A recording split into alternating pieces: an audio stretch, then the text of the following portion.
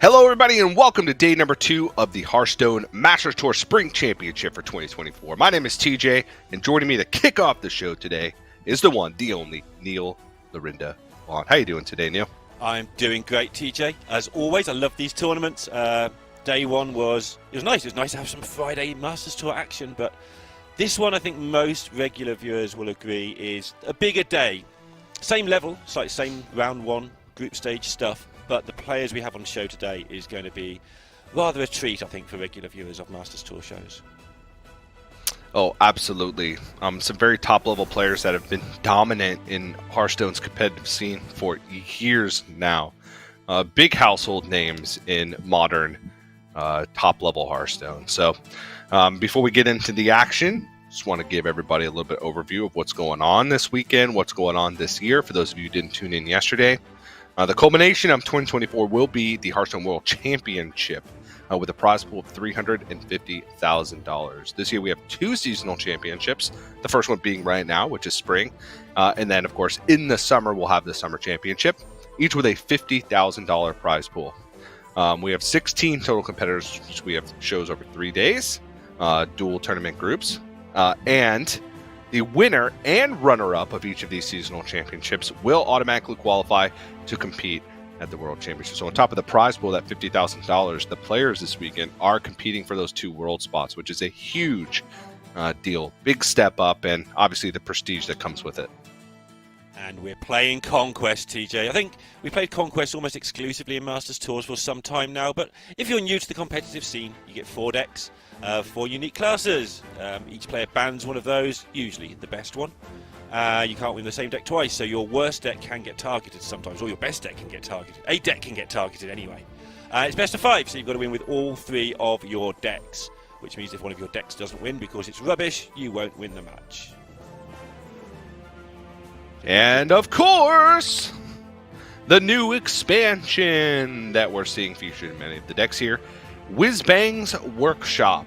And I said it yesterday, and Neil, I couldn't find anything better to say at this very moment for this particular graphic, so I'm going to say it again. Thematically, probably my favorite expansion of all time. So actually, yesterday I said one of my favorite, did a little thinking, and I think it is my favorite thematically of all time. And keyword miniaturize, I think, fantastic.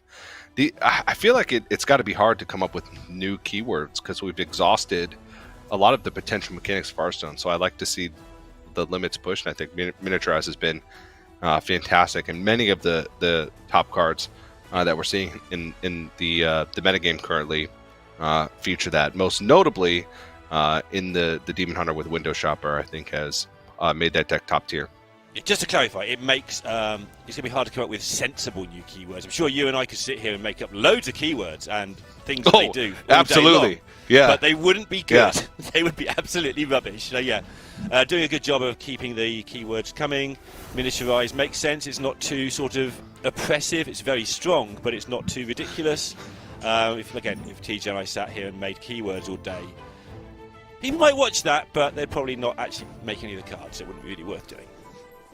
All right, I'll run through the schedule real quick so I can give you my idea for a keyword that I just thought of right off the top of my head that's very thematic for our casting duo specifically. Days 1 and 2 is the group stage, dual elimination groups, which means we send 2 players from each group out into the top 8 single elimination bracket, which will happen tomorrow. Yesterday we did groups A and B. Today we're going to settle groups C and D. And there's what happened yesterday. We saw Pyatnitsa and Wiku moving on from group A. I think both impressed me incredibly and had to defeat some great players like Yarla in order to get there. And then, of course, Group B, Molestar, fantastic control lineup, refuses to die. Definitely breakout star from yesterday. Mm-hmm. And then Gamer RVG, America's representative, the hopes, the Americas region for the past couple years, is also moving on to that top 8. And as we look at this top 8 bracket, while we wait for the other 4 spots to fill, here's my keyword idea, Neil. Okay? Go on. The keyword, boat. Boat? Here's what it does. Yeah, here's what it does, boat. Very similar to Death Rattle, okay? You play a card with the keyword boat. When it dies, instead of dying, it gets on a boat and it sails to an island. okay, Okay. which is on a separate part of the screen, right? Think of it as like a map. There's an island, okay? Uh-huh. Once enough boat cards die and go to the island, Yeah. let's say 6. Arbitrary number. 6. So boat 6. 6 yeah. boat cards. Yeah, boat 6. Okay, they have a party on the island and then they shuffle back into your deck. That's amazing. See? Boat. Developers take notes. We just got a deadpan group C. You know, I don't mind. Yeah, no, it's just like, all right, that's enough boat talk. Talk about Group C, please, quick. All right. The big lineup of players today. A lot of huge names, specifically from the European region, with I'd say the top in the past 2 years of competitive Hearthstone, like the 3 best performing players in Habugabu, Bunny Hopper, and Furyhunter, and then obviously honorable mention to Dmitry Kazov, who's been fantastic. And I'm guessing that's what you meant by we have sort of an all-star lineup here today in Group C and D, Neil. Yeah, absolutely. Furyhunter, again, I don't know how he didn't get to the World Championships in 2022. He felt like he won everything. He just kept missing out on qualification one way or another. He won 2 Masters Tours for sure. And then obviously former world champion. And yeah, like you say, Dmitry Kazov. Interesting to see what's in his background of his room, or which room he's even in. For the Americas region representative. Yeah, this my only dream is that we'll have 2 Americas players, obviously representing separate regions, or regions within the region, if you know what I mean. I don't. North versus South. I see. If they play each other, the top then 8. one would get to the semi-final, and that would be... That's like an America's region player winning, as far as we're concerned, right? As far as we're concerned. Commentators. Yeah. Even just 2 in the top 8 is already a success, right? But we'll see about that. Those are the 2 that really stand out in my mind as ones that we saw compete in Grandmasters for a while and have had a lot of success. We are entering Group C in progress. The initial matches have taken place. We're now going to be jumping into, I believe this is the winners match for Group C, which is going to be Insane versus Tobyka. And so the players submit their own cards, right? This is not on me these days. And Insane, all he does in other people's streams all day long is complain about how unlucky he is, and he's submitted known in the community as the luckiest player alive. It's just great sort of self-awareness. These are some very weird favorite cards and favorite decks. Usually we see some classics, you know, but Threads of Despair and Plague Death Knight as favorite card, favorite deck, respectively. That's Threads of Despair. I don't know. I feel like I guess that's it's 2 pretty more cool. lies. I feel like all 3 of those things were lies. Yeah, they just may be. I don't know if that's on the top of anybody's favorite list, but Insane, featuring the Nature Shaman there. Got to take a quick look at it. Not the Jive Shaman that we saw a little bit of yesterday, but the pure like spell damage Nature Shaman, and then Tobyka. All right, here we go. This is more, while polarizing, this makes more sense. Favorite card, Minor Ender Lucia. Favorite deck, Control Priest. I would not say that I agree, but I understand. Shadow Priest was better for Lucia, though, wasn't it? Yes. Yes, it was. Sure. Yes, sure. And then the Shuffle Rogue, I think many refer to as Miracle Rogue. This one is a very clean list. All 2-ofs. Straight through. Utilizing the Speaker Stompers. There's some players that opt to use Speaker Stompers, some that opt to use Colt Neophyte. It's just depending on what you want. Speaker Stomper, you have the value of tradable. Cold Neophyte can be good if you need to like Shadow Step it to block out a very specific piece of removal. And also, notably, no Mimiron in the deck for that extra sort of mech synergy. Getting the spare parts to try and like cheese out wins, or having that little bit of extra push if you need it. Sometimes like that stealth can come in handy, or reducing the cost of the next card. The one that I like the most in that deck is the swap stats. because it lets you, if you have like let's say a Celestial Protectionist on the board and a Giant, you can attack with the Giant first, swap stats with Celestial Protectionist, and then get sort of double damage in that regard. So, but not playing it in the deck. So very clean list. It's going to do one thing. Everything must go and Giants. That's it. That's what it wants to do. Yeah, I'm still not sold on it, but Tobyka played against Furyhunter in the first round, and Furyhunter has the same lineup as Insane. It's not the same 120, but it's the same 4 archetypes, the same 4 decks, basically, with some personal preference changes. And in that one, Furyhunter lost twice with the Shaman. Couldn't get the Shaman out of the series, lost 3-1.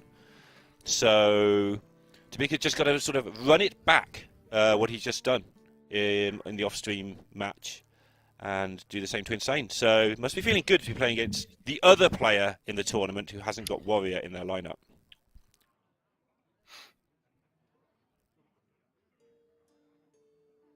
It's all the fact there too, Tobyka not using Ziliax in any deck, which is, I suppose if you look at the breakdown of the decks, Ziliax is a relatively easy cut in all of them. Sure. But Ziliax is also a flexible card that you can kind of put it anywhere with the right modules, you know. All right, but let's get into it. Game number 1, winners match for Group C, Insane versus Tobyka. Always an interesting decision these days. I know the old Shaman had enough minions that this was like a no-brainer just to throw out your spell damage on turn 1, but you know, you do only have 3 spell damage minions now, 4 because you play a Thalnos and a Geomancer, I guess. So the temptation not to get tempo on the board on turn 1 is huge, but with the Spirit Claws, with the Zapper, then yeah, get some stuff on the board, start getting that damage in early. I mean, Rogue really doesn't have a single way to deal with this on turn 1. They have a way, which is coin, dagger, prep, fan of knives. Like, okay, sure, that doesn't you know, count. Yes. Yeah, then worth, right? And with the Spirit Claws to follow it up, this is going to be a lot of early damage. So it'll more than make up for missing that spell damage later on. You'll need less of it in order to get there. Like right now, Tobyka's already on the ropes. And does have the, like, everything must go in the hand, but that's not really where you want it. Oftentimes, you want to be able to have the Gaslight Gatekeeper shuffle your deck and then draw the everything must go from the redraw. I guess it doesn't really matter if it's in your hand or not, but it's not a welcome sight. You'd rather have that be draw itself. Yeah, and this was a mess, like getting rid of Speaker Stomper just to draw the other one. Not how you want to start your day when you're facing another 6 damage in the face straight away. Needle Rock. Chunky 12 is a lot. It's on it. Tobyka's just gonna die. Still, no way to deal with this. Yeah. To be honest, can dagger up, prep mic drop, which may have to be the play in this scenario, or else that Novice Zapper is just still not going to die. It does keep drawing cards, right? Yeah. Can I interest you in a Speaker Stomper? It's the 3rd one he's drawn already. Yeah, I mean, you could also go like coin Speaker Stomper. I mean, it's not the worst. I think you've got to take the hint at some point, haven't you? Yeah, is going to dig for the Gatekeeper, I guess. Yeah, it's a good guess. I think that's the card that does something. But ditch the prep with the gear shift. I'm not sure. With 2 in the deck and 23 cards, that was... I guess it wouldn't have been 23 cards. It would have been 21 cards because the 2 was shuffled back, but... Now we might drop him without a weapon. Oh, it's all kicking off. Okay. Prep everything must go. At least is able to get that. Whoa! Hello! Say okay. what? Okay. Well. Yeah. This is where Insane wishes he hadn't built himself as the luckiest player in everything. That's a bit rough. That is brutal. Yeah. Yeah. So, could be looking at like a start with maybe a swing into one of these and then amphibious elixir, just to get the value back. Yep. I'll see what you pick up. Instabolt.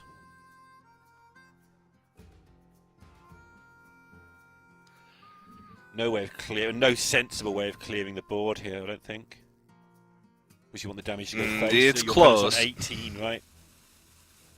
Yeah, it's close. You could lightning bolt 6/8 and then overdraft the 4/2, but then the 6/8 would be at 1 health after, even if you were to trade in your zapper. So it looks like just gonna clear off the Drake here, leave the 6/8 up for now.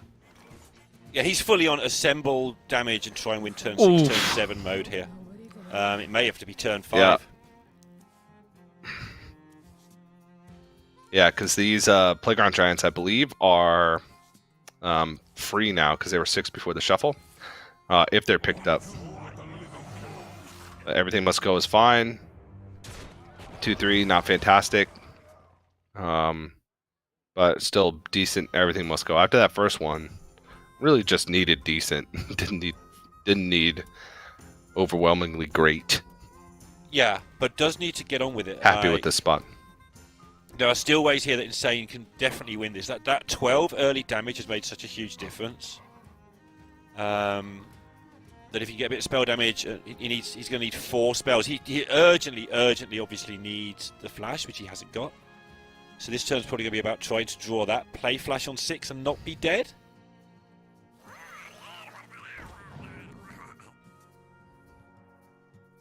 Didn't hit. Picked up more damage though. That's 10 damage for next turn already available.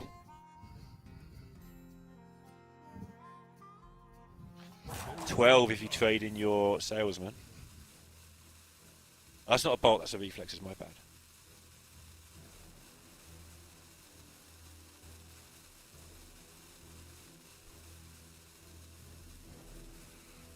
Yeah, I was thinking that was a bolt.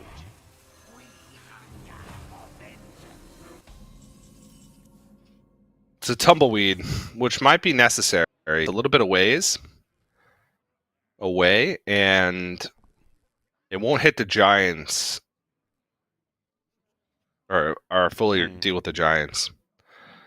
And Tobyka's got double Speaker Stomper in hand, so can find a giant and be able to stick a Speaker Stomper. That could really ruin Insane's game plan coming up. But we got Titan next turn, and that doesn't need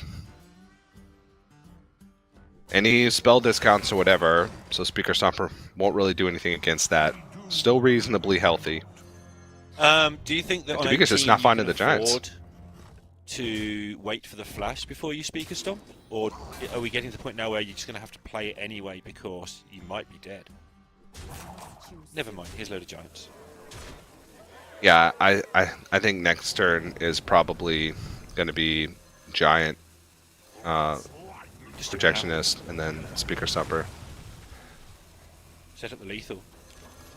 Yeah. Yeah, sure. Yep. Insane with that incredible start, getting that 12 damage. It looked like it was over, and then just those 4-drop rolls with the taunts were so huge. I think if Tobyka takes another 6 that turn, this game turns out very, very differently. Like if he just rolls some 4/4s, like you normally do with 4 drops. Yeah. Insane probably has to go Titan here, and then, yeah, Elixir.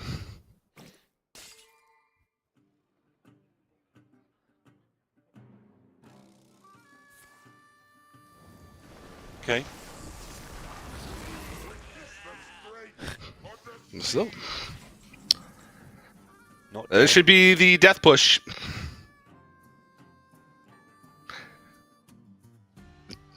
Titan is problematic. Well, you can go Projectionist, play another Giant, and Speaker Stomper. You can even draw first with the pick. Maybe pick up another giant. Yeah, you've got to decide what you're going to do to not die, haven't you? From 12? Not a lot of health. With 12 scary. With Speaker Stomper in play? Yeah. Oh, you think about trading off the Titan? Can you die 7 mana? The Speaker Stomper in play? So with the Titan, there was no overload last turn. I mean, I don't think so. Because what are you going to draw that's like an overload? It's going to help, you know? Yeah, sure. Okay. But Titan's gone anyway. No, I was just meaning with the reduction of the first spell. Yeah. Oh yeah, yeah, true. Because you overrule it for 1 spell, which means you can get a 0 mana spell and two 3s, and that might just have been enough with a zapper. So did have to kill the Titan for that reason. Yeah. It also would have dealt with one of the giants on the board, which may have prevented lethal. All right. But now, good luck with your tumbleweed. Yeah, dead on board with just feral spirits.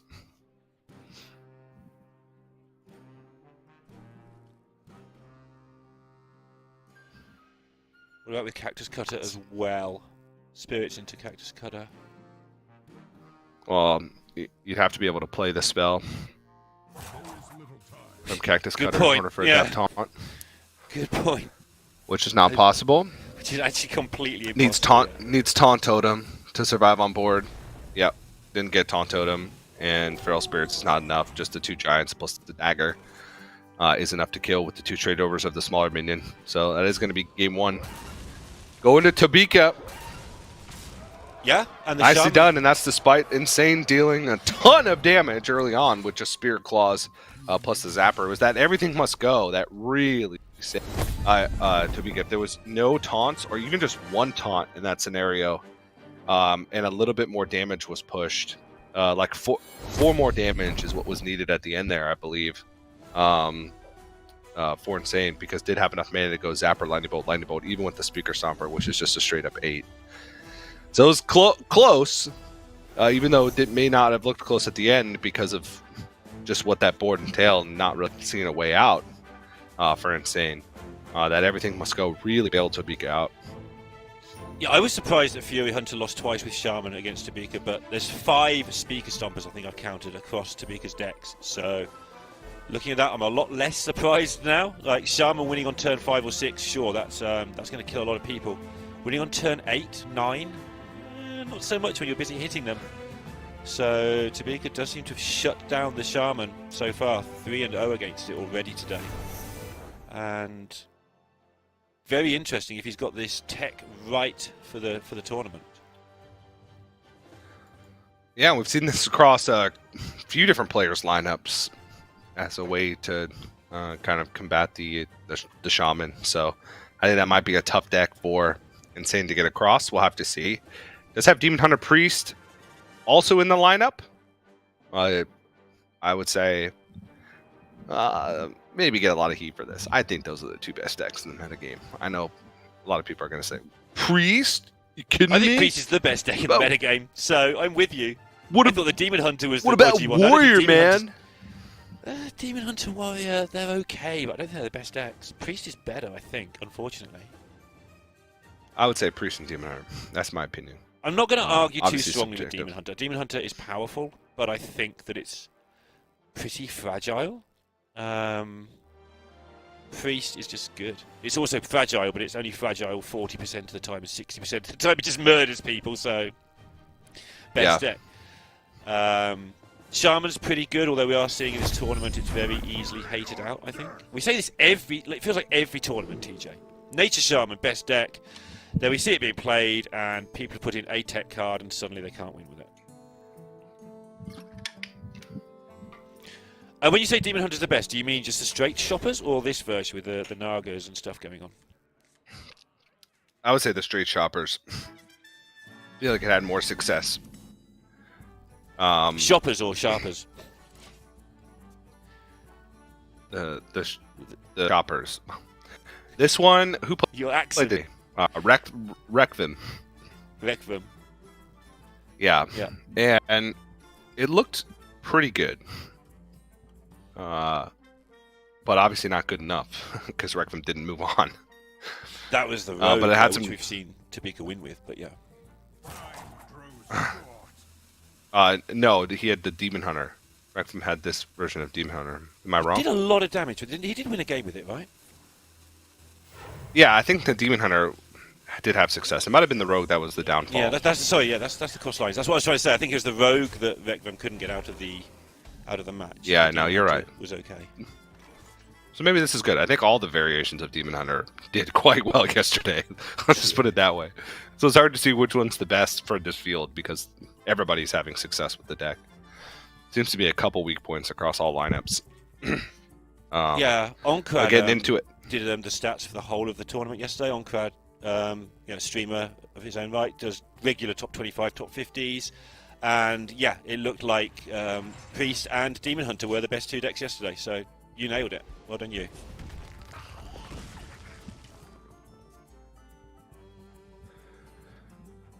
All right. Tobyka's Warrior, on the other hand, is playing the sort of Highlander Warrior, but a lot of duplicates in this deck. How many did you count earlier? 11 cards. Was it 10 or 11? I think it was 10 because I remember saying it's exactly in the zone that. 10. Yeah. Right in the middle. 10 2-ups. Yeah. Now many have been drawn already. Safety Goggles, Acolyte of Pain, Slam, Shield Block, all 2-ups. But this 10. brand in hand, yeah, this brand is going to be dead for a little bit. And by a little bit, I mean quite a while. But we'll see if that's enough time. If the Foreign Insane to actually deal some damage before the effect from brand would even matter, which it may not, because there's, I was gonna say like Ziliax can be a bounce back with the brand effect. But there's no Ziliax, right? This is the player who's playing no Zilii in the whole of their lineup. There's none. Yeah. So, so no Ziliax. So yeah, maybe just the extra removal is actually going to be helpful here. You just have to say that, okay, my brand's going to be dead.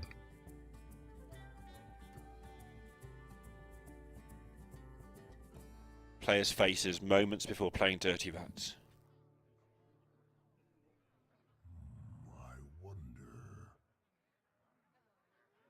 Haven't really seen much that indicates that Dirty Rat would even pull anything at this point.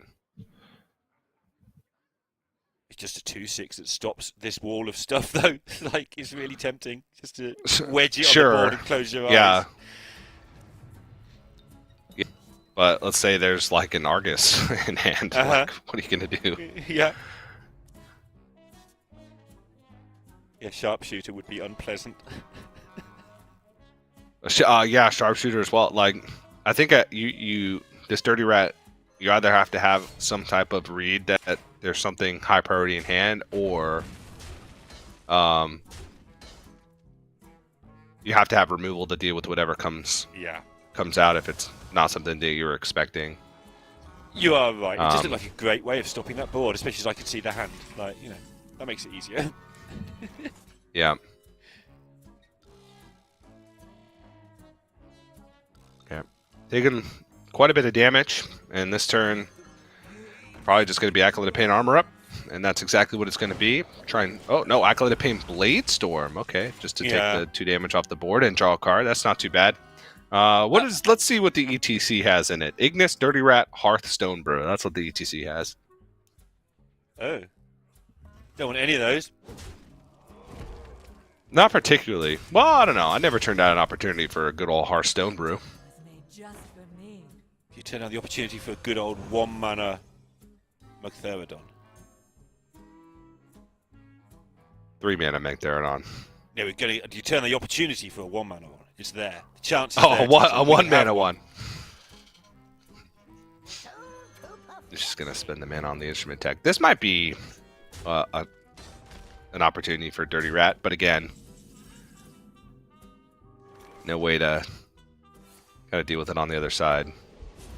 True, yeah. You might hit the 6-5, which would be terrifying.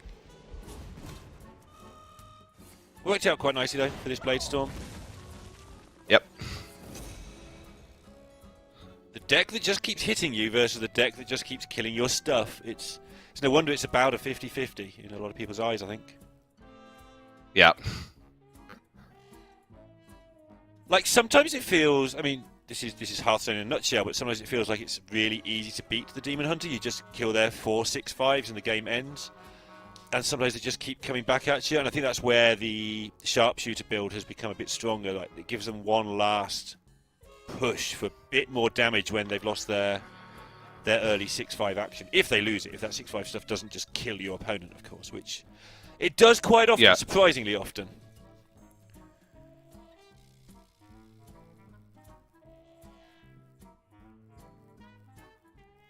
My instinct play was just Magtheridon plus second weapon and start pushing a little bit.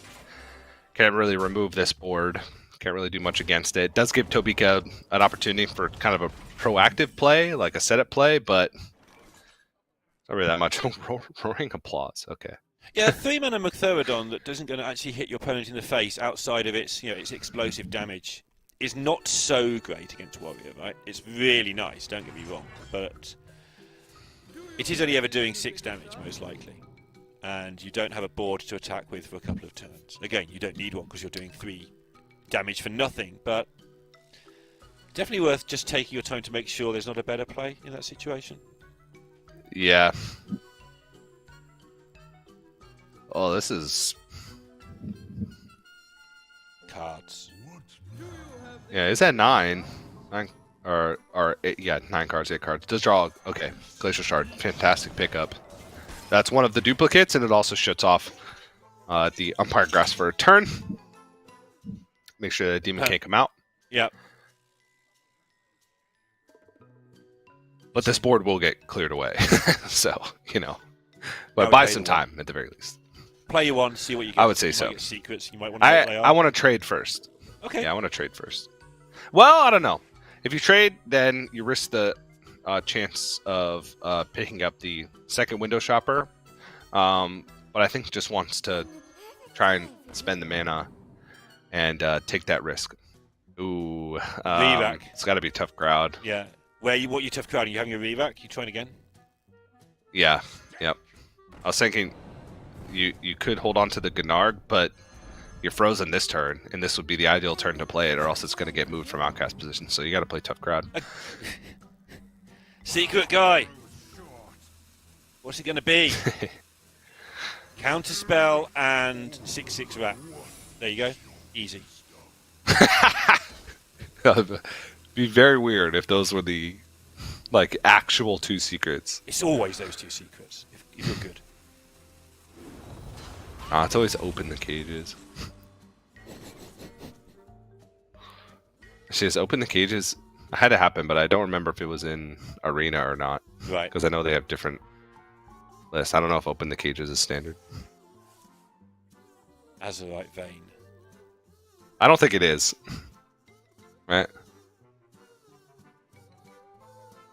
That's the bummer of playing a lot of Arena alongside Constructed, as I never remember which cards are in which format. Oh, God!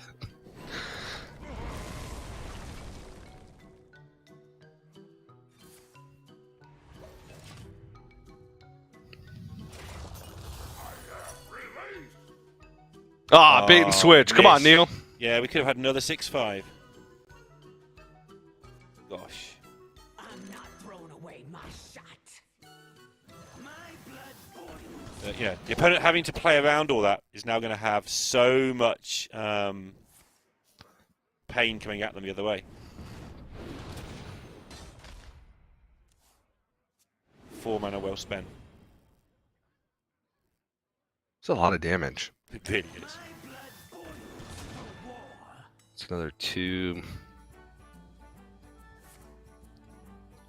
Got the other momentum. Can play Desperado and then momentum. That's lethal, right? It's never ever not lethal when you've got both. Yeah, that's enough. We've done this one yesterday. Yeah. Yep. All right. And insane. Very a good showing from the Demon Hunter, exactly how it's supposed to operate. Best of both worlds, right? You got the weapon and the window shoppers. Get the demon, keep pushing that chip damage in the early game, and then you finish the game off with the sharpshooters. Nicely navigated. And even the 2 of Highlander warrior from Tobyka just didn't have enough removal, and it did have removal, but it didn't fit the rights that you needed in that instance because the chip damage was still being pushed. It's very hard to block that damage from Therodon, from weapon, just a bunch of 1 attack, 2 attack minions hit the game, and the recurring damage from Therodon to try and get through. So we're all tied up. Yep, the sharpshooter stuff finishing off as you said, like it should be done. And I imagine Insane is pretty popular in this tournament. He's been streaming all of his, practice all the way through the week. A lot of people, I think, were tuning in to cheer him on. So, be a popular winner of this week, I suspect. Insane. Obviously, been around Hearthstone for a very long time. Won all kinds of sort of lower level events, but looking for that big one, and slowly but surely got into more and more important tournaments over the last couple of years. Looking forward to seeing him do well. But yeah, he's been the streamer this year who has shown us what he's got live, whereas last year there were quite a few of those with Meaty, Banterface, Pocket Train. Insane's been the big one this time around. Yeah, and looking pretty good in that game. And now we're effectively down to a best of 3. We got Shamans on both sides. It's a mirror matchup in archetype, but not mirror matchup in terms of the card inclusions in the deck. So that one should be interesting. And then we have Priest on the side of Insane, which against the Warrior might be a little bit more difficult. Taking a look at in the build from Insane for the Priest. Yeah, What? I just like the Priest into the Warrior. It can definitely it's lose, decent. But I actually prefer the Priest against the Warrior, personally. The trouble is with this deck... Yeah, I think it's just a Go on. I was just going to say, it's just a feeling that I get. When I play Priest, Warrior's like one of the more stressful matchups.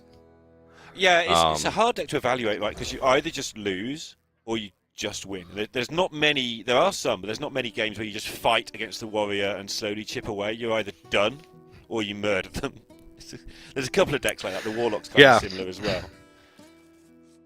Yeah, I think that's a good evaluation because there are some matchups where you can just kind of wait around and eventually you might piece together like this combo with Zarimi to deal enough damage if you're chipping away a little bits here and there.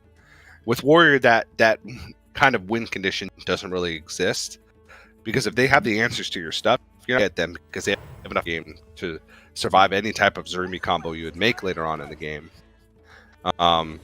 And Insane doesn't have, outside of Amanthul, doesn't have kind of that X factor in the deck that may allow him to pull a win out of nowhere.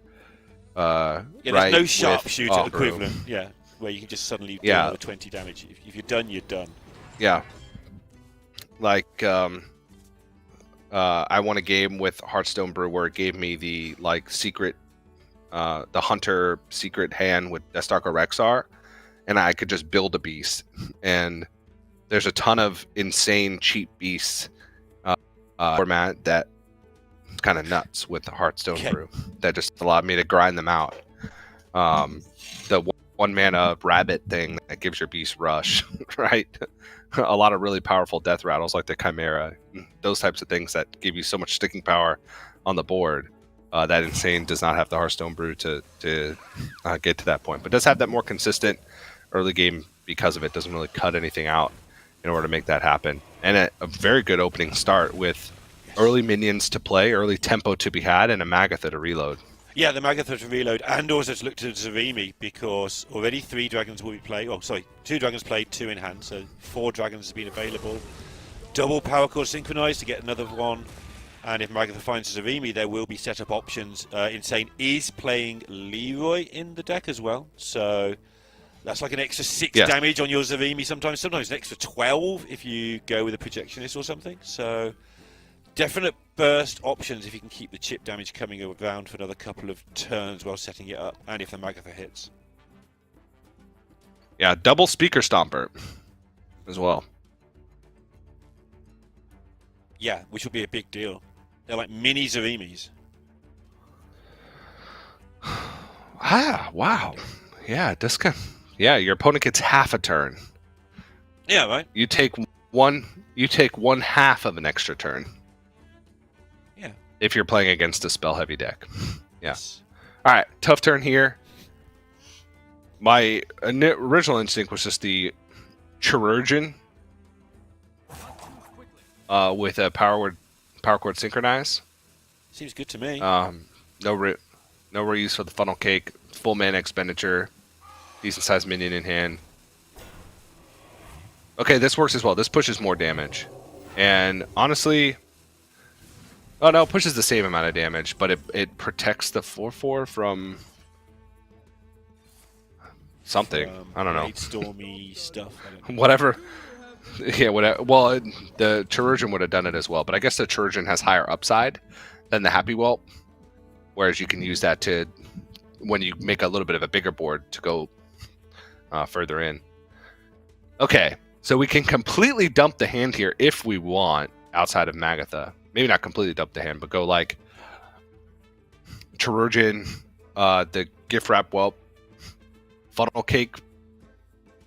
If you want to go that way, Projectionist. yeah. Just you can play the whole hand. Yeah, but then what are you using the Projectionist on? Another Happy Whelp? Yeah, just a 3/2 on the board and hope your opponent doesn't clear. That's terrifying. Yeah, maybe I'm thinking too hard. I think you might be. I certainly think too hard or too soft, one or the other with this deck, and it doesn't work out for me. Just watching Soddle play just turns off his brain and just puts all the things on the board and he kills his opponent. I'm sure that's what he actually does. Yeah. Not actually really thinking really hard about how to get tempo.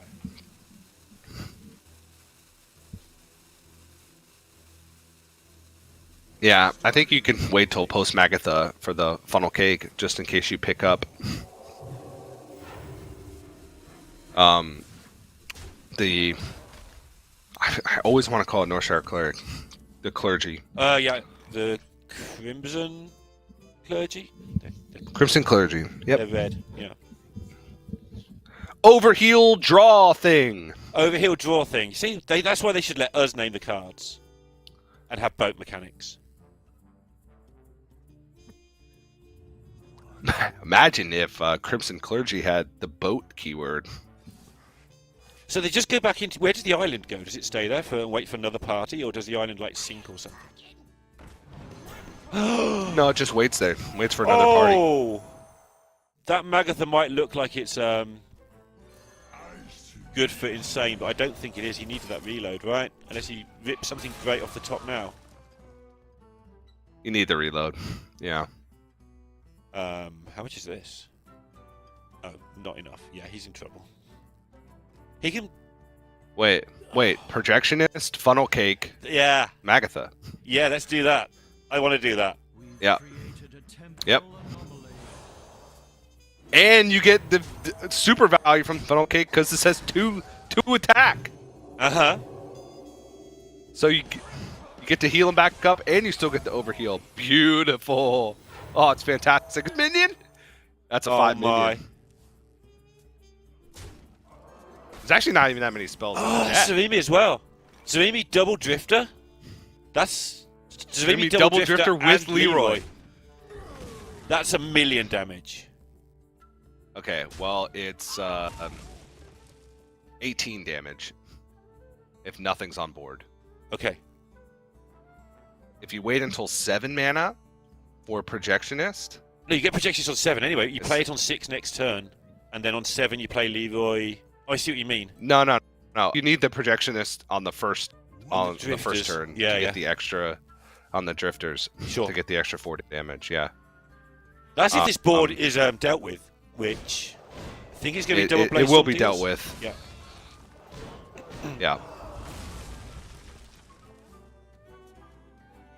18, isn't Oh, it? you can fit in a. It's 20. 20. 20 and a mana crystal, just to be clear. Wait. No. If the gift wrap whelp hits the Zarimi, then you have 8 plus 8. It's 22 max. Oh no.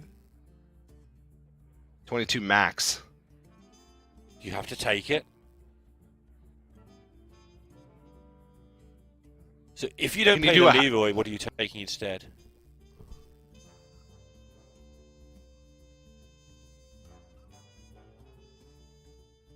You can't give Warrior the extra turn, right? You just can't. Starting the operation. Well, what?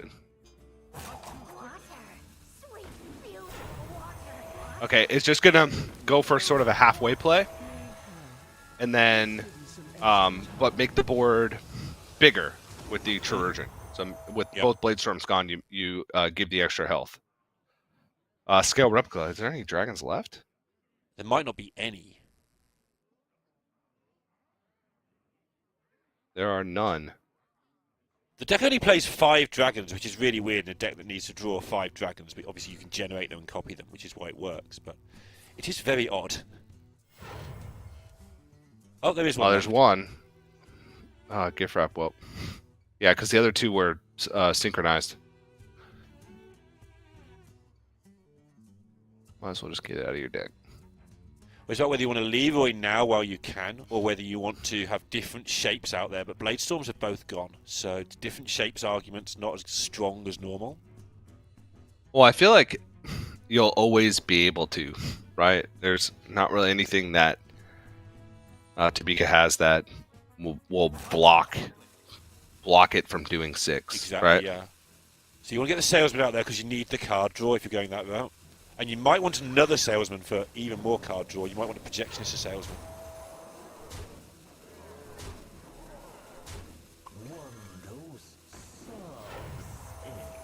Just to get the double cycle option. But he decides to hold on to it for next turn. Is there a funnel cake in the... That's just game. Right? Yeah, I mean, the Sanitize isn't getting there with Aftershocks. Yeah. It's too much mana. What can be picked up? You can armor up, Stone Skin Armor, and then what's the pickup that could bail? Oh, the old 3-mana brawl. I remember it's called... Nothing. Choosing There it is. Death. Yep. Insane's 1 game away from reaching Sunday, which is tomorrow now. So I don't have to say Sunday anymore. But you know. Yeah, but it's Championship Sunday. Fantastic performance on the Priest, the Dirty Rat on the Magatha, but then spotting the Funnel Cake Projectionist play to still get the reload. A fantastic spot. And one of the many reasons why Funnel Cake is just the best Hearthstone card ever. It really is pretty powerful, so very isn't it? flexible in a deck like this. Yeah. It did so much. For additional tempo, for fitting in things in a turn that you would not otherwise be able to fit in, even if it comes down to just like extra combo shenanigans with Surimi. And then, of course, paired with the Crimson Clergy as just a way to cycle through your deck and have the extra mana to be able to play the cards that you draw, which is such a powerful effect. Anything that lets you cheat mana, and if you get to cheat mana and draw cards, just a bonus, absolute bonus. So, just the Shaman left for Insane. Well, and has a Warrior, but also has a Shaman Mirror matchup on the other side. Which, if you really break down all the matchups across this this match, like, would you have it any other way other than a Shaman Mirror matchup for Game 5? I don't think so. I mean, Tobyka beat Furyhunter in a Shaman Mirror match already today, so the stats that we have available to us say that he always wins that matchup. So he must be feeling really confident right now. Yep, 100%. Always wins. Excuse me. Yeah, exactly. But here's the list. The insane list is a fizzle. The shutter blocks have long since been removed from this. I think people realizing that by the time you try to play 3 snapshots, you just ran out of time. So stick with 1 fizzle. But we were looking beforehand as well. There is the no location in this one. The location's in Tobyka's deck, right? Yeah. Fairy Tale Forest. Which Tobyka is playing. Has a bit of a different lineup. Yeah. Yeah. So Tobyka is not playing the Titan, but instead playing Inza and Fairy Tale Forest. 2 copies of Fairy Tale Forest for the double location. To be able to pick up Flow Riders, Cactus Cutters, and being able to go like, and then an on-curve Inza with the discount has got to be pretty full, right? Allows you to do things much quicker, in theory, than your opponent. But other than that, the decks don't really differ. Just those what 3 cards, 3-card difference. So you're still trying to do the same thing. For Tobyka, he's playing Dry Scale Deputy instead. Yeah, no salesman. Okay, so 5-card difference. 5-card difference. You have Needle Rock Totems. Needle Rock Totems for Insane. And the Titan. And no location. And then Tobyka's playing Inza, Fairy Tale Forest, and Dry Scale Deputy. With no salesman in that spot. So, I guess a little bit different. But the game plan is still the same, right? Yeah, I mean, I was looking to see it just feels like Tobyka's trying to accelerate. Yeah.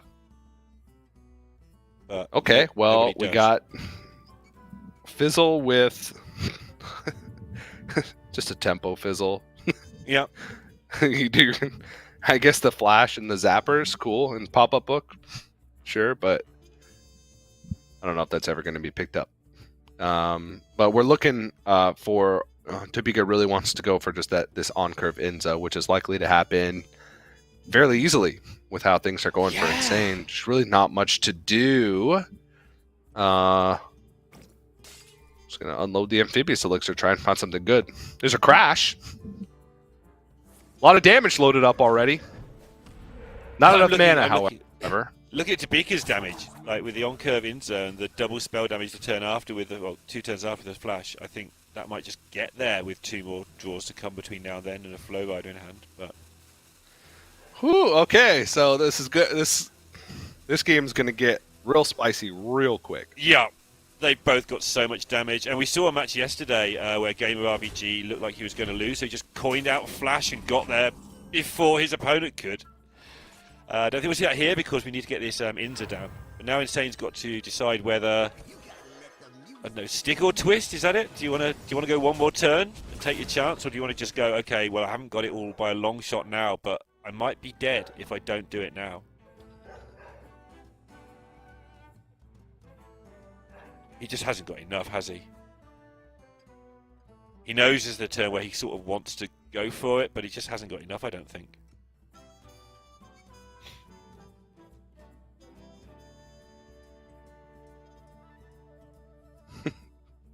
Just Needle Rock Flash.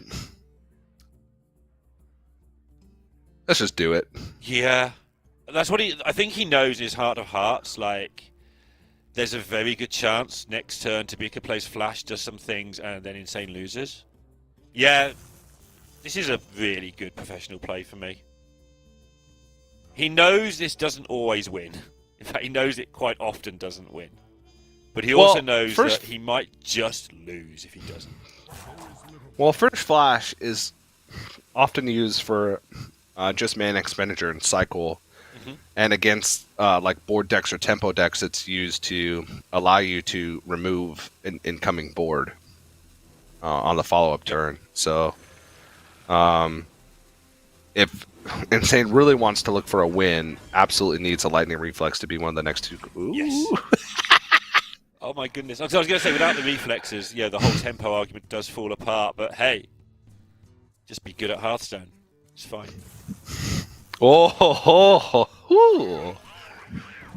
Here we go. Oh my goodness. Oh, mamma mia! He's working out the best way to spend his one. Do you want to swing for one with the Spirit Claws now? Is the one going to matter? Or do you want to just save it and do... Oh, you swing. You 100% swing. Yeah. Alright, time to go. What was the next? Is that a lightning bolt? Oh, another crash! Oh no! Oh my! Oh no! Oh no! Oh, he's whiffed so hard here. So Aftershock is 2. Yes. So would need a 1-cost nature spell off the Aftershock in order to have enough mana to fit in all spell damage, right? Yeah, okay. Oh, gonna go Hex, okay. He's a 1-cost nature spell. Nope. Oh my, he's just missed on both. And this Missed is where this damage. deck is tough, right? Anyone could do the turn 6 blow you up if you hit all the spells, but this is where you've got to make good decisions. Yeah.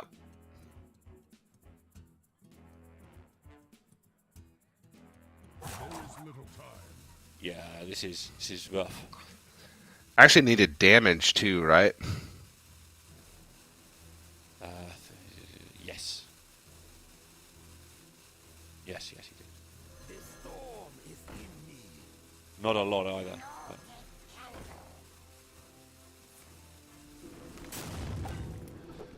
Okay, well, does the best he can, I think. 2 terrible rolls there for him, though. And now it's Tobyka's turn. Yeah. Can Tobyka get it done? I'm gonna put him down to 7.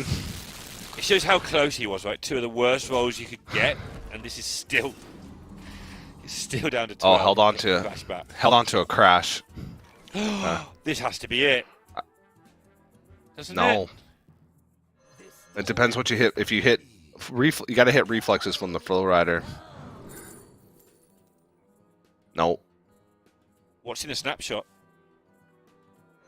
Flash. Surely this stuff's Double gotta be in the Flash snapshot. double zapper. Is Flash double zapper pop-up book? Okay.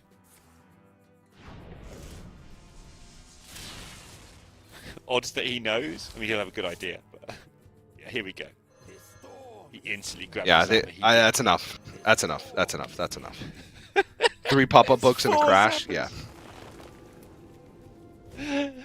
And Tobyka levels it up. Why wouldn't he? And takes his 4th win of the day against Shaman. His 2nd mirror, and he's just got his warrior left to take his 5th win of the day against Shaman.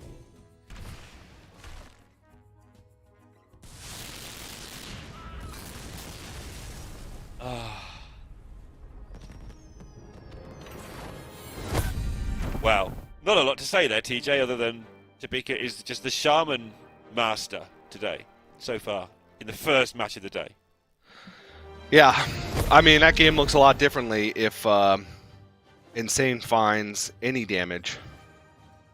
Or a cheap spell for the first one on that Lightning Reflexes. Because it would have been... needed any damage, right? Because if there was extra damage or a cheap spell from the first one and then damage, it would have been able to fit in an extra spell damage minion, because held back on a zapper, and then the next crash, and that would have needed 4 additional damage, which is any damage card, right? Pop-up book, lightning bolt, crash. So there were a few outs. I wouldn't say it was like a high chance, but there's really not that many expensive nature spells to be able to cycle the first one, and ended up getting all 3 costs or above on the first one, which meant that the crashes weren't discounted even if damage was picked up enough to like keep going, right? So, or fit in that extra spell damage minion with an extra nature spell to be able to still play the first crash for discount. But it was close. It was close, and a very accelerated Shaman game. Both players having good opening hands or decent opening hands. So now it comes down to the Shaman versus the Warrior. Indeed. And this was the matchup that originally... This is why the Shaman has changed so many times, right? The original Shaman had a 0% win rate. There was some number that wasn't 0, but it might as well have been 0 against Warrior. And because of that, had to mess around with Fizzle and Shudder Block came in for a short time, so you could have 3 fizzles, and then people realised you couldn't really do the 3 fizzles because you ran out of time anyway, because the animations are kind of clunky. And so now we've got Insane with 1 fizzle, no Shudder Block, no Forest, and just take your chance with your fizzle to get the extra damage done, because you can't beat the Warrior in a fair fight. Well, you can, but it's hard. Sure, it's very difficult. Let me generalise. Come on. No, tell the truth. Go on, I guess the truth matters. Generalize your heart out. I will say as well, Bo, you highlighted excellently how good Inza on 4 was. That's absolutely what won Tobyka that previous game. Inza on 4, then suddenly all your zappers are costing 0 for the rest of the game. Yeah, it's fine. Except I highlighted it in a different way. If he was on curve and played the Fairy Tale for us, which I was trying to highlight the different cards. But you know what? Sometimes Let's generalize again. Yeah, exactly. Oh, yeah. Need a Rock Totem. Beautiful pickup. Fantastic. So annoying. Yeah, you just don't want to have to kill this stupid 0-2 thing that is going to lose you the game if it's just left unchecked.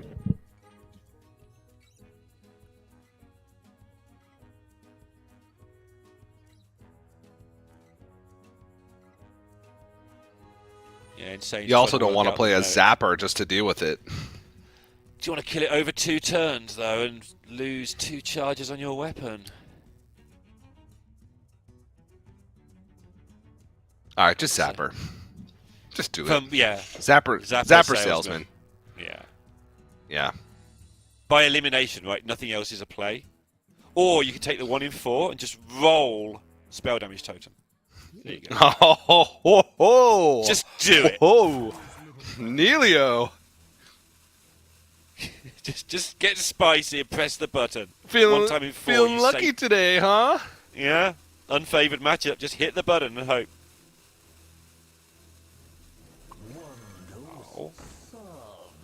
Oh. Okay. All right. This is secret option number 3.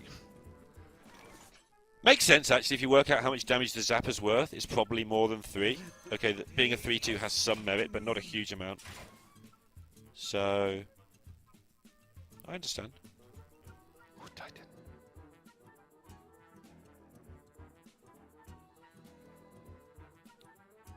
Titan.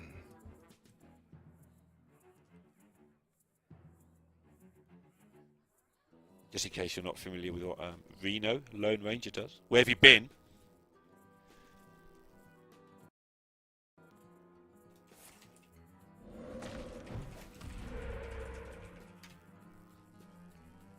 Is that us? Are we doing that? I think we're doing that, yeah. Just giving people time to read the battle cry. There we go. There we go. If you didn't read it, you'll get another chance on the VOD if you after we finish the broadcast. Just go back, watch the VOD, you'll see it all again. Yeah, or just boot up Hearthstone, go into your collection, mouse over it there. Yeah. Or better yet, load up one of the competitor's deck codes, put it in your deck, and play it. Exactly. And then read it in game. And then call all these players much luckier than you because they keep winning and you don't. Oh, sorry, that's my job. That's what happens to me. That is your job. Right. Well, Insane's made no progress. Hasn't even hit a lot of card draw to get going. Does have the Titan, which will give him some of that if he needs it. But Warrior, Tobyka, very happy here, just sort of strolling along, headed towards drawing cards and making Renos happen.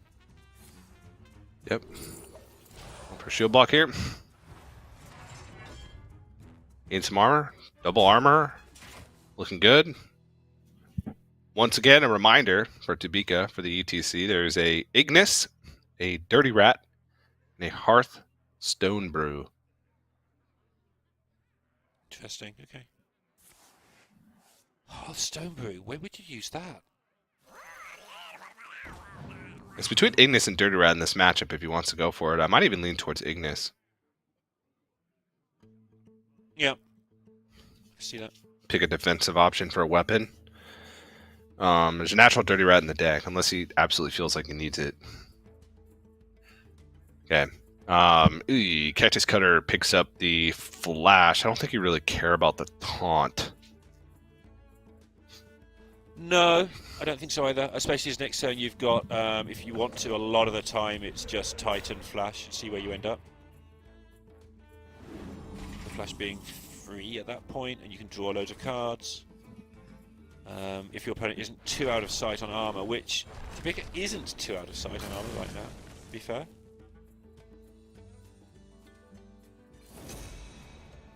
No fizzles making this, awkward for Insane to decide what to do.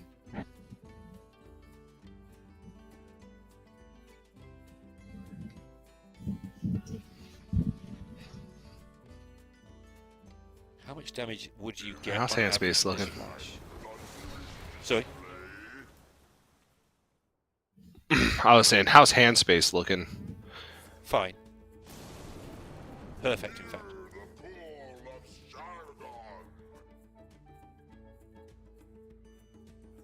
That's so tempting. What, to flash? Yeah.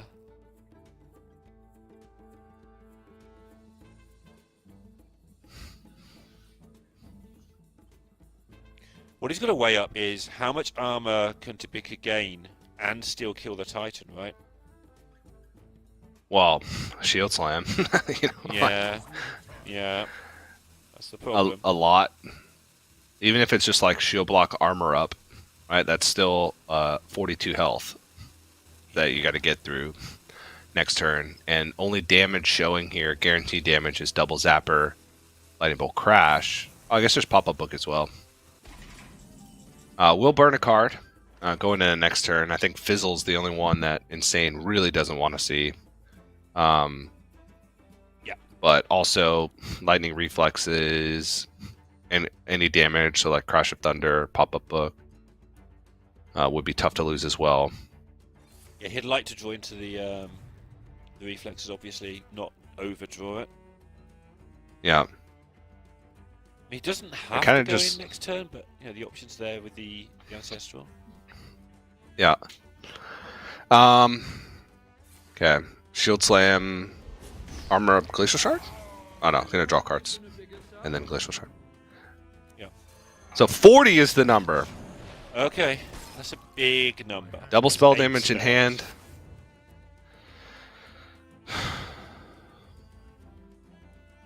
So it'd have to be reflexes into double damage and ancestral knowledge into double damage. Yeah. Oh god. And you can't ancestral knowledge to see if that's the play unless you dump a card first. So you reflexes. Can't turn the tides, it's not damage. The other problem now, though, if you don't go off here, then next turn your opponent's not on 40, they're on 48 or 50 or some other ridiculous number. So yeah, okay, there's pop-up book.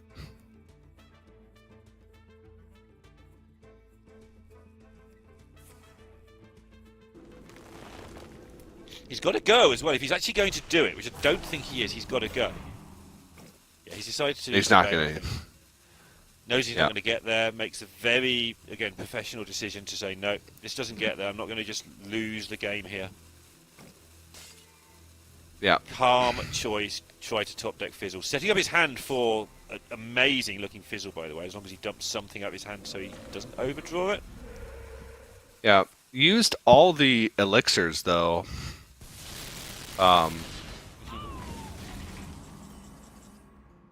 And picked conductivity. Not sure how I feel about that.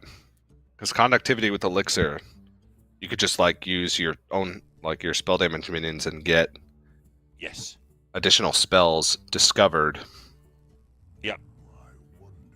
Because of the adjacency to find extra damage. Jive or something. He's decided that's his route to do another 24 damage. That's also a possibility. Just turn your deck into the Jive Insect deck. We'll be okay. Yeah. One thing to keep in mind also as we approach the end of this match is that None of these players are eliminated if they lose. They go down to the decider match of the group. But if they win, they move into the top 8 and don't have to play any more Hearthstone today. They can rest up and prep for tomorrow for that single elimination bracket. So even though elimination's on the line, this is still a big match for both these players. Oh, absolutely. You just so much want to get into that top 8. You're 2 matches away from going to the World Championship, 3 matches away from being the Spring Champion. Yeah, you absolutely don't want to go through potentially Furyhunter waiting for you at the bottom of this bracket. Okay, we're just going to dump the connectivity now? Yeah, so you're right. You could have drawn lots of cards, but he's got a pretty cheap Hand hand for the fizzle.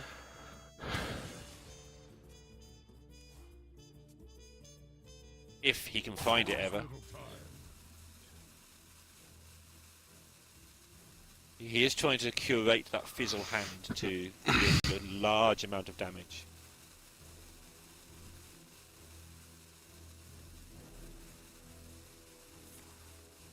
It's basically where he's at now. Yeah, it needs to dump the snake oil.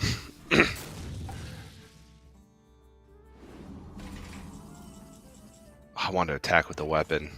I think I did this time. The other times I understand, but does the game really go 4 more turns? Which is how long it need to go before your weapon becomes, 0 charges? I don't know. Alright, shield block, speaker stomper. Yeah. That's the second flash. The flashes are gone. Yeah.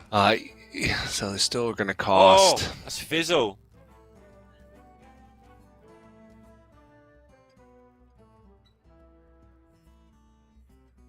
Right, it's time to cook. I don't know if photographers cook, but they probably do. They have to eat something, right?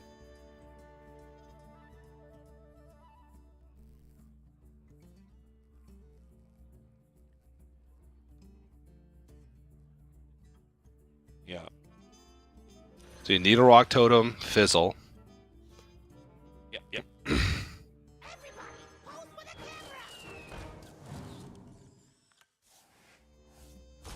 Blood Mage swing? Do you need the Blood Mage for the spell damage in the world where you win the game, though? I think you might.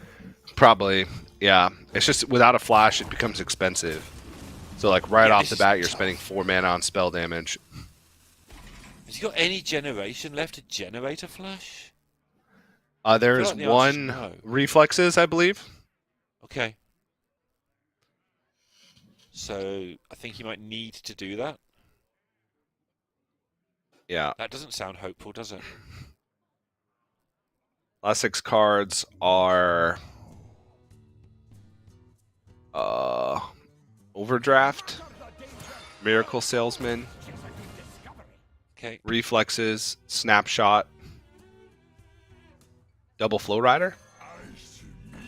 Okay, so the Flow Riders are handy, obviously, but really needs to generate a flash. So I just don't think he can get there otherwise. He'll have the stuff to do it, he just won't have the mana to do it. Yeah.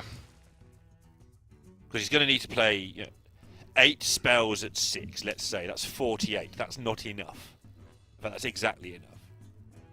And 8 spells costing 1. Yeah, what you're doing with the other 2 mana, you're not making them do 6 damage. So, absolutely needs another flash with that math in mind. Or do it over 2 turns somehow. Which might be the other option, just do it all twice.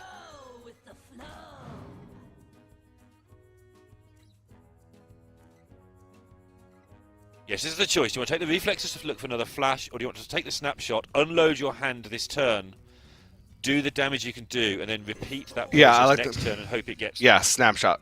Yeah, snapshot, unload.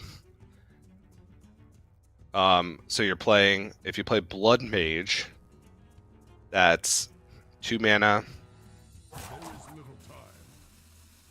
Lightning Bolt, pop-up book. That's 5 mana. Crash will cost 2. You can only fit in 1 crash if you do that. That's fine. You can play the other one next turn. You've got space in the fizzle, I think. Yeah. So you're unloading twice. And that's all he's got. That's like maximum damage for the deck. And then you have a miniature third unload in the form of whatever spell damage minions left. Yeah. And the lightning reflexes. Sure, yeah. That might be relevant. You can Reno here, which stops your opponent playing more than one spell damage next turn, if you think that's enough. With safety goggles first as well.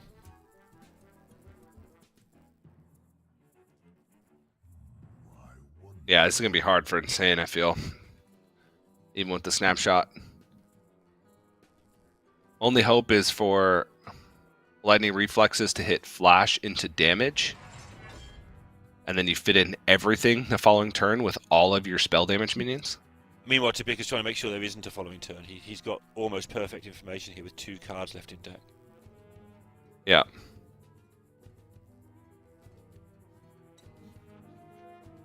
Funnily enough, the 2 cards left in deck are Thogrin, right? Okay. And... Whew. Okay, well, no Reno.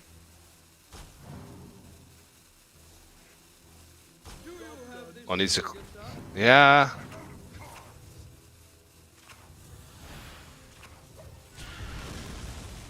Okay.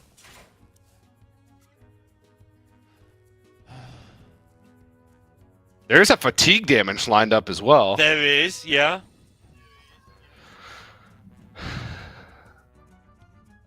Maybe there's just maybe you just can't play that much spell damage, but maybe Tobyka knows the snapshot better than I do. I thought there were 2 zappers in the snapshot. There are 2 zappers in the snapshot. You have to reflexes into flash. He's got into the flash. Damage. And then second pickup damage. That's Elixir. Yeah.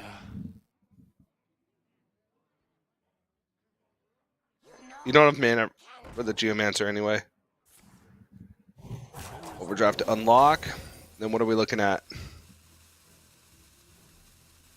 It was an 8-card snapshot, right? I believe so. I wouldn't. Yeah, it wasn't 9. Sure, it wasn't 9. Yeah, 8. Good call. Okay.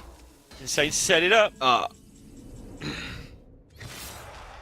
Last card in deck is a Flow Rider, which is dead anyway. I'm pretty sure.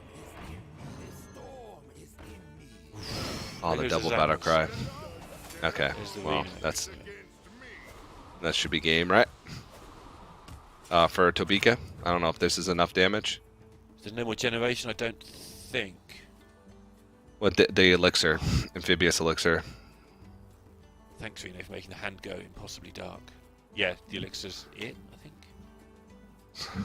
No way of drawing 3 from it. All right, so we got 8, 11, plus 12, 23. Treasure?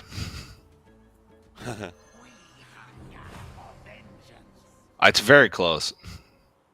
5 damage off? Yeah, it seems close to me. I am struggling to read the entire hand because of the Wait, the treasure, the rock. Uh-huh. Now when you said Throw a treasure, that's what I rock. thought you meant. Has he got it? Discover 2-cost card. Oh, Nothing works. I just throw everything at him and hope. Yeah, it might get there. You don't know, but I think he knows. Don't forget there's still fatigue as well. And there might be One a swing fatigue as hit. well, depending on the crashes.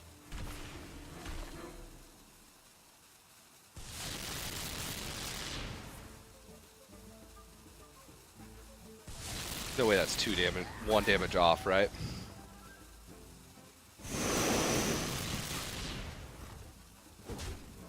Oh, it's so close. 3 damage off. It was any damage. Right, but now how do you close it out? I'm curious. Hearthstone brew. Looking for a stand-up? Careful, it's against me. Reno in the thing, closes it out. Takes 3. Can't boom boss it, because we'll take a fatigue that way.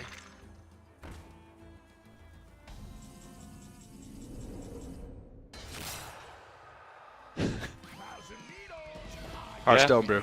Yes. No, Ignis. Yeah. Yeah. Oh, he knows the last card is Needle Rock Totem, so he can dirty rat the Needle Rock Totem. That speeds it up. Accelerating fatigue. He's got to just not die himself first. He's dead next turn. So needs one mana weapon. Yeah, and it's got to gain him not. It's got to be not die. Life steals 2. Lifesteal. Armor.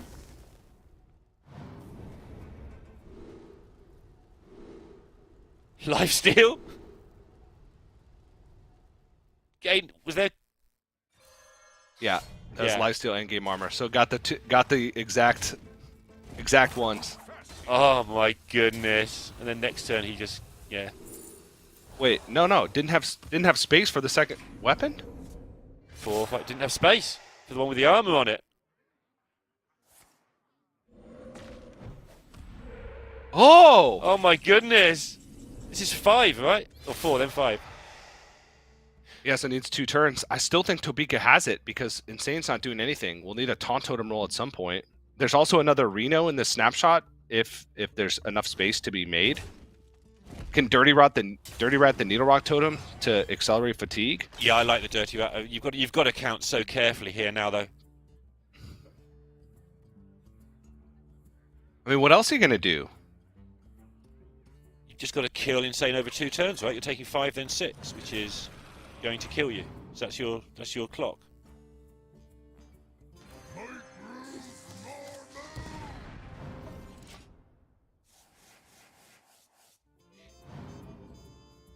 So this should be enough Yes. for Tobyka.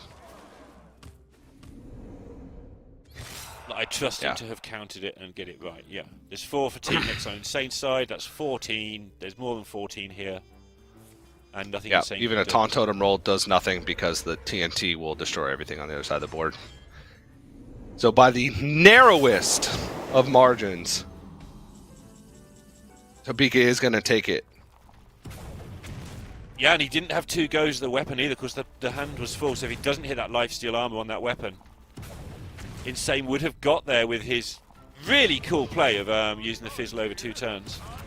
Curate the hand, get it right, do it again. Tobyka also with good play, sort of spacing the Levi into the right place, but that didn't pan out quite how I expected it, I've got to admit.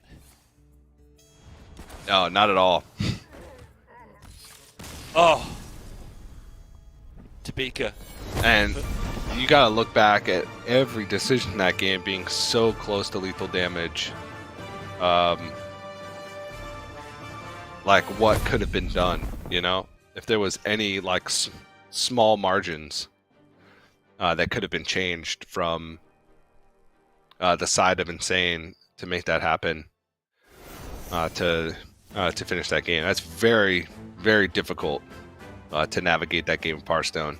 And I think it was very difficult from Tobyka's side too, but did incredibly well. Held on to the Dirty Rat for as long as humanly possible to try and get that second fizzle, the brand down, to pull both spell damage minions out of the hand.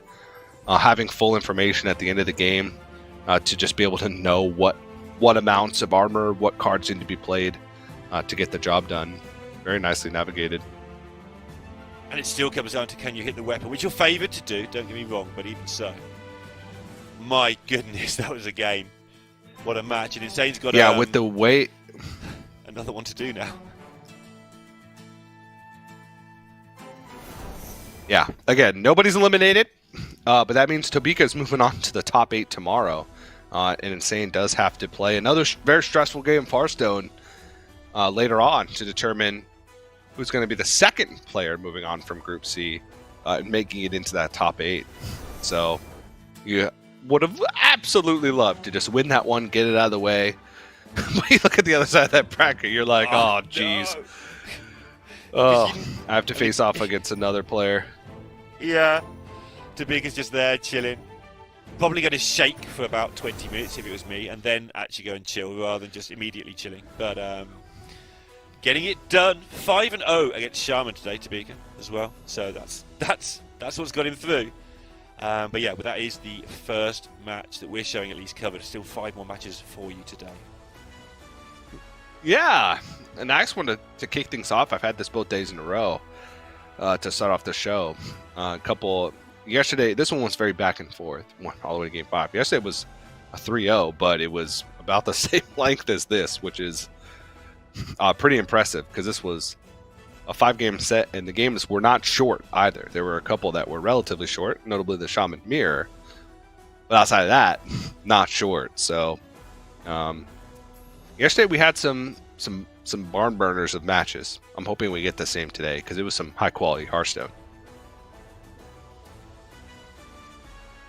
Yep, and Any final hopefully there's comments, plenty Ian? more high-quality Hearthstone to come here today. So with that in mind, we'll take a short break and get some more high-quality Hearthstone set up for you. See you in just about a couple of minutes.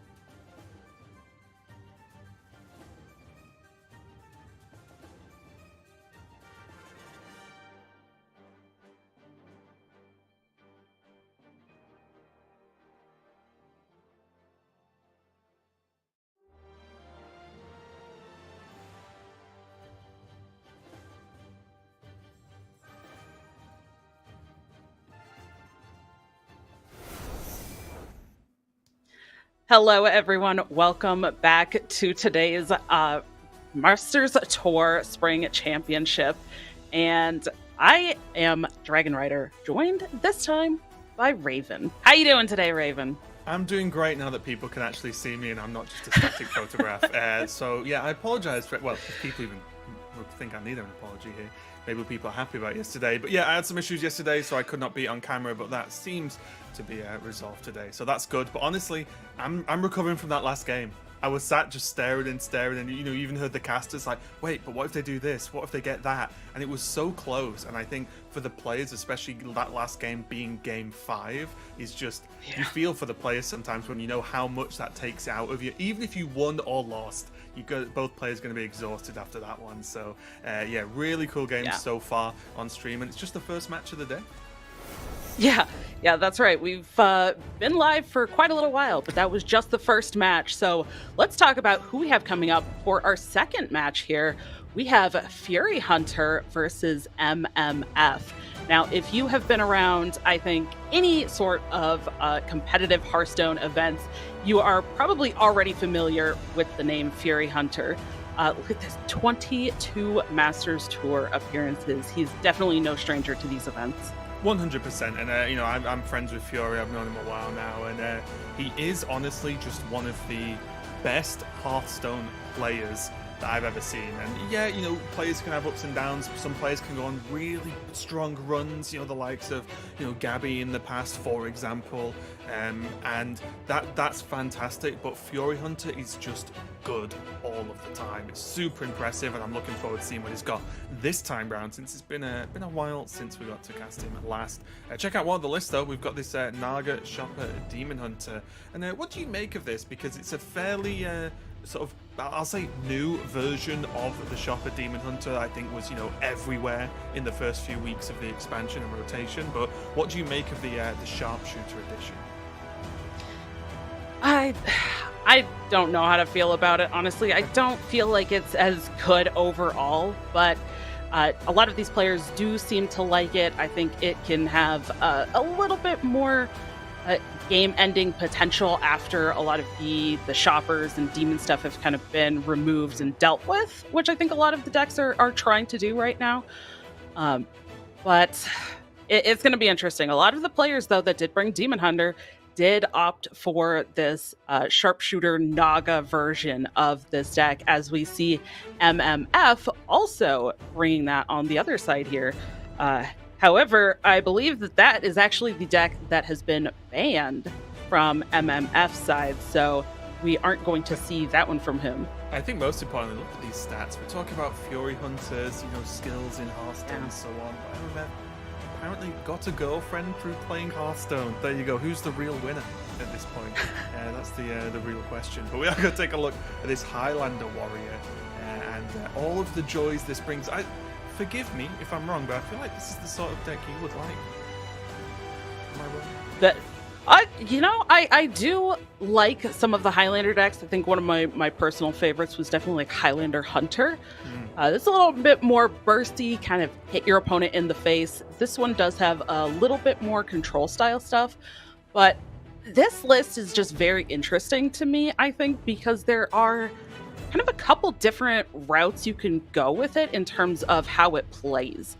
And I think that's one thing that maybe for Highlander overall, just because you don't always draw the same cards, but there are some decent like tech cards in here. We see with things like the Viper, the Dirty Rat, but it also kind of has that the Bran Boom Boss or the like, you know, Bran Ignis type of things to actually close out games. So there's a little bit more options, I think, that you can have with things like this over maybe some of the Highlander decks that we've seen in the past. Yeah, it feels like the ever-present problem for Highlander is you think, oh, well, you just have more tools, well, a wider variety of tools available, let's say, because you're not running 2-ofs, but also you can run into that problem of, well, against this Demon Hunter, for example, if Fury gets off to a good start, it's just, are there enough defensive tools to be able to deal with this kind of deck? Whereas, obviously, if you're playing them a slightly more standard warrior, I say standard, sort of the Odin warrior, it has a little bit more sort of consistent defense options here. But with this opening here from MMF, it's not looking too bad, honestly. Needle Rock Totem does have Bellowing as well and safety goggles, so it's not too bad. Got a pretty solid opening already. And on the side of the Demon Hunter for Furyhunter, I forgot how awkward that can be sometimes. With the Demon Hunter for Fury, I'll leave it at that. It's a slightly slower list potentially because it does have that extra combo potential a little bit later on if Fury wants to go for that. So maybe that's going to give MMF enough time. Yeah, this is also kind of interesting. I think with the slightly slower DH that you mentioned, but this lineup overall, I will say, one thing that I did want to mention about the lineups, MMF on his side has very much built a lineup that seems to be targeting Warrior, and Furyhunter, one of the 4 players that did not bring Warrior at all. So I'm very curious to see how these do line up into these other decks, and if there is going to be a struggle. But we did see it wasn't quite the same list, I don't think. I'd have to double check if it's the same exact cards, but the matchup that we did just see on broadcast, that Warrior really kind of squeaked it through even in those longer games. Right. So we'll see if it can actually pull it off here. If this Dirty Rat can pull one of these sharpshooters early, maybe that will help. Or is there anything that MMF can do to actually try to get one of the key cards, or what would he be looking for with this Dirty Rat? Well, it's tricky. I mean, genuinely, you want to just take a shopper out of the conversation, right? Like, just have that ability not happen. But I think the interesting thing for now is MMF just had to use a Blade Storm to kill 2 2/2s, and that's because there's no other great removal available for him right now. But that kind of just shows a bit of the problem. It's like, well, there's a Blade Storm already gone on 2 2/2s, and that's it. So it's definitely a big ask. This is a nice pickup though, going Glacial Shard to be able to freeze out the weapon from Fury, meaning that it won't be able to get hold of that shopper as quickly as it would like. Yeah, definitely an incredible pickup. And there is the Rust-Rot Viper, which I think we also mentioned this quite a bit yesterday, but there is weapons in this meta, as we're seeing, but this is not the case where you want to use something like Viper, because then you're actually just giving the Demon Hunter what they are looking for anyways. They're getting what they want with the Demon. So you have to kind of go for more freezes, and the Viper, I think, just ends up being something you can use in very specific matchups or just as a tradable. But now for Furyhunter, getting a Discover option here, you just want to take the other sharpshooter? Looks like it. Yeah, it can potentially generate like waves of extra damage instead of going all in at once. But yeah, I agree. I think like Viper, of course, not the best against a weapon whose Death Rattle wants to go off. But when you look at the rest of the meta, right, and you mentioned it, Warrior, for example, the mirror matches, it can help out with some of the more awkward weapons. Death Knight as well can be a pain to deal with if they can get the freeze weapon out, or honestly even the plagues. So Viper is a decent tool, but yeah, not really in this matchup. But again, MMF has the hand's just not great, is it? Can we blame this on the build? Do we just say Highlander, haha, this is the way it goes? But it's not looking too great. It does have the tuning fork, but I think it might have to start with a trade, unless he values, because at the end of the day, right, the weapon's Death Rattle going off, sure, that happens, but you also still do save taking 3 damage. So it is something, even though it's not exactly what you're looking for. Yeah, it's sometimes even more damage that was saved, as we saw the previous turn. Furyhunter just actually playing a Burning Heart there to remove the Glacial off of the board, but ultimately, because it did kill the minion, that meant no additional damage to use later. Maybe Furyhunter can be able to just make up for that with some of the other damage in hand from sharpshooters. Just another kind of interesting interaction where that did cost a little bit of potential damage. But okay. Wow. Okay. MMF going down to the wire here with this turn, of course. But again, this is the thing, right? Like, the weapon swing now doesn't happen. MMF has gained a certain amount of tempo. Is this tempo now going to be lost because of the window shopper?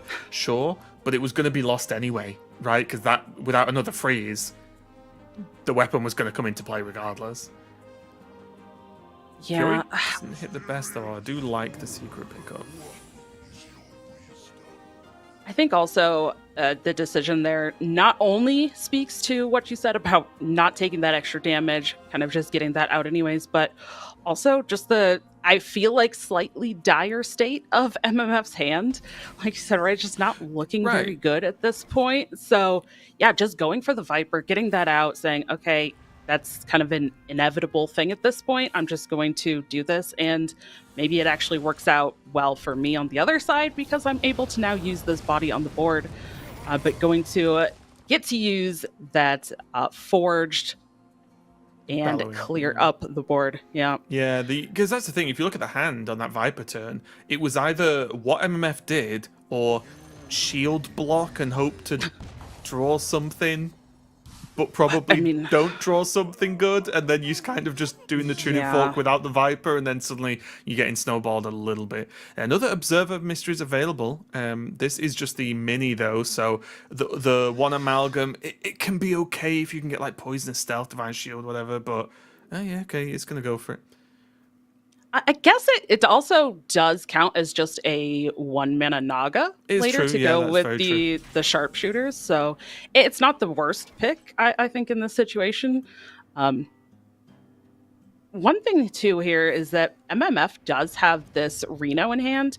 And we are seeing with this list, it is that full 1 copy only list. So it will be active on turn 8 here coming up next, whereas some of the other warrior lists that we've seen between yesterday and even a little bit earlier were not just the Highlander only versions. So there's definitely no doubt that the Reno will be active as soon as MMF wants to use that.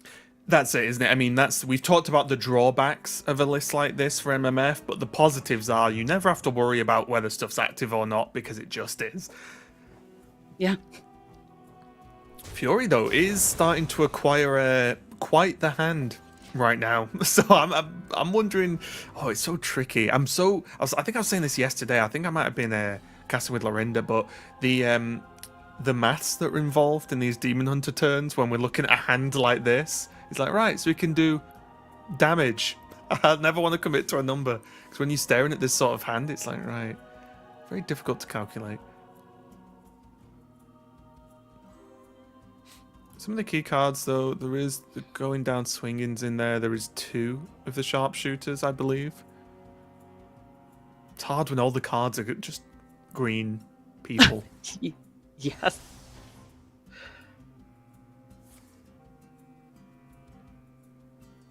Another thing here for Furyhunter is that Furyhunter has now seen what I feel like is quite a bit of removal for the fact that this is a Highlander warrior. And quite early in the game.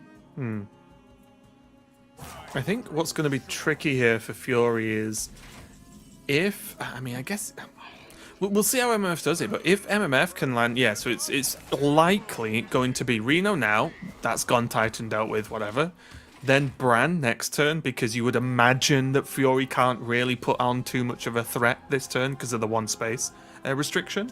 And after Bran, Fury's probably going to think, all right, I'm going to have to pull the trigger here because if the TNT starts being played and sort of comes into play, then that's going to be very, very scary indeed. And it could actually just end the game off the bat. Yeah, I think there's quite a few things that could start to end it as well. If this Bran comes down, as you said, there's the potential for Ignis as well to potentially get a lot of additional bodies on the board, or Wind Fury, and just start pushing damage. The Demon Hunter really doesn't have anything to answer that for themselves, even though a lot of the other decks in the meta are kind of teching against that for Demon Hunter. But the Demon Hunter isn't playing any sort of freeze or weapon removal, so going to have to really kind of lean into his own game plan and how long can he do that. I'm really surprised this Bran doesn't go down. And not because MMF needs the effect from Bran right now, but Brand's kind of a 6 do nothing, right? Like, to an extent. So it's like, do you not want to get that down when you're as safe as possible? You know, against a sort of low tempo opponent here. But here's double sharpshooter. Fury's saying, yeah, now's the time. Yeah, I was kind It's of liking terrifying the when this deep miner happens. brand. Yeah. When stuff just gets locked in by a player you know is very good at the game, and it's a turn like this, I take the approach of, I'm just going to sit back and watch and just see what happens, because Fury probably knows how much damage he's going to be able to do, at least on average. It's like, I can't work that out that fast, whilst also trying to look at MMF's hand. Because this is endless. Oof, actually overdrawing at this point. Wait, how many was that? 3 overdrawn cards there? I think so.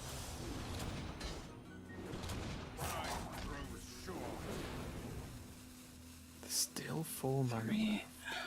But I think. Oh, is he just gonna go for a weapon? Okay. That was a big turn from Fury. Because yes, like, is it OTK? No. Is it a million damage and taking off all of that armor from MMF? Yes. And now suddenly he's in a little bit more trouble. There is Sanitize there, of course, to help out, but it's got to feel at least a little bit scary right now for MMF. Yeah, the really tough thing I think here with the Sanitize as well, and not going for something like Trial by Fire, maybe you'd have to trade everything with the Trial, but there is the option of leaving something on board to hope to soak up some of those hits from these this like next sharpshooter board.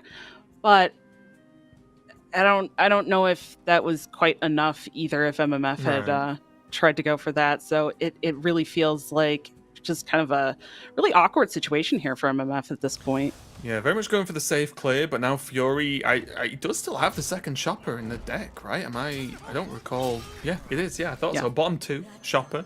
Good that didn't go away in those overdraws for him. But yeah, really huge, just getting more value. There's Inquisitor as well.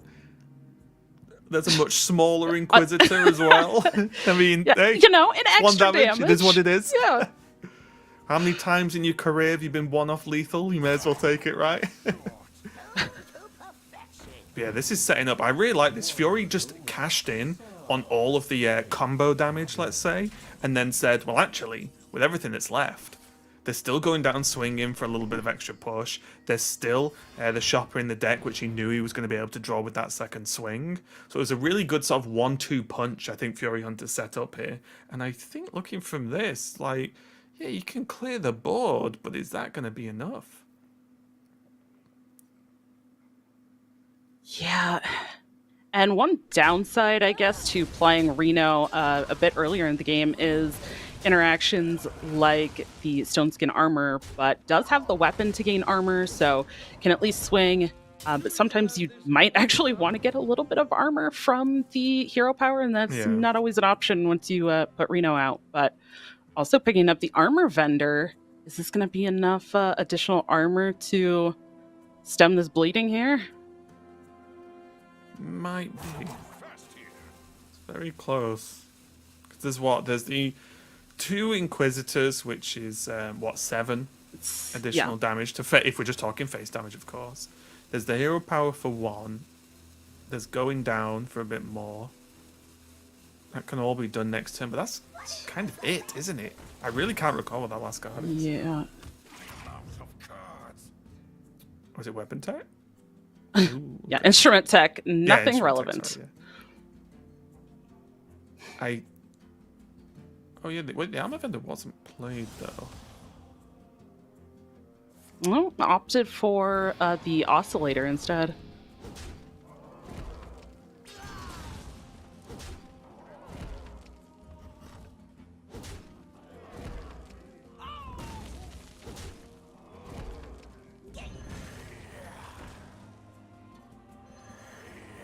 Gonna get the face damage and the trade off after. I see the 1-1 coming in clutch. There it is. Tickle him with the 1 damage and then get the little trade off. I like it. Here comes Bran, and then Bran armor vendor is going to be a thing. and has the hero power now from Reno Yeah. to get even more armor at the same time, plus still one more swing from the hammer. And that's probably just a... Is that just a concede here? Is there any way that Fury can even remotely come close now to this much armor? Thrown away my shot. I guess you can always rely on the hero powers.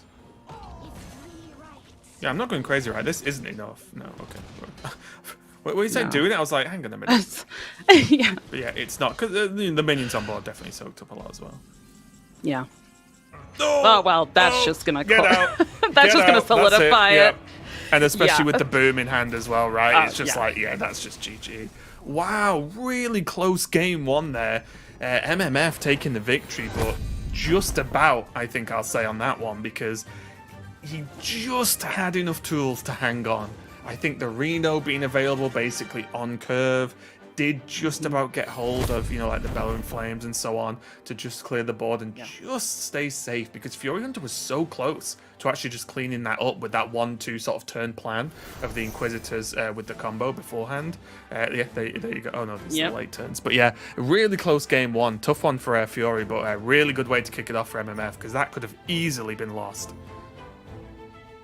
Yeah, that really kind of felt like it did flip back and forth a little bit just based on those draws, but I feel like the draws really started coming a bit more later, mid to later game for MMF, whereas we were talking about the kind of initial hand, I guess outside of Reno, wasn't really looking super great.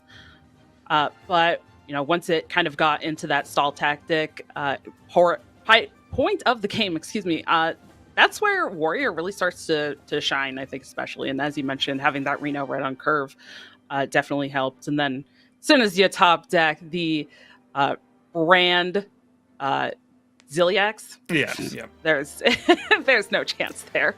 Yeah, Even that's if, yeah. I think you saw the timing, right, where Furyhunter, went for the big push before Bran was seen, right, before anything truly problematic was hitting the board, and then obviously it just slowed down a little bit too much. But we are going into the next game, and Furyhunter's jumped over to the Priest now. Yeah, and on the other side, I don't think we really touched on it much here, but MMF's lineup, this Wheel Warlock. You're in for a ride. That's the only player in the tournament this weekend to bring this Wheel version of Warlock. So does have a bit of removal, does have some big bodies and things like the Forge of Wills to be able to create some rushing minions on the board that may actually be able to help clear up a lot of these minions that we're going to see come out from Priest. It's just going to be, I think, a matter of how quickly the Warlock is able to actually find those resources and play those things, because sometimes the Wheel Warlock just will end up with some of that later game stuff stuck in hand, or have to spend the whole turn playing the Forge of Wills and not really doing much else. So what do you think of this matchup overall? Yeah, I think it's a tricky one, honestly, because a lot of my time playing against Wheellock is I've been playing slower decks, so I'm more naturally biased of being in more trouble potentially from that wheel happening. But I think with some of these faster decks from Furyhunter, like, you probably aren't going to be too afraid of a deck that goes this slow, generally speaking, and especially when you are on that Priest, because again, I've mentioned this before, but Priest has not been going well for me personally. For some reason, I just don't win with the deck, but I appreciate it is strong. And I think when you look at openings like this and knowing how aggressive you can be, it definitely causes problems for some decks that are a little bit slower. I would say probably similar if we were talking about the Priest versus like MMF's Warrior as well, right? It's definitely opening that window to get through.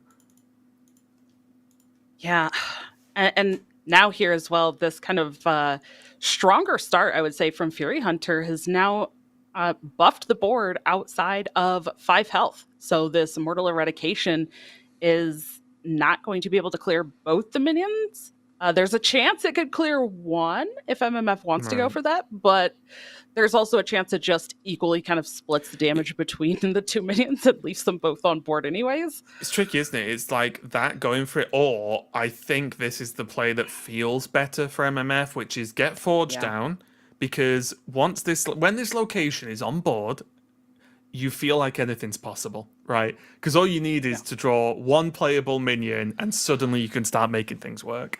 So yeah, I definitely like going for the Forge. The removals there as a potential backup, or even maybe reverb if something's available. But yeah, this is very, very slow to the extent where there's a world where we just see like, I don't know, like see Leroy trade or something come down soon, because MMF might already be in that kind of position. Oh my.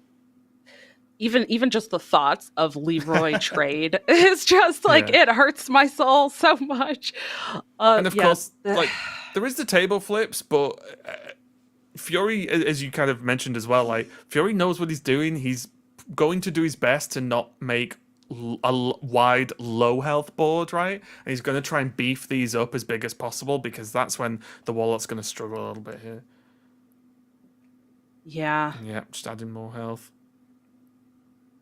yeah, and more dragons as well to keep playing dragons for that Zarimi, which Oof. not going to need a lot of minions on the board against the Warlock if they're not gaining any health or putting up large minions that have taunt. So might be able to get there a little bit quicker with that Zarimi in this kind of game that we're seeing currently. Yeah, and just look at the difference. Like Forge of Wills just makes anything possible, Yeah. because suddenly there's actually options now, with the help of the reverb, of course. But whether this dragon for MMF dies to 1 damage or 1,000,000, I feel like it doesn't overly matter, right? It's going to do its job at this point.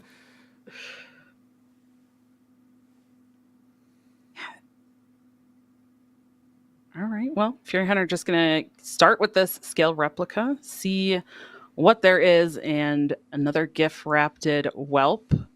I guess even if Furyhunter goes for both gift wrapped whelps right now, the Thirsty Drifter is still going to cost 1, and there won't be any mana left to play here. So now this is just a how wide or how big of a board can Furyhunter hope to stick that's actually going to still be around for next turn.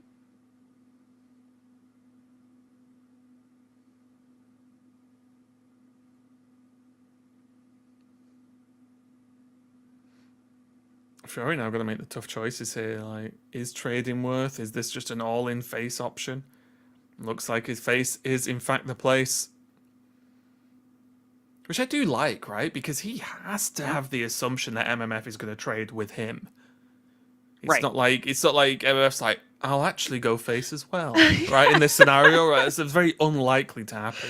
And even if you look at AoE as an option, well, that means that a lot of those times MMF's own reverb dragon also dies, right? So the actual value of trading, even if you really want to like cope and say like, oh well, actually if you traded as priest here, you'd be able to do this, this, and this later. But I think it really is the right decision. Just push the damage to the face and just make MMF have answers. Especially because the dragons have been ticked, right, for Zarimi? Yep. So Fury basically just wants a dragon to live, and it's just game, right? Yeah.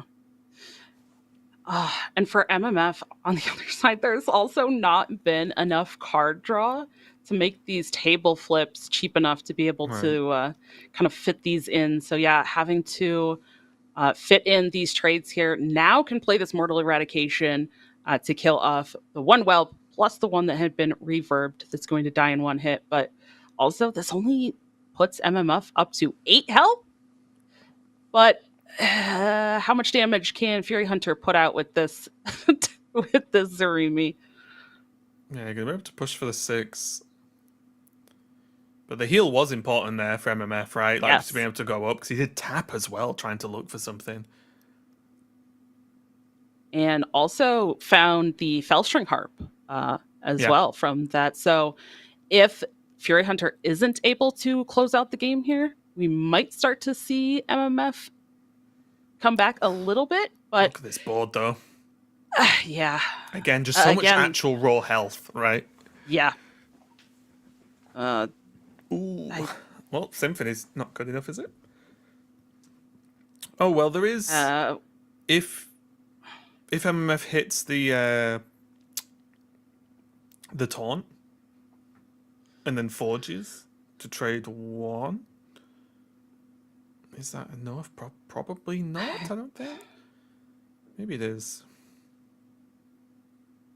Well, it's not those. I'll tell you that for free. Yeah, that none of those are enough. +6, 100%. +6, draw. Yeah, and oh, no. just like that, Furyhunter's going to take the victory, and that one's going to feel good with how close game 1 was and MMF taking it. The way you do want to respond to that a lot of the time is just a quick return win, right? Okay, back to even, done, and then go from there. So a good win there for Furyhunter to get back on track. But I think this is the story we're going to see throughout this whole series: is Furyhunter racing and MMF just trying to hold them off as much as possible to be able to hang on to then just win in that long game. Because these, as you mentioned earlier, these two players have quite different lineups. Yeah, and you know what? The struggle, I think, for MMF is facing all of that damage that you mentioned from these decks, because Furyhunter did bring, I would say, a little bit more of that aggressive style lineup overall, a lot of burst damage.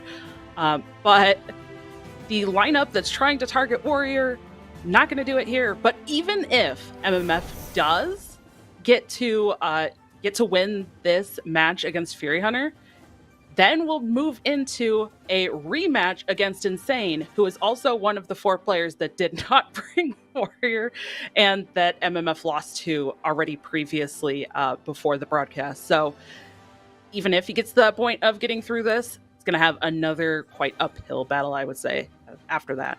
Yeah, 100%. But as always, very, very doable. At this point, regardless of actually being what's statistically favored or not, who would you rather be in this scenario? Do you want to play the more aggro, or do you want to play the control? I've said it a couple times. I like hitting my opponents in the face, so I want to be the honorable more choice. Yeah. matchups here. You just don't think, just hit them in the face. Maybe a little thought here and there, but you just got to hit them in the face. But here is a look at the Zarimi Priest, which has definitely been a huge focus for the meta and these players over the whole course of this weekend. Yeah, this is again probably like the aggro deck, I guess, from MMF. Yeah. If there ever was one for him. But yeah, it's definitely a surprise deck in terms of just how popular. I thought people were going to play it, but I'm surprised at just how many of the players have actually just said, "Oh yeah, Priest." Well, that I feel like that's one of the decks that was locked in early for a lot of players, whereas I think some of these other choices, and maybe when you look at the Warlock, maybe even the type of Demon Hunter, for example, I think those were the harder choices, whereas I feel like so many players are just like, yeah, Priest, let's get it done. So yeah, we'll see how it performs in a slightly more closer matchup in terms of the aggression side of it. Yeah, and I do like potentially starting out with just getting a body on the board for Furyhunter, but there's definitely also arguments for just completely mulliganing as hard as you can for Instrument Tech or the Umpire's Grasp. How do you feel about either keeping a 1-drop, especially going first, or do you just want to see Furyhunter completely mulligan these away? Oh, it's really tough. I think versus Priest, again, I promise I was going to say this before the mulligan happened, but I think because it's Priest, Slither Spear is just the right stat line, isn't it? It can basically challenge any of the early plays and be competitive here. So we are going to see the gift wrap whelp, but with this Slither Spear has the potential to help out with this, right? And just kill it off, get it off the board, whether Fury uses a spell or not. So I'm not sure about the keeps overall, but Slither Spear I would 100% hold on to going first in this matchup. I'm going to see if it's going to pay off. The studies here for Fury: a Crimson Sigil Runner, Workshop Mishap, or a Wayward Sage. Yeah, I guess you just go for the Sage for some potential later, or just go for it now, I guess. A little bit of discounts and just getting another body on the board. Yeah, 100%. I think this is going to be a very zoo-style game matchup where it's just do everything to push your opponent off. Oh, okay, or not. Actually, Fury's gonna value the face again. I guess just assuming that MMF's gonna do the trading for him. I thought there was a trade gonna go down there from the Slither Spear, and Fury would have been, like happy to be that 1 minion ahead. Now Yeah. this is tough because now. Oh yeah. This is it. This is what I want to see. Full Both race players face. ignore each other's board and just punch face until one falls Love over. it. This is Hearthstone. Yep, full race. Just go. I love it. Especially, I mean, I think they both have relatively decent hands that kind of support the I'm just going to push damage, right? There's kind of a lot of board potential here for MMF over these coming turns. There's a lot of one drops no. here. Oh, the Fury streak is won. broken. Fury won. MMF blinked. Did the trade. I'm upset. I wanted that to go at least 2 more turns where they're just hitting each other. But yeah, MMF. I don't know though. Go on. Oh, I think the interesting thing that I'm looking at for MMF is that was also turn 3. You haven't seen an instrument tech. You haven't seen the umpire's grasp come down. There's multiple 1-drops in hand and a thirsty drifter. I'm wondering how hard MMF wants to push for getting these 1-drops out on board and just kind of going wide. Yeah. There is the maybe threat once you do see some of those demons start coming down of Magtheridon kind of clearing some of these, but if he can go in on these a little bit sooner, get this thirsty drifter and just keep that on board, it's going to be a little bit more difficult for Furyhunter to push through all of that. Yeah, 100%. Because even if you look at this, there's still got to be a weapon equipped. There's still got to be 2 swings, arguably 1 if you do the whole re-equip, whatever, but realistically 2 turns of that. Then Fury would have to hit Magtheridon, right? That's a lot of thens, which means that in that time, if MMF, like you said, just spams minions out, gets the drifter down, copies it, plays it again, whatever, and then just hard pushes, I'm completely with you here. I think the second you don't see that weapon equipped on 1 or 2, on turn 3 or 2, depending on the coin, then you are extremely happy and you say, this is the game I win now. Because whenever you do see the weapon, you say, okay, uphill battle. As it is most of the time when you see that weapon on curve. But yeah, I like this a lot. Just go push hard now. And this again, you can see MMF thinking about the trades, already thinking about 10 times longer than I would. I don't see a taunt on the board, therefore, you can put the damage to the face. It's one of those math equations. No taunt, therefore face.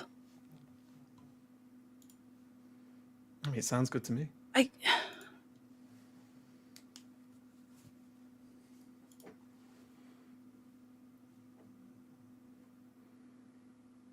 What is the trade if he wants to make it?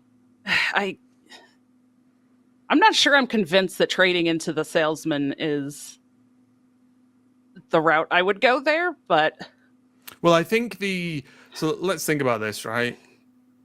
Potentially he's expecting the weapon, the umpires, right? So if the trade goes into the 1-2, then the double snake oil weapon hero power kills the thirsty, I guess. maybe that was what the debate was for so long on the trade or not.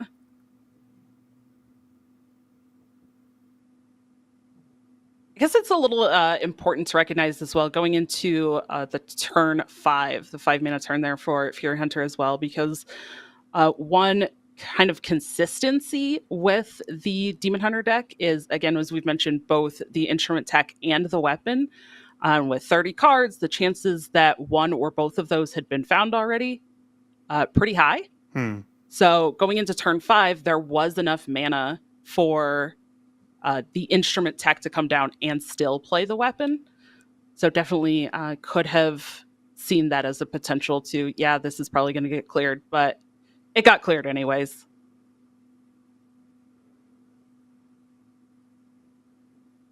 It's a pretty hefty board here from MMF. And are we getting to the point where it has to be potentially double Magtheridon or something here to help this out? Maybe 1's enough. It's a lot of damage coming on board now. Yeah.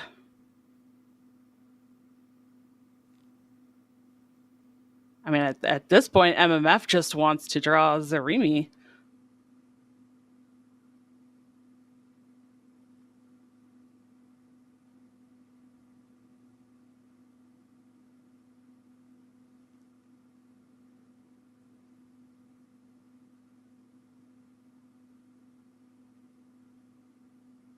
Second Drifter picked up, so it does make another trade at that point to be able to clear some board space to get a 4/7 taunt on the board.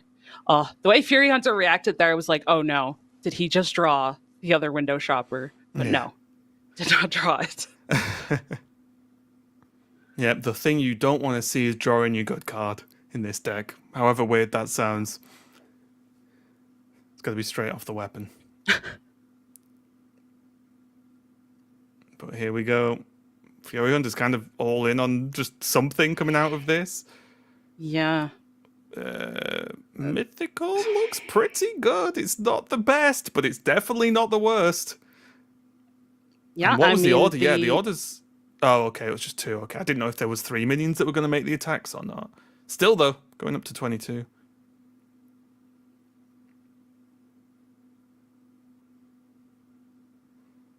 Oh.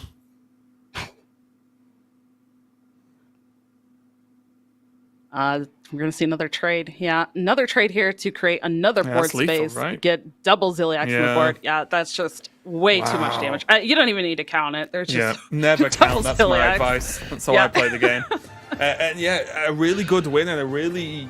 You can see what that matchup's like in this instance, right? Both players have that big scramble for the early board control, but as soon as one gets that extra step ahead, it's a real problem. And I think one of the issues that or at least one of the outcomes we didn't see was more of the, I say combo opening, but more just having those minions to play on curve. Like, as you can see at this point in the game, Furyhunter had a great start, but the follow-up wasn't that great, and he ended up going for Sigil of Time, which is a huge amount of card draw, of course, but that card draw basically soaked a whole turn's worth of play, whereas MMF was just going minions, minions, minions, minions, minions, minions, go, and you can see the sort of outcome. Obviously not helped for Fury by just not getting that weapon on curve, which definitely ups the win percentage on this deck by a little bit, let's say. Yeah, and I feel like as well, the not only kind of losing out on being able to play other things, having to go for just getting the sigil out and hope for some draw the next turn that would actually do something, you also end up giving your opponent kind of that dictation of how any trades might go. You allow them to do whatever they want, and then at the same time, that just keeps that kind of off the board, really slow progression going. And as you mentioned, in those zoo style games where you're both kind of fighting for that board presence, if you fall behind on board and your opponent gets to stay on board, it's not looking good for you. Right.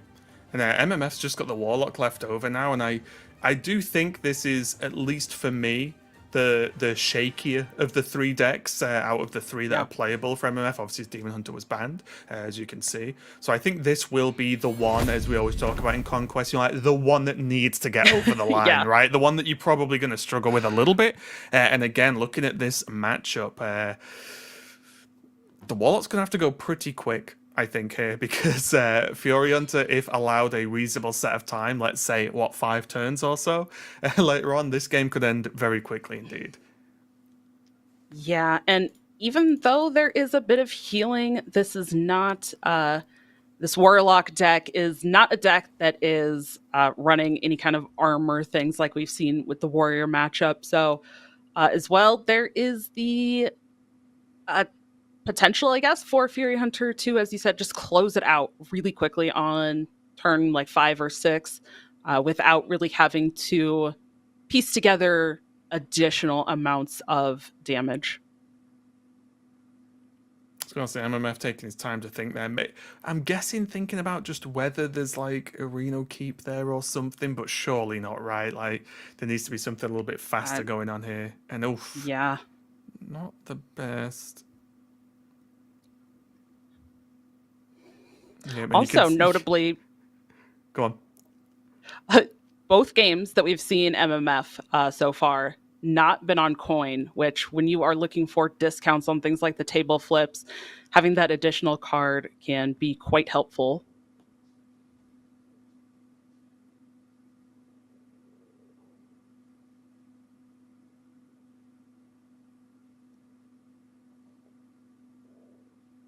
Well, Oh, there is Forge, though, and honestly, with Forge, anything's possible. It's probably the best Yeah. draw that was going to happen. and there is a Dark Alley Pact Yeah. to follow up for next turn as well, so can start getting a little bit on board. There is the potential as well for this Warlock to create very large minions that Furyhunter might have a difficult time dealing with as Yeah. the Shaman.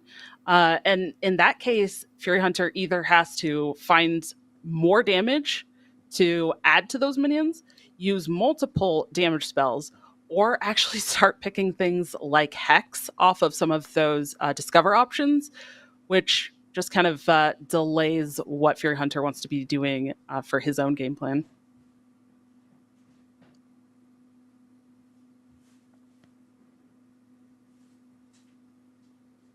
Yeah. 6/6 coming down with that Forge again, being very, very powerful overall. And that's basically going to be the backbone of the plan here for MMF. Just try and put some pressure on, because right now the hand is... I mean, there's Reverb, there's Fracking as well to try and help out, but there's no... Again, I'm not a wheel-lock specialist by any means, but it's difficult to see the natural end game come into play here on the Warlock side against Shaman right now. It's going to start with Fracking, go digging. Yeah. Ooh. Another Forge of Wills, an Endgame, and a Doomkin. The Doomkin could come down next turn, stealing some mana, keeping Furyhunter a little bit delayed, especially, I think, from playing out the Titan. Could be kind of interesting. Yeah. But also with these bodies on board, Forge of Wills or the Endgame look pretty good. I think I like Forge of Wills because it's Forge of Wills. And I think that's the only explanation that's Fair. required, because it's like it's another 6/6 right now, right? Which is such a big deal.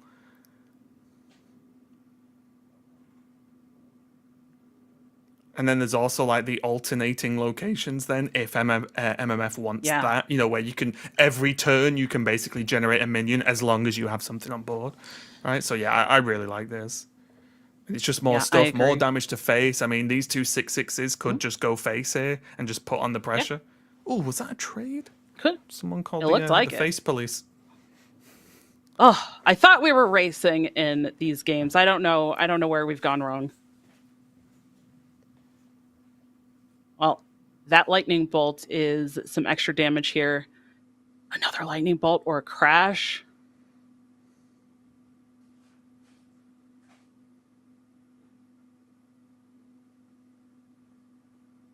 Okay, if Furyhunter can just answer these 6 attack minions from the board here, MMF looks pretty out right now, unless there's a fantastic draw. That's crash.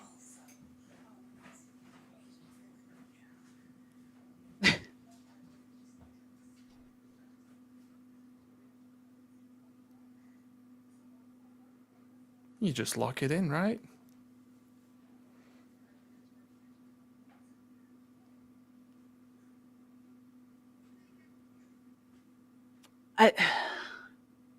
I'm going for the okay. Or was he thinking of Flash whether of to lightning. play Flash or not, or because he could have just gone Crash, right, as opposed to Flash, Right. Crash.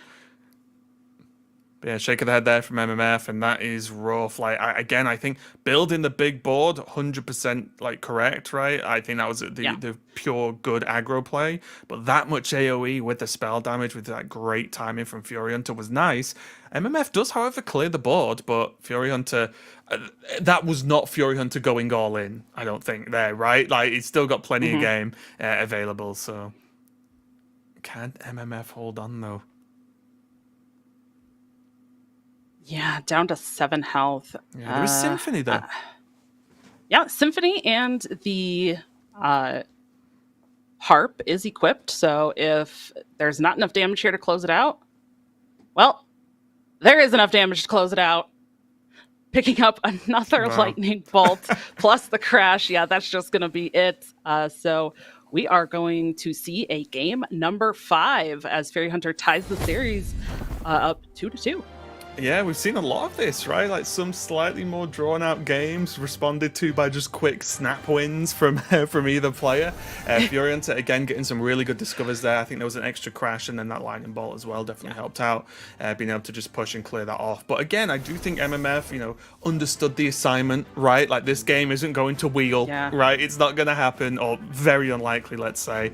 So yeah, get those minions down and push with Forge of Wills. And if there just wasn't the big AoE, the game would have probably wrapped up on the other side. But Crash is just such a strong card that Furyhunter getting hold of that second one there made this turn a lot more simple. Or the turn before, sorry, that was turn 6, wasn't it? But yeah, really strong there, and I think now we're going to see the Warlock have to struggle again. What's Furyhunter's last deck? I've forgotten already. Let's see, did he win with the Priest or the Demon Hunter? One of those two. The Demon Hunter. Yeah, the Demon Hunter. Yeah, so he's going to have Demon Hunter versus Warlock, and again, I just feel like the Warlock's going to really struggle here. Things are going to have to go very, very well. And if we see this time from Fury, the umpire's grasp on curve, then things are going to start getting really bad for MMF. So it's going to be a tricky one. But I will say, MMF, even though may have been looking to bully Warrior, has surely not gone into this tournament thinking, my lineup's going to lose to everything else. I'll just beat Warrior. Because although that's part of what Conquest is, it's definitely not the whole thing. We've seen very few times in Hearthstone's history where people have gone so all in on like a very singular strategy. So I assume MMF's had some games with Warlock versus Demon Hunter, done some practice, but I do think it's going to be a bit of a tough one. Yeah, I have played a lot of the Wheel Lock myself, and I do think that there are a couple different potentials for the deck, and it definitely is very draw dependent. And maybe we'll see this even in the mulligan as well, depending on what's offered here. Oh my gosh! Well, yeah, there it is with coin as well. Again, third game for this Warlock. I really feel like the coin is so helpful for the Warlock, but as good as Furyhunter's mulligan is, MMF's was as bad. Sigarius, endgame. Does have Dark Alley, which and Forge. Okay, the recovery's on. As I said, with Forge of Wills, things are possible. It is, but also this start on the other side for Furyhunter being able to coin into this umpire's grasp now. Already has a salesman on board. Going to be able to start getting those demons out. MMF is really going to be looking for this Dark Alley Pact and the double end game in hand to kind of carry this game. Mm-hmm.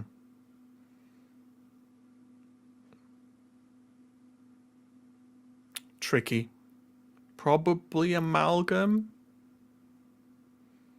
If this was the other Warlock, then 100% Mythical Terror, but it is not. So I think it's Amalgam here. Although, I could see arguments for Mythical. The good thing here as well, and I'm not sure if you agree or not, but this second window shopper sort of manually being picked up by Furyhunter because there's no access to second weapon or anything, I think that's actually not really a bad thing. Normally you don't really want to draw the shopper, but I think in this instance, with having the first one cheap and then having the second one to very quickly follow up, it could potentially be very powerful. I agree. And I know we just said probably, 10 minutes ago, it was like, you don't want to draw that window shopper. And now we're like, actually, it's fine. And this is one of those times where you just... It does depend on kind of what's going on in the game, what's going on in the hand already. I feel like we saw a lot of that in the matches yesterday, and this is kind of another case for that here, because what this does is it fills in Furyhunter's curve quite a bit. He can finish up with this first window shopper. We're seeing a Glavesmith, Observer of Mist, or Mythical Terror here for the mini 1/1 option. But then, next turn, maybe you can just roll into that 5-mana window shopper, kind of keep playing things, force MMF to answer these bodies on the board, and then be able to, if they've answered everything, now I just keep getting to do these other things that I want to do with this sharpshooter in hand. Or, I mean, again, I feel like the coin makes such a difference with things like this, these Forge of Wills and these demons that are getting created. And having a 6/6 versus a 7/7 is kind of impactful when there's also additional things like this damage here, that Burning Heart, even the additional +1/+1 if you can finale out through Felon Flames. Yeah. It's super important because, I mean, look at this, right? The difference between a 6 health thing and a 7 health thing when your opponent's best card on curve is a 6 attack minion. Yeah, the difference is huge. Like, for sure. So we'll have to see if that's going to come into play. It does get the extra power this turn to make this quite a bit of a wall. Yeah, I feel like ideally MMF wanted to use that buff at a time where you could also Forge of Wills and get those added stats that would kind of stick around more permanently. But yeah, he also didn't want to die. So yeah, not dying is good. I think that's a good option. Again, because this is game 5, the loser of this, they're out. There's no more second chances for these players right now. So if they lose, they're done. We're down to game 5, everything on the line. So yeah, not saying that sort of scenario should impact your play, but just sort of reiterating what's on the line for these players. Yeah. Just get to go with Loken now. Oh, yeah, Furyhunter. Oh, there it is. Yeah, the Phantom Forge of Wills is active, getting to put out a 15/15. That amalgam has to perform. Is there even anything that's going to get there at this point? It's brutal. It's brutal. And this is what I was talking about, where the game isn't going to be won with the wheel, but there are other ways. Yep. Such as 2 15/15s on board on turn 6. It's pretty good. Yeah, all right. Going for the mini. Oh, these discover options are terrible. Furyhunter just head in hands. Eye of Shadow, Deceptor, and a Battlefield. I mean, I guess you could give your hero some lifesteal. Sure. That'll surely do something. No rush, no poison, nothing. That's just it, isn't it? Another amalgam, but nowhere near enough mana. Fury just going through the motions, but that's you just can't hit for 15. I think that's just the way it is, and anyone who's played against this deck knows that when this happens, you need an answer very, very quickly indeed. And unfortunately for Furyhunter, there isn't one there, but fortunately for MMF, he takes the victory. Absolutely huge win, moving on with such a strange lineup, and I don't even mean that to sound negative, but just a lineup I was not expecting to be going in. I was expecting at least, the sort of Priest, Demon Hunter, like a lot of these aggro sort of decks, or the likes of specifically Odin Warrior, whereas some of these decks, the Warlock and the Warrior, of course, from MMF, are true surprises for me. I didn't think Wheellock was going to make it, but MMF is hanging on. Yes. Well, as I said, I love this this wheel deck, so I'm a fan of it. I don't know how much of a fan of it I am in Conquest overall, but I'm glad to see it at least perform in one of the 3 games we saw with it. Did. So, it won 1 out of 3. It got there. Yeah, not a win percentage you want to overly brag about if that's the percentage you're going for, but in Conquest, if you can win with all 3 decks, you've won the match, and that's the percentage that matters. Yeah. I said this earlier, though. I think for MMF now, even though he was able to win this match against Furyhunter, that does mean now he has to play that decider match. And we'll show that brackets in just a second here to kind of get you up to speed as well. But that decider match now, that is going to be against Insane, who MMF already faced earlier and lost against. And again, Insane is one of the other 4 players outside of Furyhunter that did not bring Warrior in the lineup. So I'm curious to see how a rematch is going to go. It's always interesting to me to see if the players kind of stick with the same bans, if they stick with the same strategies, if they had any sort of, kind of initial strategy going into certain lineups, and then if they change that plan when they have to face off against it again. Yeah, I mean, MMF's got to be just thinking as he saw the group and the lineups, why me at this point, just not getting any of those warriors to mess around with. But as you said, there's a bit of a refresher for Group C.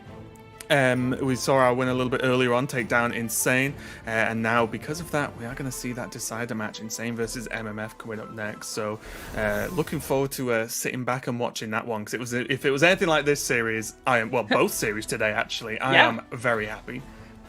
Yes, the same. And I know we weren't on the desk earlier, but I will say I am a fan of Tobyka as well. For me, I would say Molstar and Tobyka are kind of two of my favorites for this tournament. I think I mentioned this quite a bit in the Worlds, where I was saying kind of Pocket Train is like the champion of the people, like the people's champ. And I feel like both Molstar and Tobyka for me are kind of the like grassroots community type players that may not be like household names in competitive Hearthstone, but you have somebody that's there and you're like, I need to root for them. So I am really happy to see both of them move through, and we'll get to see them again tomorrow in the top 8. But before we get to that top 8 tomorrow, we have so much more Hearthstone action still to come for today to see what else happens in this Group C and later Group D. So don't go anywhere. We will be right back with our Group C decider match.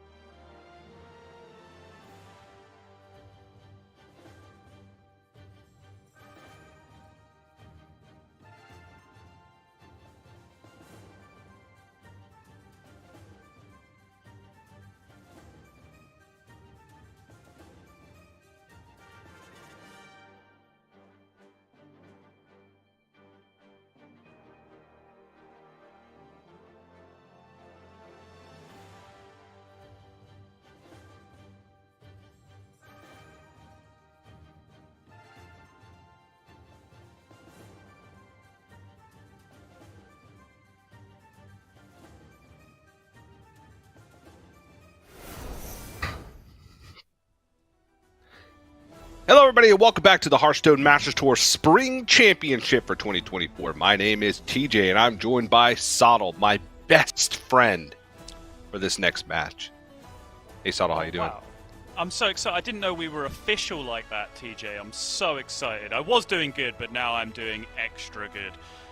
Just looking forward to getting in custom Hearthstone. I feel like I've been sat around doing nothing for the past 4 hours or so, because I kind of have while those first 2 long series went on. I know you got to be involved in the opener, which was kind of a marathon, but then the second one turned into a bit of a grind fest as well, with that Shaman game going all the way down to fatigue. But the results of those games means that we are going to be looking at MMF versus Insane. And honestly, TJ, I'll kick this straight off. If someone had asked me prior to the expansion being released, when the cards were revealed but the expansion wasn't out, whether I would have been casting Wheel of Death Warlock in a Masters Tour, I would have lost a lot of money. I would have given them basically any odds they wanted that we would not be seeing that card in the Masters Tour, and yet, here we are. Wheel of Death! That's it. That's my analysis. I'm done. Yeah, it's been nuts. And I think that MMF has got to be feeling pretty good coming into this match specifically. Not only because there's Wheel of Death in the Warlock, but also because just came off a beaten Furyhunter. I don't know if this was shown prior to the previous series, but if it was, I didn't see it. But sorry, what are we even playing this tournament for? MMF has already won, clearly. If you found yourself a partner by playing Hearthstone, then honestly, any amount of money is kind of irrelevant at that point. You are far more talented than anyone else in this tournament, sure. I mean, I met my wife playing World of Warcraft, which Hearthstone stems from. Does that count? Fine. I guess Can so, I yeah. win the tournament? Yeah, sure. Yeah, okay, fine. Crown TJ. TJ's done. Can I have 10,000 doll hairs? You'll, here have we to go. talk to the manager. This is the one I've been waiting for, Sato. I haven't got to cast it yet this weekend, but now I do. The true Highlander warrior. None of this 2-ups business. It's a full, entirely deck to the teeth on the deckless graphic. One of's Highlander warrior. It's legal, right? It passes the vibe check as long as you don't have 8 to 10 2-ofs in your Reno deck. That's fine. You're allowed to play it. The Sottle police aren't going to come around and arrest you. So, I guess that passes check 1. Personally, I favor the faster warriors with basically all 2-ofs and then just the Reno for the end of the game when you're basically decked out. But I think that is a perfectly reasonable way to go as well, and we have seen MMF piloting it very effectively. In a couple of games so far. That game with the Shaman, I think the end game got a little bit messy on both sides, but it is very, very hard to keep a calm head, and it's weird because when you get to the end of games like that, technically the game gets easier, right? Because both players have perfect information. But what happens then is there's this mental trick you play on yourself where actually playing the game gets harder because you convince yourself then that perfection is possible, and so you then seek perfection, which makes you overthink things and play badly. Yeah. And so on.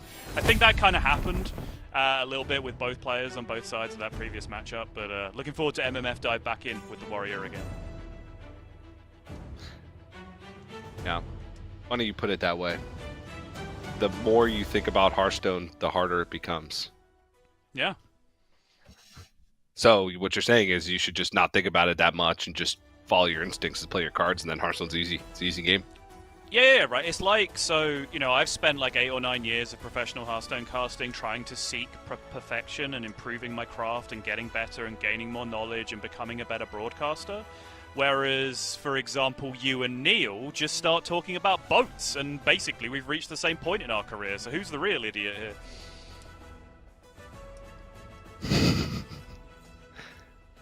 Fair. Am I no Solid longer point. your best friend? No, still my best friend. Nice.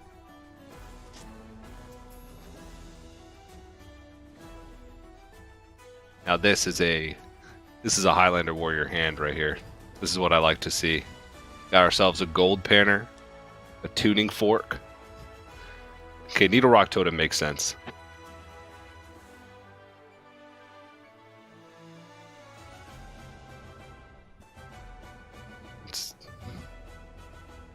Yeah, I think Gotta be largely bot it's face, right?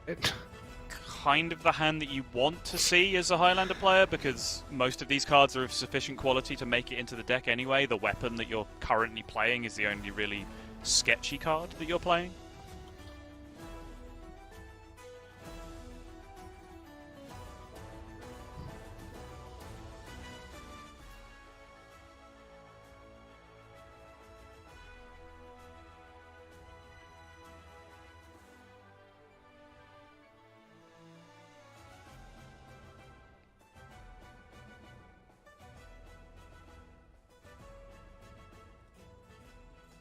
Sorry, Saul, the feed is frozen for me.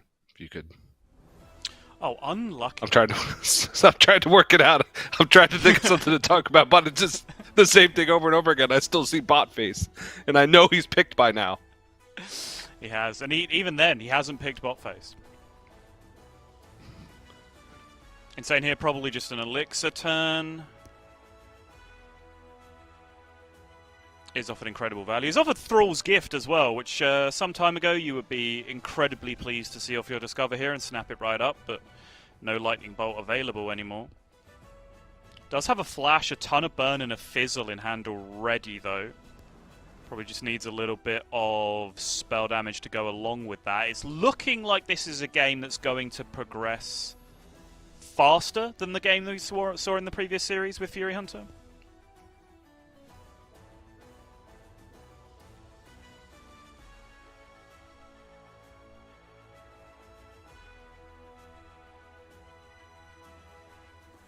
And right on time, Novice Zapper does show up. So this is already a pretty exemplary Fizzle hand. Slight issue is that the board is very annoying right now. Totem and Gold Panna probably both want to get cleared up. You can do that with Gift into Storm if you want to. Yeah, that's what Insane is going to end up going for here. Which I don't mind. That was probably the weakest card in your hand in terms of getting caught in the photograph for the Fizzle. So getting rid of that. Now replaced with a Blood Mage Thanos. But once again, a very, very nice looking Fizzle turn. Yeah, and without any must-kill minions on the board, Insane is going to take this moment just to drop down the Fizzle, get that photograph taken. Of course, you do have that one Dirty Rat that you're looking to try and dodge in MMF's deck as well, which absolutely you do not want that hitting your Fizzle.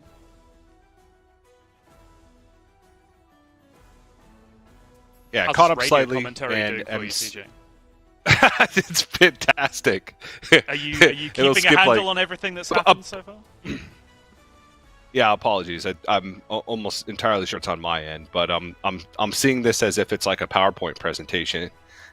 If someone was doing a presentation on the stages of Highlander Warrior versus Nature Shaman, I saw the Viper come down. I saw the Fizzle.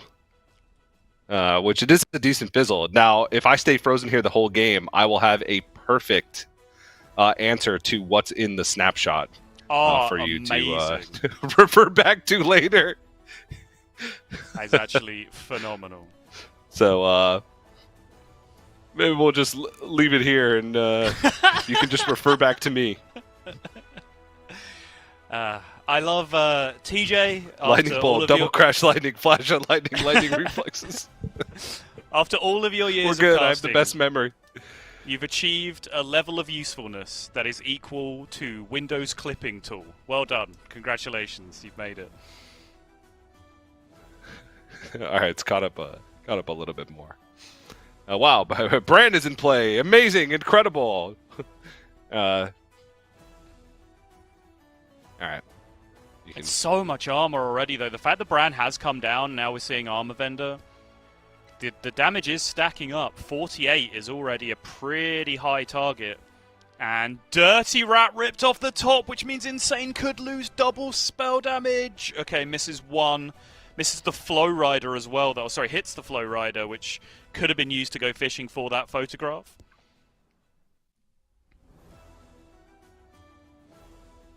Yeah, and we've seen, even just today, that every point of damage matters, right? All that spell damage matters. You kind of need both iterations. You need the before snapshot and after snapshot, everything that you can muster up. So losing the Zapper is a pretty big deal. And there's already 48 health and plenty more to be gained. Yeah, that Zapper is, of course, in the snapshot, but by getting the Flow Rider ratted, you lost easy access to that snapshot as well.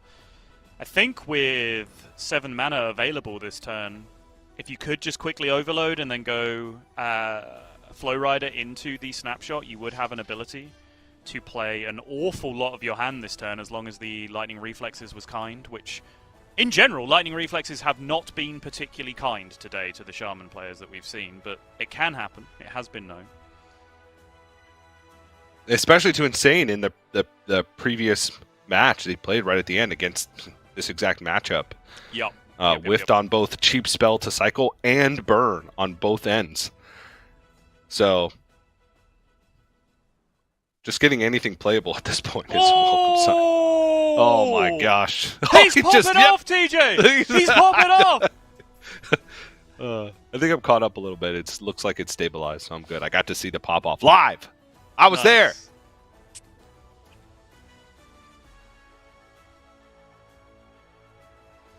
Yeah, this is kind of hard to beat from here. When you know there is a pretty good chance that you're not actually going to see your snapshot now because MMF can just start hard cycling for those TNTs. Start eating burn out of your hands, start eating burn out of your deck. If you can hit that snapshot, that is basically GG. You are not going to be pushing 50 plus damage without access to that snapshot.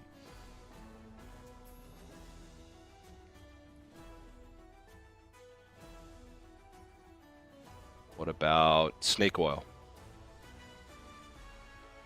Snake Oil get there? What about Pop-Up Book? Can Pop-Up Book get there? No. That's a tiny bit of irony. Its Pop-Up Book is very popped up. Oh, nope, not anymore. There we go. Let's pop back up.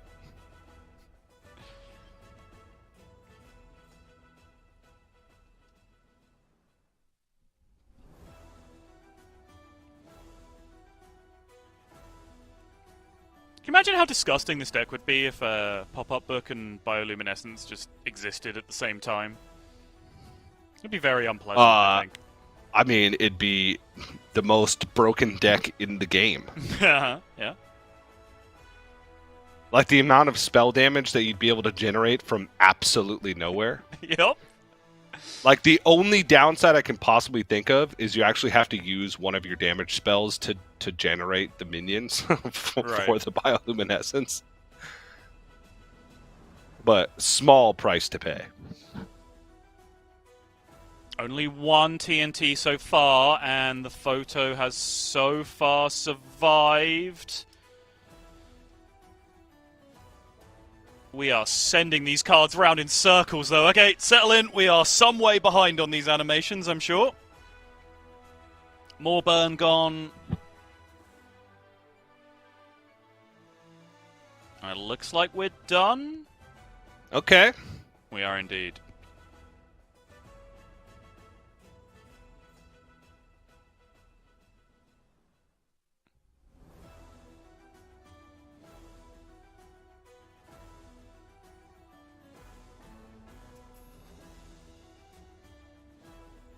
Oh!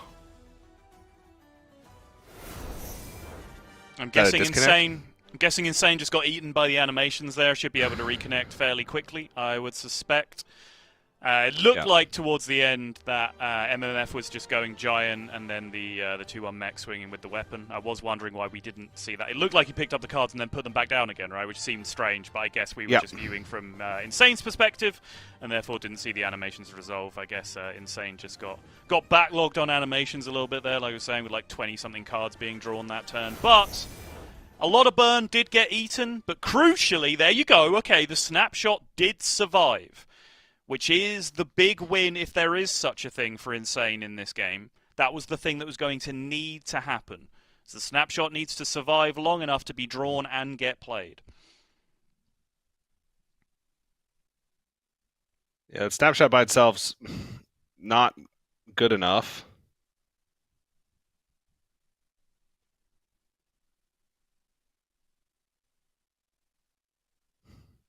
Well, I don't know. I guess the armor gain is pretty limited from here on out, but at least looking at the hand, that's a lot of damage that needs to be done. A lot of damage racked up, though. Kind of depends on this lightning reflexes at this point, I feel. Oh, and actually, last turn, a little hard to evaluate because we were watching the animations in a weird way, but I think MMF did make a deliberate choice to hold back a 0-mana 8/8, right? Which sounds absurd. Yes. But I think because the Gaslight Gatekeeper was redrawn anyway, MMF's just like, well, actually, my minions in play don't really achieve that much this game. Let me just hold on to this card and have one more card to cycle to keep looking for more bombs, which I think is actually pretty smart, honestly.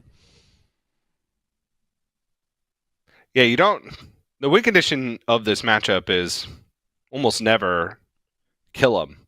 At a certain point, sure, once they reach fatigue, and if you're both in fatigue, to try and race, right? Play big minions. Mm-hmm. But at this stage in the game, it's kind of just living long enough and getting enough bombs out to run your opponent out of resources.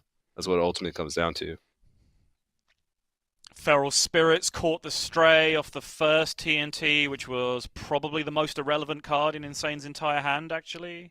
Like, the literal best outcome. That's not bad, honestly. And that's not terrible either. Like, I'm not saying this is a winnable game, but Insane is getting very close to living in the world where it is with some of these outcomes.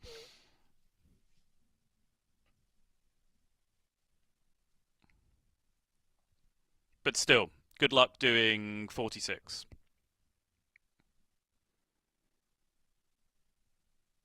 You even have the mana for, like, Turn the Tides? I guess so. Yeah, you're spending Depends on the next spell that's picked up. mana this turn, but I think it has to be Elixir. I think Turn the Tides gets there. Those definitely don't get there. Oh. Conductivity? I think you were looking for some sort of conductivity. Weirdly enough, you were looking for the Jive Insect scam in the version of the deck that doesn't play it, right? If you could try and put that together somehow, but I don't know how that even happens. You need to find some way of generating a board, I think, because I don't think you were ever going to discover enough raw damage to get over the line. So I guess Pack the House becomes as good an outcome as you can realistically expect at that point.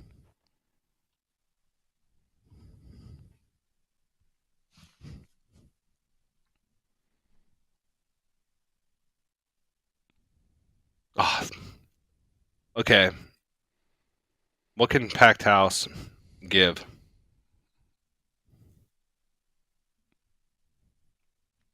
You want to pick just like Gonna the give anything perfect minion for each spot? Yeah, but is there anything like wild and wacky? No, it's standard cards only, TJ.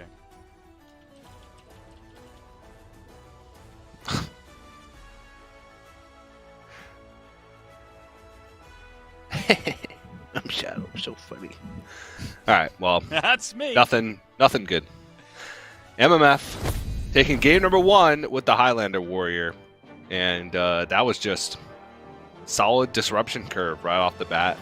And even though Insane, that game had gone a long time, if the TNT had not been there and come out like too super late in the game, that was a lot of recurring damage that could have happened with that snapshot. We saw the choices weren't that great, but extra spell damage, extra spell discover maybe a little bit earlier could have gotten there, but fortunately did not. And MMF now 1 game up. Wheel of Death still remaining.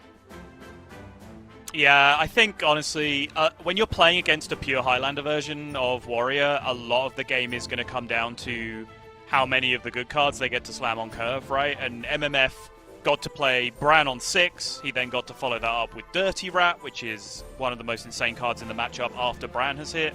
And then he got to slam TNT on curve, which, if you're not already responding on that turn where they spend 8 mana on the Boom Boss with lethal, you're probably not winning that game from that point, right? It's just too disruptive to have, you know, potentially 18 cards eaten by TNTs, even though that's unlikely to happen because you probably won't have the board space. But losing 6 from hand, 6 from deck, like, I was harping on about it, right?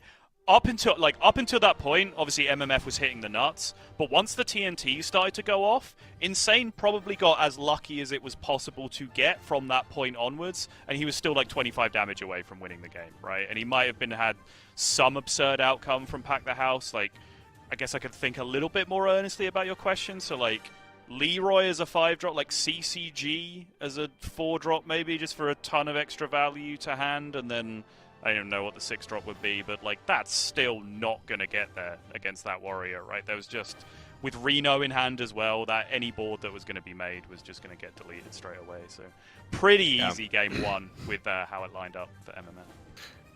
Yep. It's a matter of dotting the I's and crossing the T's. And now we have MMF going to be playing the Zarimi Priest. And the best I guess deck in Hearthstone, TJ. I would say so. So many options for tech inclusions, and MMF's choice is going to be the Pozic in that slot. And sure, I like it. It's a great tempo minion that gives your board some resiliency when it's played on curve. So I'll take it. It's no Hearthstone brew, but it's still solid. It fits in with what the deck wants to do. And then well, this is Furyhunter, but I think we're at the same point taken. Yeah, Insane is also playing Naga Demon Hunter. Yes, that is a thing. Yeah, and the same one. Actually, no, not the same one. No sigils for Insane.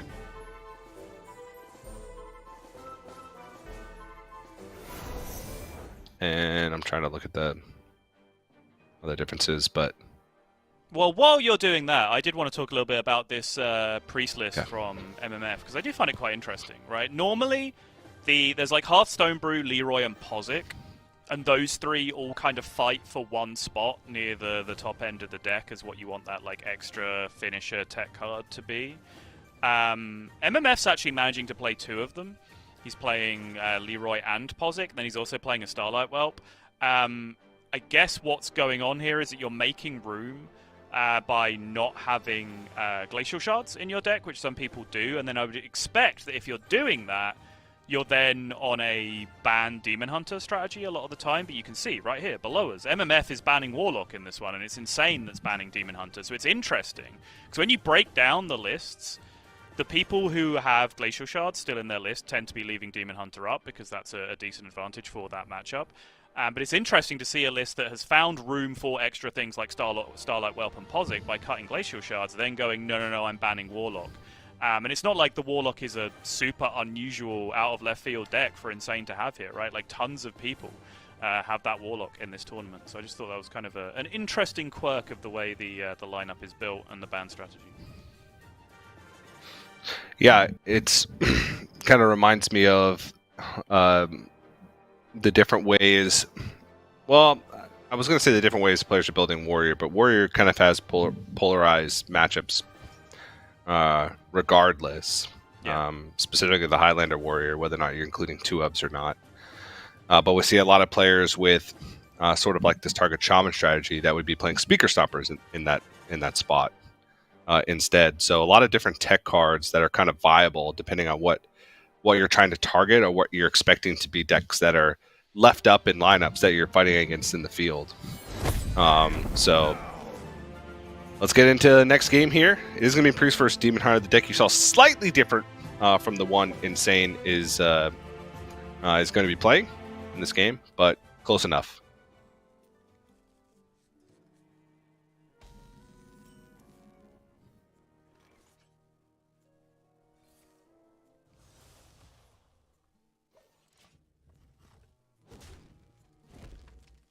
That's Pip, right? It's got to be Pip. That is Pip. Yeah, I don't think I've ever seen the signature Pip before. Light sings, and the impure fall. Nice. Tempo Clergy. I respect it. Actually, a little awkward for Insane to deal with.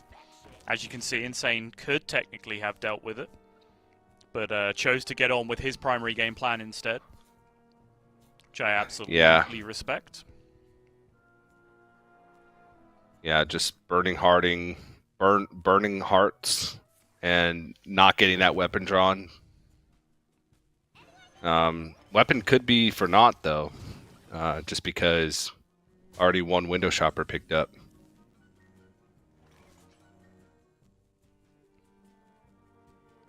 That's actually kind of a sick draw. Allows you to take full control of the board this turn if you would like to.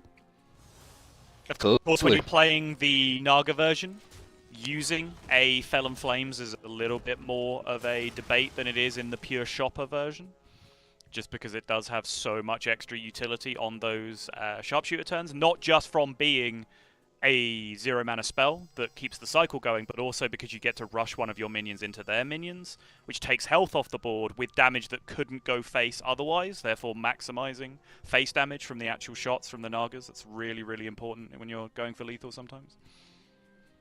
Yeah.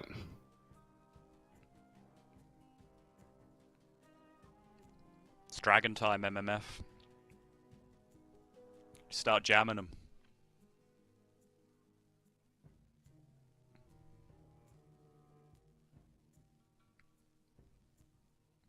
Got to think about the correct order.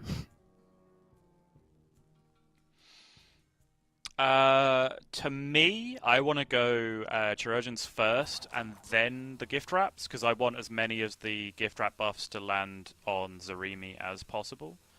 I don't think you're winning board by playing max stats. I think you're trying to set up turbo OTK with as big a Zarimi as possible with this hand.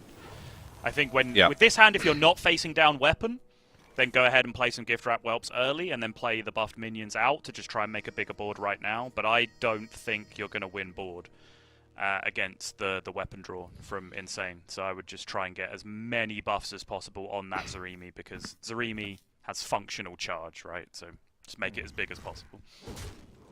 Yep. And this play is exactly playing into that. So very wise, MMF. All right, dodge the second patches draw. Was able to get this out, and a nice little basis for tempo. And exactly as you said, you're not going to win board. Forget about it. Forget about it. By the way, no one is hitting Magtherodons today. Have we seen a single one in like? Yeah, we saw one in first series. Okay. Yeah, we saw one in the first series, but only one in that series. And it wasn't red carded or any shenanigans like that. It was just a nice, solid couple turns of 3 damage. Good old Magtherodon. Give me a mag! Mag! Hey, we did it. Yeah. Yeah, MMF already knows. Just saw how quickly that was taken. Already knows the answer. Yep, drop in the nod.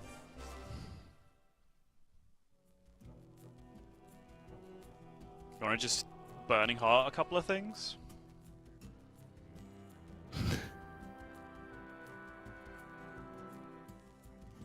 Yeah, ignore Burning Heart, ignore the rest. I grow impatient. Maybe just like Burning Heart the 4/5, play Desperado just for mana efficiency.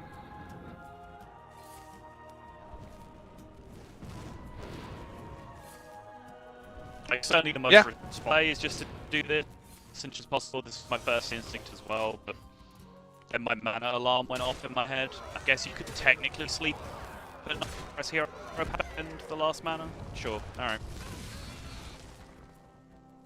Yeah, that's actually more efficient.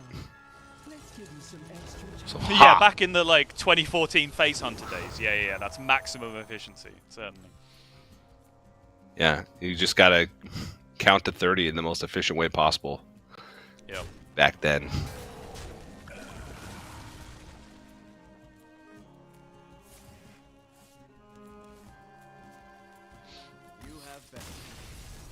Wow. All right. Just gonna get on out of there. Yep. And so is Insane. Yeah. And MMF's like, I'm out. And Insane's like, same. All right, Yeah, I well, think- we're all tied up. Honestly, I think the Abyssal Bassist off the first roll from the Window Shopper actually maybe even ended up being better than Mag Therodon in that sense, because it just represented so much more pressure so quickly, right? Like the Mag Therodon starts to overtake a 6/5 with damage quite quickly, but because the game was so fast, accelerated so quickly by the pip on a full hand of 1-drop dragons, just an extra 1-mana 6/5 was kind of disgusting in the end. Isn't it nice, by the way, how Window Shopper works entirely in the way that you want it to as a player, no matter what? Like, the buffs on the Window Shopper retain on the minions that you get, but then anything like Abyssal Bassist then applies the discount even after the discount that you've got from the Window Shopper as well. So it always works out in the best possible way for the player. It's very rare that Hearthstone rules line up in that way, where it's just always what you want it to do every single time. Not as fun if you're the opponent, of course, but hey. That's why it's such an insane card. Yep. And it was also Insane's card. Yep.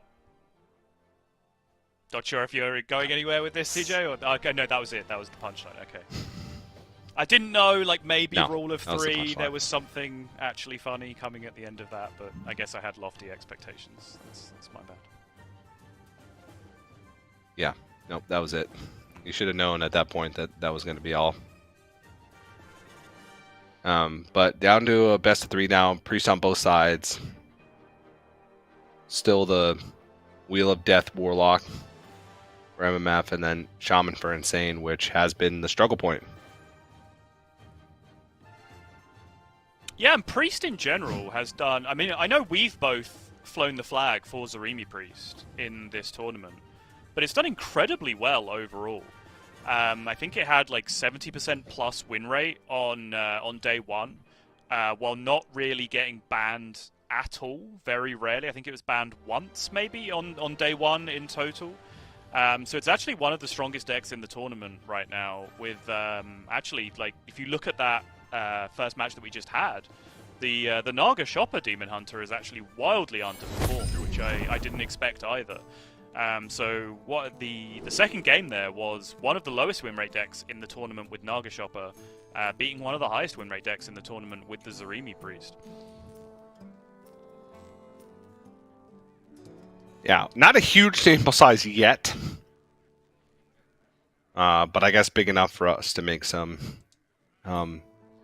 initial conclusions. If you're just referring to the tournament stats thus far, correct? Yep, yeah, just from yesterday. Yeah. Yeah.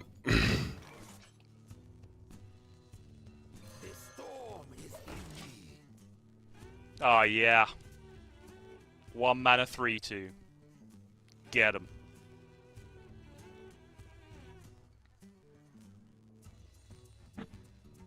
I love this start. I love players who do this start. I think particularly with Pop-Up Book as a follow-up, this is pretty much mandatory. This Zapper is probably going to push 6 damage minimum this game just by being on board on turn 1. So I fully respect this line.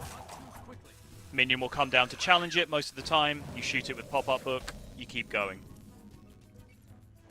Or, TJ, you draw the one thing Spirit in your Claws. deck that's even better than that. Yeah, which is hard to even imagine. And it's just a one of. This is MLF's kind of dead. yeah, yeah. Not even an extra turn can save you now.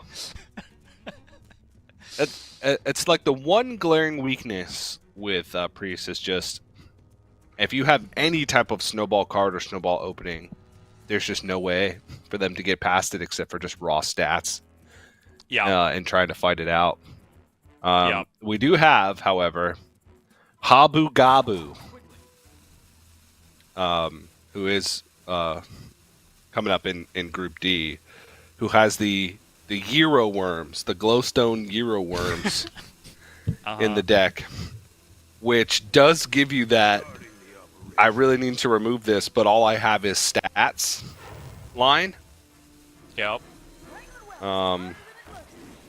So looking forward to that. Oh, Yippee! TJ, This is there such a this thing is as gross. Hearthstone visual ASMR? Because I'm pretty sure that's what this turn is. Your opponent buffs a minion to full health Yeah, and goes, just- aha, I can't remove this, and you just have spell damage, pop-up book, Spirit Claws hit you in the face with a 3-2. That is as visually satisfying a turn as I think it is possible to have in Hearthstone. Poetic.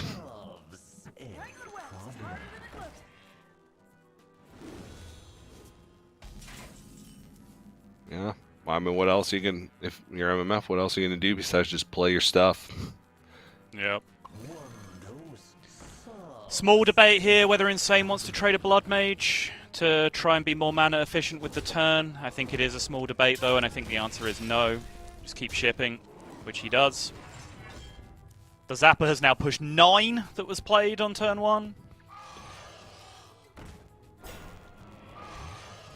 Okay, Funnel Cake is huge though. Funnel Cake is huge. I was going to make this point when you were saying, like, if your opponent has their best possible tempo start, you can pretty rarely respond to it. This is what you need in this build of the deck, right? Is you need to have Funnel Cake so that you can just cheat and just basically overload your opponent's stats going back the other way. It's the Druid strat, essentially, right? No removal, can't actually kill minions, but what I can do is just play way more stats than you can. Oh, no! Oh, raw 5 mana Crash of Thunder off the top with double spell damage. Just nukes the entire board. Novice Zapper pushes points of damage numbers 10, 11, and 12 for the game. And MMF is just entirely out of stuff.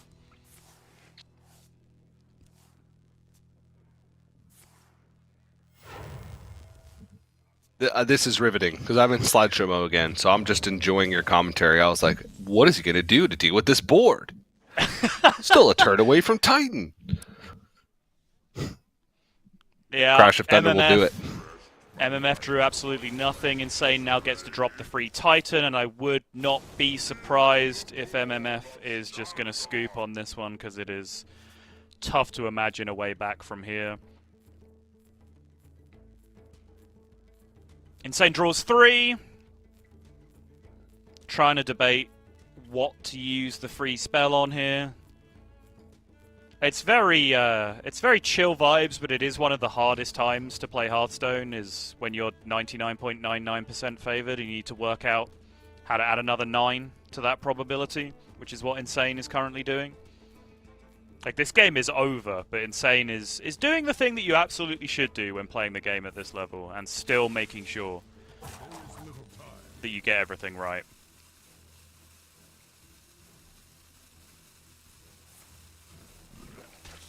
Yeah, I've caught up. And this is the perfect way to end your point. You got to make sure you do everything right. You got to push the 1. Oh, yeah. All right, Okay, extra turn. I mean, Ziliax yeah. with a clergy to Ziliax- try and get an extra mana. Ziliax is the best possible card you could probably have in your hand at this point, but you're probably going to need Funnel Cake shenanigans of some variety on top of that. Oh! Ooh! Okay, that worked out I mean, incredibly well. It is a very cool turn, at the very least. Riding Ziliax just to exactly 1 cost, and then duping it with Pip, and then getting to play both of them, where one discounts the other. Very, very cool. At least you've got a fun story to tell your kids about how you lost this game. I mean, if you could have picked like almost the perfect sequence of cards for that situation, that'd be close to it. In order for MMF to even have a chance, but Insane had enough damage there at the end to close it out, and takes a lead in the series, 1 step closer. Just the priest deck remains for Insane to make it out of this group and move on to the top 8. So Yeah, looking pretty good. Worth noting, though, that you were talking earlier, a lot of people have just been jamming speaker stompers and things. There you go. There's the moment. You can see the contrast in emotions since you missed it first time around, TJ. Yeah. Insane does have double speaker stomper in the priest, which if he then had to play this matchup in reverse, he would feel pretty good about, I'm sure. But MMF has not fallen into any of those shenanigans. He's not bringing Shaman at all, which means there are some opportunities for some somewhat clunky draws from Insane's Priest that maybe might give MMF a route out of this series. But like I said, Zarimi Priest, yes, small sample, but Zarimi Priest is performing very, very well for everyone not called MMF in this tournament. So you would expect Insane to be able to pick up a win. At the very least, he's got a mirror where probably MMF is a tiny bit favored because of those the lack of speaker stompers in MMF's version of the deck, making it a little bit more streamlined. But Insane has to have a huge edge from here.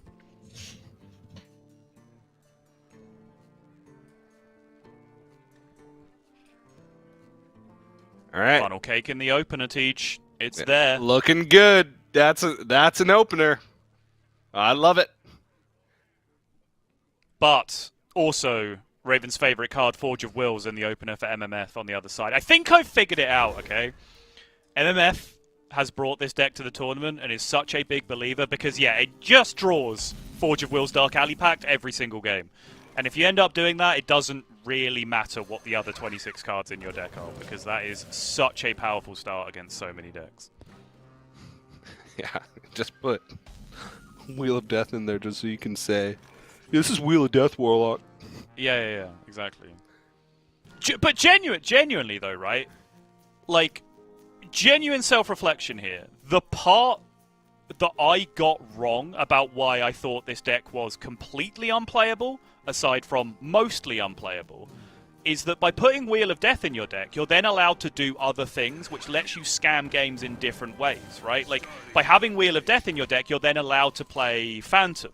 And by having Phantom in your deck, you can scam games with the 6-mana guy and Forge of Wills, like we've seen previously, right? Like, you do have these other ways of blowing out games that don't particularly involve Wheel of Death as a win condition, which is something that I did not really evaluate when the card was revealed properly.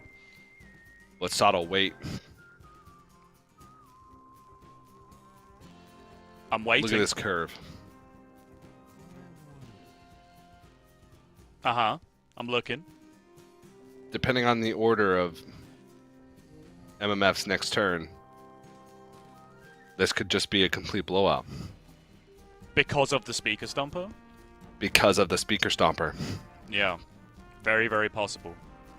MMF would have to realize and get the Dark Alley Pact out first just to deal with the board. I guess this is... I don't think you want a funnel cake just to get a 1-2 on the board, do you? No, I guess if you do the math, yeah. Well, you could be able to get the 1-2 on the board regardless, so the funnel cake would be completely superfluous.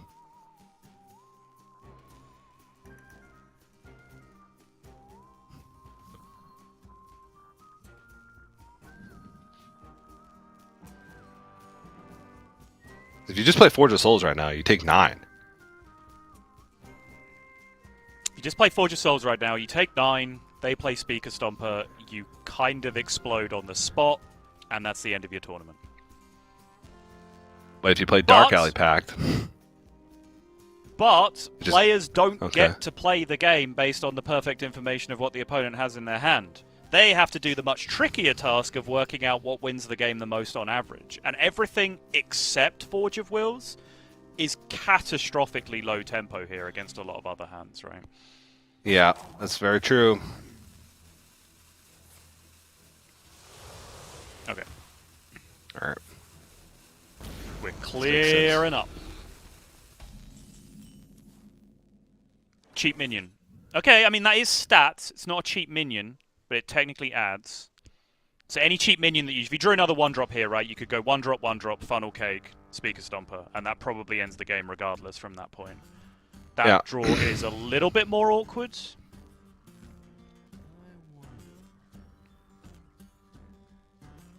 Yeah, there's no way to put 11 on board.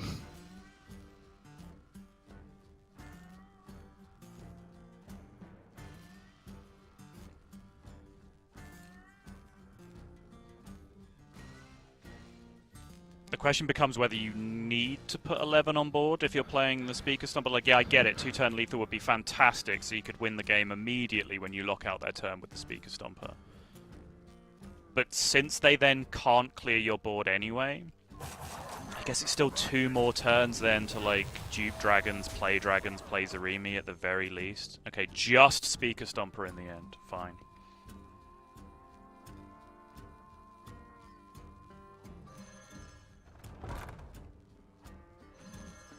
Holding on. Oh, I was gonna say holding on to the harp because it's not damaging and wants the extra Dark Alley Pact, but we just stomp her again, right? Synchronized funnel. Oh no, you can't. Oh no. The 3-1's too injured, right? It has full health. Well, you only have 2 minions also.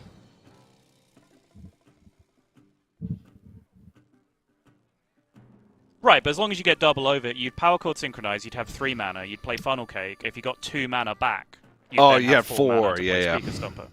yeah. Yeah. But I think that thing has 4 max health? Does it? Yeah. I mean, it would never be even, right?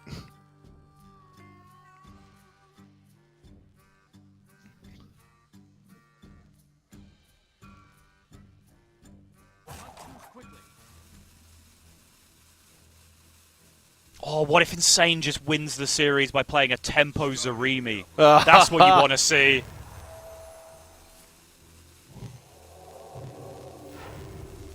Use the second Synchronize as a buff to push some damage. Yeah, this makes sense, I think. Yeah, and needs the extra dragons for the Zarimi. I think we're at just 1 left, right? Yeah, it'll be either 1 or 2. I haven't kept perfect track this game, but certainly with the funnel cake, you'll be fine either way to at least get the active turn.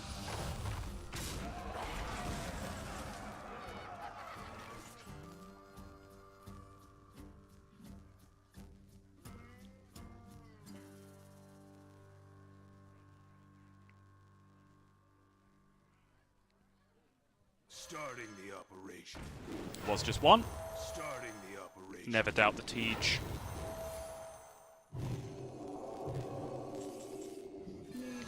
Clap, clap.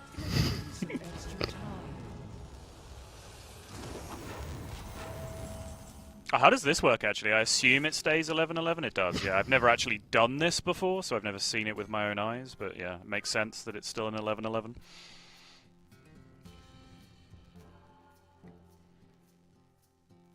Which means, weirdly, you do not have lethal right now. Nope.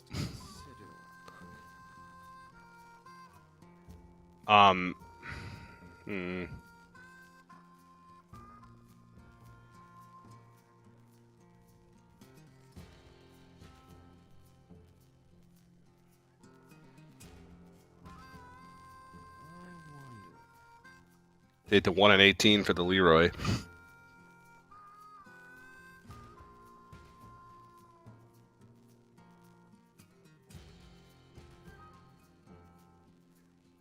There's not really anything else from your deck you'd want at this point. Maybe Amanthul just for like next turn. I think the Speaker Stomper just being on the board is more valuable.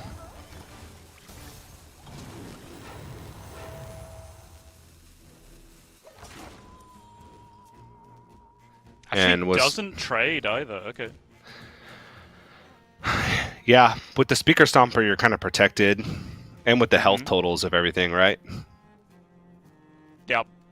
Just arguing that you can cash that into 3 extra damage that you don't have to do to the taunt next turn. Of course, MMF does now get to start tapping for free. But this is a seriously bricked hand when you can't play spells.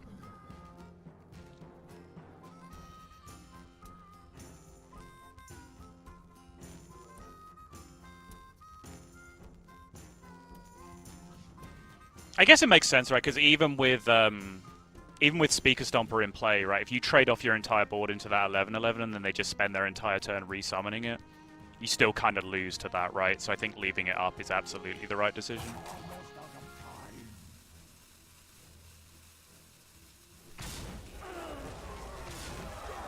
now you only have to deal with it once, and you have your full board to be able to do that with. Yep.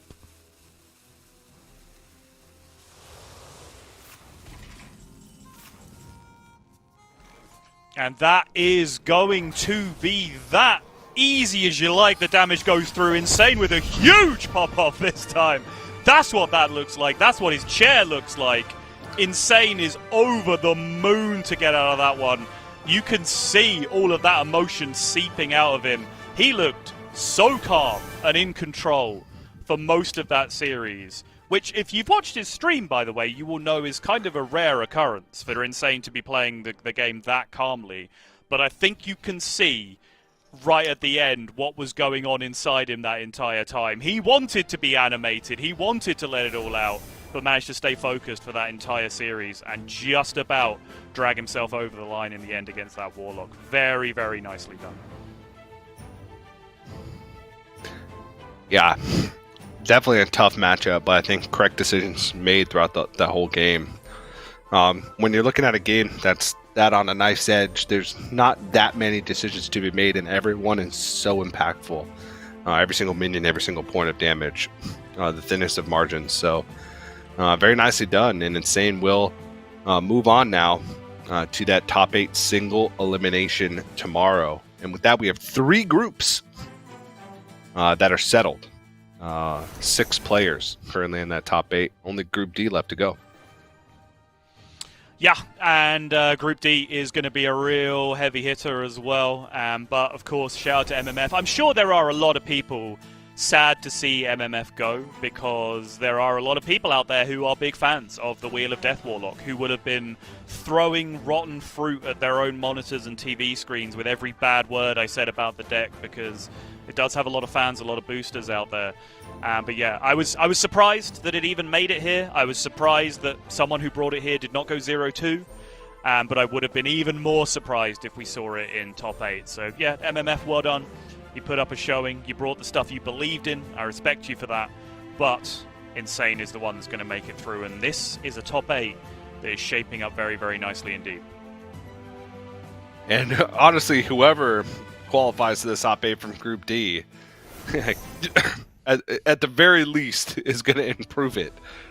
Group D with Bunny Hopper, Habu Gabu, Hemlock, and Dmitry Kazov. All names that, if you've been following competitive Hearthstone even somewhat closely for the past few years, should be familiar names. Very standout group. And honestly, maybe just Habu Gabu alone makes Group D the most creative group in terms of deck lists. I will say that. There's a couple of spicy tech inclusions, and a couple of small differences in lineups, even amongst popular archetypes, that make it great. So I'm looking forward to that one. Any final thoughts on this series, or looking forward to Group D before we head on out of here, Sal? No, I think we'll talk a little bit more about what we've seen and what's coming up after the break. But I think just shout out to Group C. I really hyped this up. I thought this would be a very, very high level day of Hearthstone with the players that we're entering. We're about halfway through it, and so far it is living up to expectations. So get comfy in your seat. We've got another fantastic group coming up pretty soon. Yeah, and with that means we got to go to a break. We're halfway point through the day, which means we're halfway point through the weekend. So don't go anywhere. Plenty more Hearthstone action to come here at the Hearthstone Masters Tour Spring Championship. Don't go anywhere.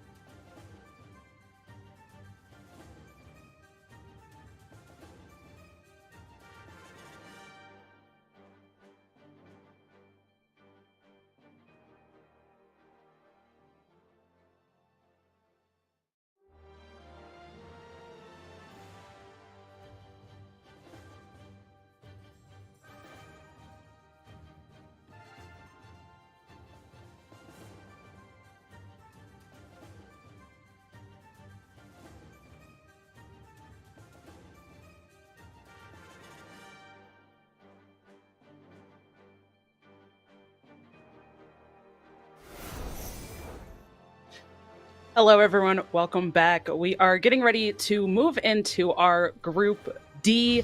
But before we do that, let's talk with all of the casters here, outside of Raven, about kind of what we saw already today and what we have still coming up. So, Lorinda, let's start with you. How are you feeling about what we've seen and what we have coming up next? Yeah, great to see Insane doing well after he's been kind of to show us his qualification process on stream. I really like to see it when people succeed like that. And yeah, looking forward to seeing the 2019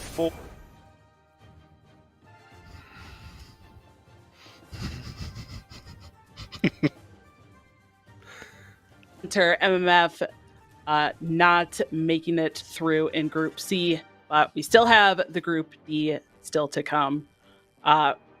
Let's move on to Sottle. How I know you guys both just kind of closed out that Group C, so you already did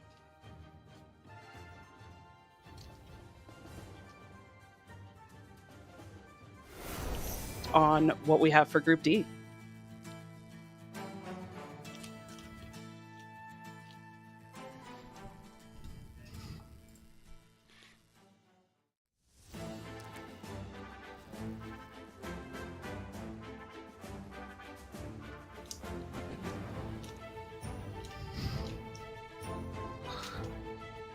Well, I have done that both times that we have done these little group chats. Hello, I am here.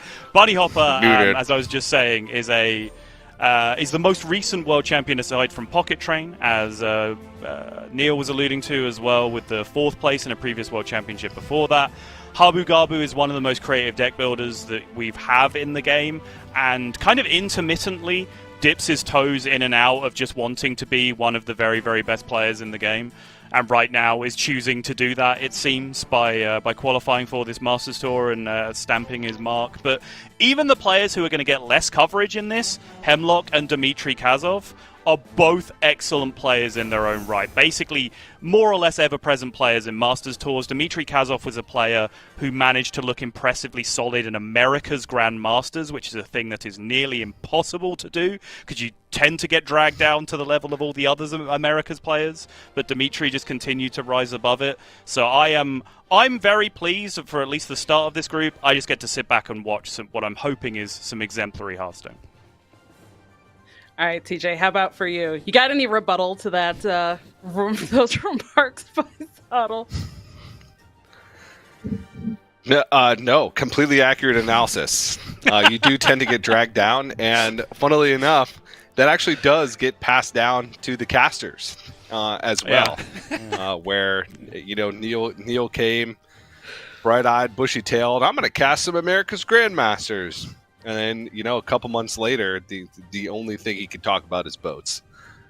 So, that's just what happens. But yeah, I think Group D, I mentioned it before the break, incredibly stacked. The one question I have for Habu Gabu, based on Sottle's comment, one of the most creative deck builders, is this a metagame where you can get creative? Right? That's a big question. Is this a metagame where it's correct to take existing archetypes and put your own flair on them? And I think that's going to be the big question. And you saw that Habu Gabu already finds himself in the lower bracket.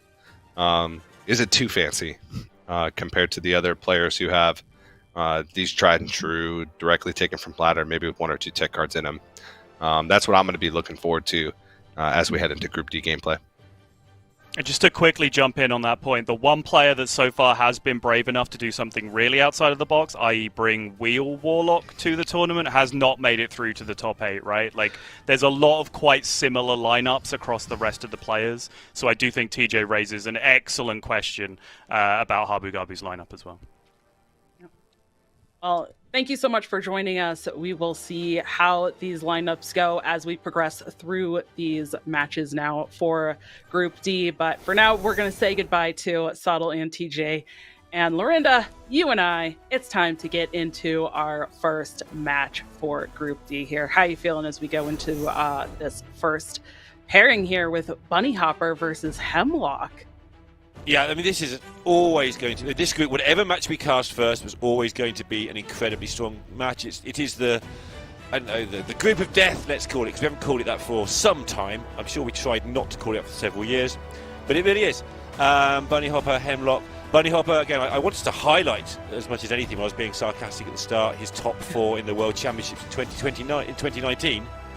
Time travelling there for a second. Because, obviously, we know he is the World Champion from 2022. Really, really tough year that was as well. He had to sort of hang in there to the very end to get to the World Championships. And he can just do it anytime he needs to, apparently. Not playing quite as much now because family and things. But still able to qualify for this and still able to win his first match. Yeah, it's definitely really cool to see him still competing at this level as both a previous world champ and, as you mentioned, now being a dad and kind of having that family balance that he has to maintain. So really interesting. We'll see how it goes for his competitiveness here. But then jumping over to Hemlock, what do you think of our player Hemlock here? Oh, Hemlock is one of the best players in the world at the moment. Last year, just to put this into context, it was the same system, but there were 3 Masters Tours of 16 players. He reached the top 4 in one of them, top 8 in the other 2, and also made top 6 at the World Championships. So he is good, and I think he might have the matchup advantage here as well, if I'm honest, because I think he's got the decks that hurt Bunny Hopper's Priest. Bunny Hopper might be looking for the mirror in this one to get himself out. Otherwise, he's got to beat the Warlock or the Demon Hunter, and the Priest isn't too fond of those 2 decks. Yeah. We are getting to see a couple of those decks there. We saw the Warrior. We saw the custom Warlock there, which is really interesting. We are going to be jumping in to the first game here, which will be those decks that we did get to see on screen. So Bunny Hopper on the Warrior here. This is not that Highlander version that we've kind of already seen today. This is that more duplicate Odin-focused variant. And Hemlock here with this custom Warlock. Now, I mentioned in one of the previous series that I am a fan of the Wheel Warlock, but really maybe not so much in some of these tournament formats. I guess if you're kind of bringing it for something very specific, I think it's just a fun deck. But this custom Warlock to me is even more fun. And it has that thing that I said earlier that I like to do, which is put things on board and hit your opponent in the face. So after how you hit easy you yourself in think the that's... face. Well, Put things yeah, on board, hit yourself you in do. the face, then hit your opponent. Just to be That's clear. right. I mean, well, then you're getting to hit 2 faces, so it's 2 times the fun. Is really what's happening here. It really is, and this is going to be a lot of fun for Hemlock fans, I think. This opening hand, the Rook in your opener, the Treant as well, the Geode, that is a lot of hitting yourself in the face, but also it's a lot of cycle. The Geode does a lot of very sneaky work. It doesn't feel like it's doing a lot, but drawing 2 extra cards by turn 3, turn 4, when you're looking for your Mountain Giants, when you're looking for your Horrors, that's going to find them more often than not. And with the Projectionist in hand as well, he is looking to make a really big board at least twice, and maybe even 3 times in the next 4 or 5 turns. Yeah. The Geode, as you mentioned too, it does feel a little sneaky sometimes being able to get that card draw, but some of these more just kind of aggressive focused decks can sometimes really struggle with card draw. The Warlock does have the hero power for card draw, but oddly enough, in this deck, it feels almost bad to just be hero powering. Yeah. Even though you do get that draw because you want to be dealing damage to yourself. And even though the hero power does do that, that's all it does. But Yeah, this, you can deal damage and draw cards and get a minion on the board. There will be many exceptions to this, but I think in modern Hearthstone, if you're hero powering, generally something bad has happened on your turn. Yeah. Demon Hunter, I guess, for 1 mana, sometimes you're just filling out your curve, but in general, maybe Death Knight occasionally uses the hero power to get a poisonous undead or something, or just to set up some corpse stuff. But yeah, if you're hero powering, you're in trouble in modern Hearthstone, and this Geode stops you from having to do that. It's a really good point. Decisions here quite often on turn 3 for the Warlock. The Forge, you really want to get going, but you know what else you really want to get going is your 5/6, especially on this board, because early on this can't be Bladestorm. The Geode is in the way. Yes, it is. And there's not necessarily a lot of ways to answer that as easily here for Bunny Hopper with this warrior. We just saw the first Needle Rock Totem come down from Bunny Hopper. There is the second one in hand, but it does get removed pretty easily. But does Bunny Hopper just want to go for something like Needle Rock for a little bit of extra armor and kind of that little speed bump in the way? Or does it just end up being something like the Garrosh's Gift and get more armor and draw that way? There's the answer. That's what he wants to do. Now we've got questions for Hemlock. Does he want to make another 5/6 and nothing else with it? Oh, he played Treant if he wants. Or does he want to play Neophyte Geode? Probably, if Bunny Hopper couldn't do anything last turn, then with Neophyte down, he probably can't do anything next turn, is usually how it goes. But he's missing a whole turn of 5/6. That said, if he plays the Forge now and gets the 5/6, he wastes an entire mana, and you're hoping to only have 21 or 28 mana in the whole game, so wasting one is a huge amount of wastage.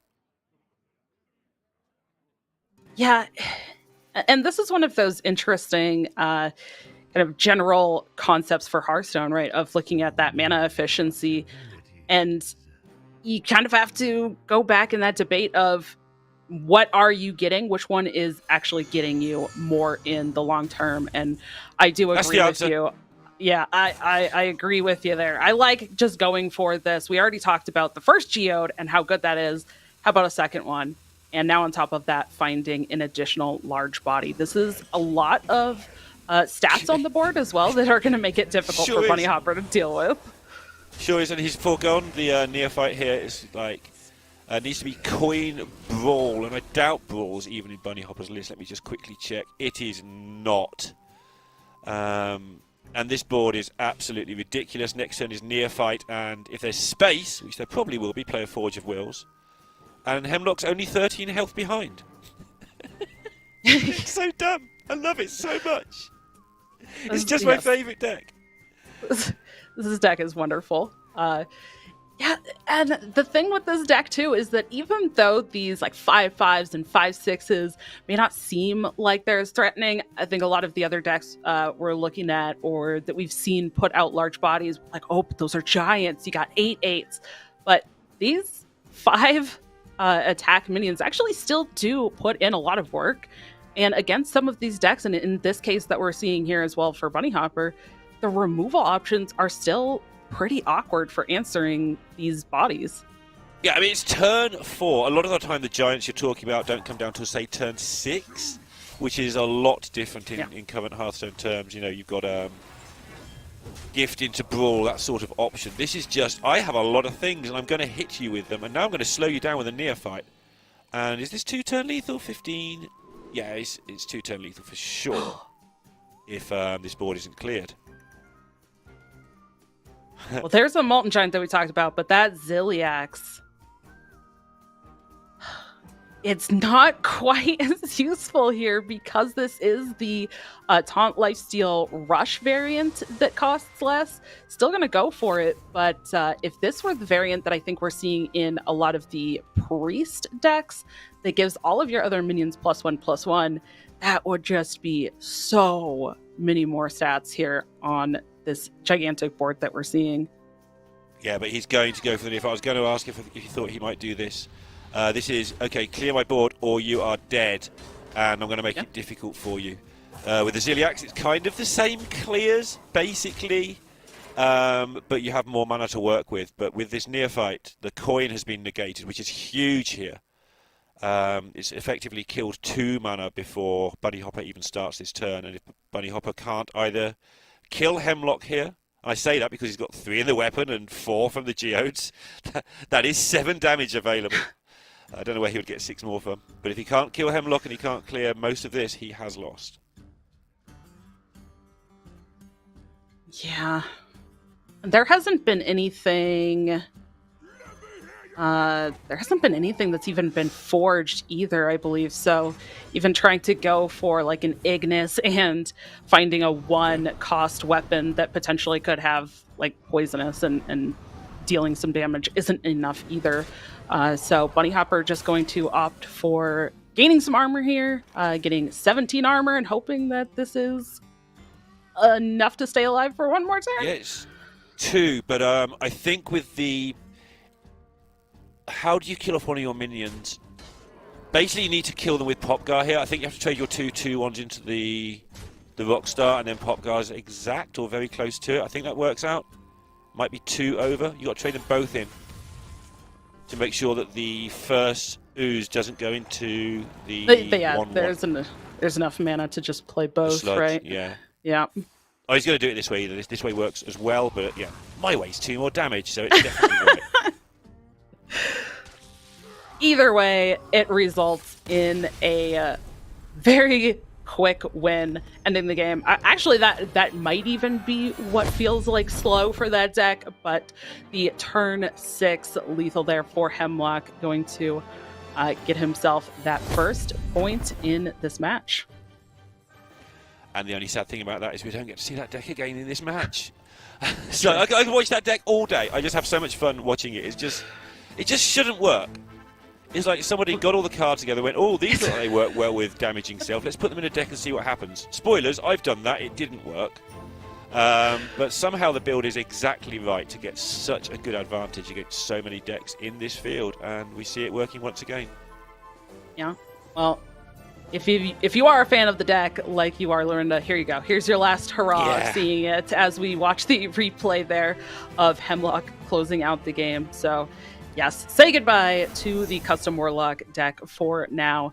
But that does mean, as we said, that Hemlock is up 1 point, going to have to get a win with the Priest and the Demon Hunter now. And as a lot of the casters have talked about today, how good this Priest deck is and how well it's performing in the tournament this weekend. So I feel like that is a maybe not guaranteed, but pretty high odds that the Priest is going to get a win here, which just leaves that Demon Hunter. But how do you feel going into the rest of the lineup for Bunny Hopper as well?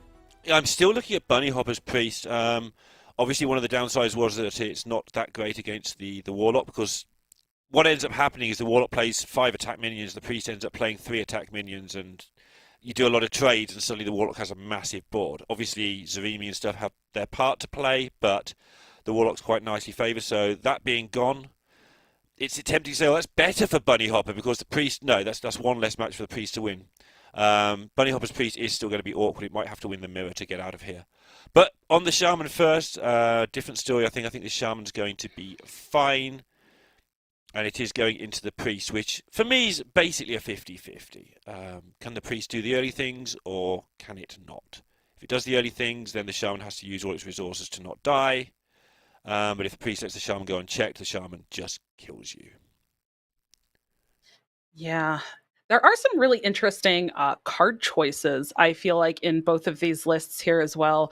We're definitely used to seeing things like in this Priest, like the Funnel Cake, Zarimi. But the Shaman, I feel like we've seen slight variations in all of the Shamans. I'm looking at Bunny Hopper's Shaman. There also is a Dry Scale Deputy, which I don't feel like we've seen consistently. And actually, there it is in the opening hand as well. Yeah, so the Deputy's being played in the lists with the people who brought the Forest. We saw somebody earlier with double Deputy, Yes. double Forest. The Forest just, I assume, adding a little bit of consistency to your card draw. It almost feels like a leftover to me. I don't know if it's been re-added. When Shudder Block was in the deck, the Forest fetched all your Battlecry things that you wanted to do with Fizzle and such like. But maybe people have said, well, the Forest was kind of good. It does draw 2 cards, saves you 2 mana, and only costs 3, and you've got the time to let it do its thing. So what can we play? And so you don't run out of too much stuff. I think the Dry Scale Deputy is just run because of that. I could be wrong here. That makes sense. It's just something that I noticed with Bunny Hopper's list, and there is only one copy of that Fairy Tale Forest, as you mentioned. There's also a Fizzle, so those could also just be kind of inclusions that might be for some of those slower matchups, but not necessarily for a matchup like this Priest, as we did see Bunny Hopper actually just toss back that Dry Scale Deputy. Did keep the Zapper here, And I think this was talked about as well in the previous match, where keeping this 3-2 on board was pretty good into the priest here, being able to get something on board, contest, but then the amazing top deck of Spirit Claws to just be able to answer something. But a salesman, not a bad pickup when you're overloaded and only have 1 mana to use if you want to continue putting things out on board. Yeah, and look what it's done. Just by playing that 3-2 meant that Hemlock couldn't do sort of some natural development, obviously keeping back the clergy anyway, but wasn't allowed to put the Surgeon down because that would just get eaten. There was no point doing it, and having a 3-2 down has really hampered Hemlock's development. He's obviously got a great hand. He's going to be able to pop off at some point and draw a lot of cards and do a lot of things because he has the funnel cakes and the clergy, but it's so annoying facing down a 3-2 when you're playing a deck that basically has no removal apart from your own sort of minions to do it with. Yeah. And this is an interesting, I guess, event for Hemlock with seeing that 3-2, saying, I can't really commit a minion onto the board, but also having coin and having this kind of sequence of what 1-drops do I want to use? How do I want to use this power chord synchronize, which we are going to see that Crimson Clergy and the coin synchronize. But yeah, I guess this puts a bigger minion on the board. It sets up. There could have been other paths to go, but now on the other side, Bunny Hopper has to answer this, right? Like, has to respect this clergy. Oh, absolutely. If he doesn't remove this clergy, he knows there's another one. And this is a strange looking play in a way. So yeah, you've got to get rid of it. Obviously Hemlock on the other side, done his job if he removes these anyway. Except there's another Zapper and a Geomancer. Have some minions in your face, young man. And now it's up to Hemlock. Can he get this Dreamboat to stick? Because this is just going to do a lot of damage. This Bunny Hopper has generated a lot of tempo here against a deck that's going to struggle to deal with it all. Yeah, Raven and I were talking about this in the previous match as well with this priest, where you can kind of come into some of these matchups where it does feel almost like that zoo style of back and forth. I don't think that the nature shaman or shaman in general is particularly like that in every case, but in this game that we're seeing here, we are kind of seeing that just fight for board early, which also does mean if Hemlock is actually able to kind of keep up a little bit or have a huge swing turn and fight these off. Also, Bunny Hopper has used all of these early minions and, importantly, the spell damage minions. So that means potentially less damage for some of those nature spells later. Could be impactful if it also means less damage that is going into a board clear like Crash of Thunder and not clearing a large board from Hemlock. Yep, makes sense to me. Bunny Hopper here using the location though to keep that minion pressure coming, so that will lower the amount of damage he needs to do with his spells anyway. He is just going to have a supply of minions, and yeah, this is what he thinks of your silly cards. Take 3. But yeah, this is what he thinks of your board. It was much easier to play Shaman in the Bioluminescence version when you had Feral Spirits, when you had Piranhas to be able to put some things on the board and generate that tempo. You could even flash very easily there to turn the tides, that sort of stuff, and more Ferals to generate minions with the other one, card whose name I always forget under pressure, the Reflexes. Yeah. And it's a lot harder to do that now, but Bunny Hopper still just happy to do it with limited minions, and again the location is going to help keep those minions flowing a little bit.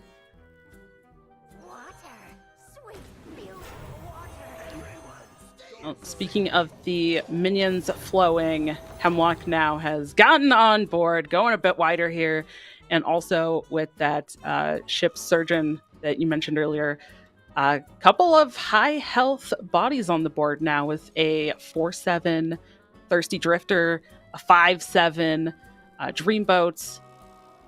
no removal in hand for Bunny Hopper. Yeah. So this might be more of just a kind of passive look for something else that you want to do for the following turn.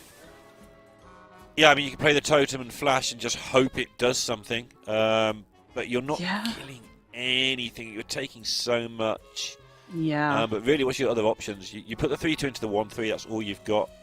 Flow Rider just sits there. You're taking how much? 5, 7, 9, 13. At least 13. And then more the turn after. Do you think you've got another turn after that? Maybe not. So you might have to do the flash of the totem just to give yourself any sort of Hearthstone play at all. But you know that this is pretty unlikely to pay off. Yeah, and how many dragons have been played? Do we know? Is Bunny Hopper even worried about the Zarimi on curve threat? I mean, he'll be worried about it, but even if it was 5 dragons, which I don't believe it is, I think it's I don't it's think 2 or so. 3. But what can he do about it? It's like you've just got to. Yeah, it just doesn't nothing. exist in his head anyway, right? Yeah. So these things are killing him even without a Zarimi in 2 or 3 turns. Yes. So he did have to hit the panic button there and just go for it. I know that the flash is technically a cycle and it's technically sort of setting up the second flash.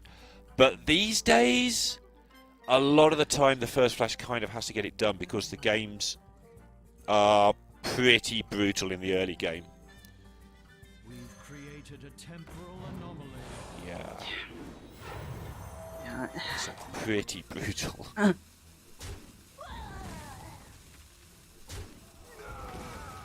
Oh, yeah. Now Hemlock has this board, this projectionist creating another Dreamboat, going to make even larger, and just draws into a Thirsty Drifter. I don't think necessarily needs to commit this one. Maybe just leave the board space open for a couple of top decks, something like Ziliax or that Zarimi potential. But again, that's probably not active. Yeah, he had but I guess if 21. Adding it would have made it to 25, so still not lethal. Yeah. So yeah, hold it back, keep a board space available for something else, sure. But even if you suspect as Hemlock if that Bunny Hopper has something to clear, again, these 7 health things are still quite a lot after Bunny Hopper has already committed essentially all of the, or most of the spell damage minions here. The Golganeth is helpful and will do a little bit here, clearing up potentially a couple minions, and I guess healing Bunny Hopper back up to 30 instead of 27. But I like this option here from Bunny Hopper to actually just go for drawing some overload cards, see what else he can find. As we've talked about, that yeah, there wasn't really anything in hand to actually do anything. Yeah, the taunts are really annoying for Priest, by the way. There's no real way to remove them. I mean, there is Amanthor on 7, but again, 7's a long way off. But these frogs really do their job well. They just save you from so much damage. Yeah. Although it does feel a little bad. I think Bunny Hopper just kind of threw up his hand there like, okay, I guess, here we go. Like, just play this and get a couple frogs out. Yeah, it's only 6 mana here for Hemlock, so not going to be able to play that Amanthul, as you mentioned. But this is, the draws have just not done Bunny Hopper much favors here. And there's still just so much damage and so much health stacked on the board for Hemlock. Scale Replica to fetch Zarimi here. Yeah. He gave it the maximum chance to draw Dragon first, but if he plays the Wrangler here, he'll have Surgeon and the Whelp next turn into Zarimi. I think he probably only needs 2, if I've counted correctly. I think he only needs 2 more. Maybe he doesn't. Yeah, the fact he's playing this to me means I've got it right and there's only 2 more needed for Zarimi.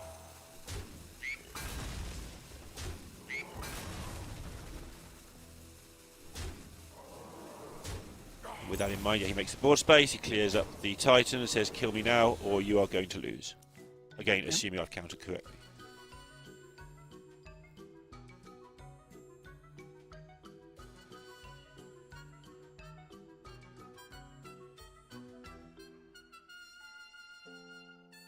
I'm seeing, 21 on board currently?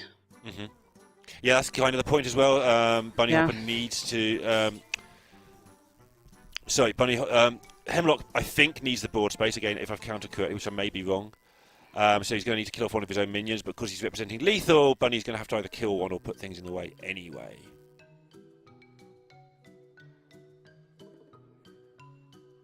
Trying to work out what he can do with a flash here. If he flashes, can he not die in the process?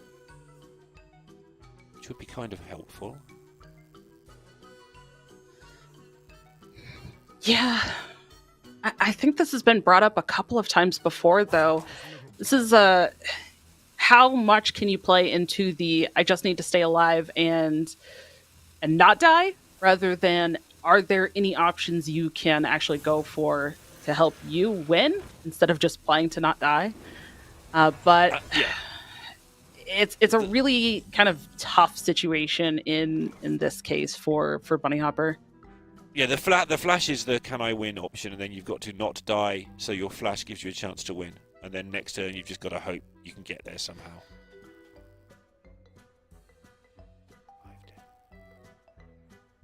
51 power cord. No way of killing off his own things here. Can the Almond Thule clear off I his think own he thing? can, but then you can't. Yeah, I was thinking that, but then you can't actually. You don't have enough mana for Yeah. Zarimi anyway, right? He did Right. choose not to play the 4/7 the 0 mana card in hand last turn. The Amanthal can buff something, but it's not enough.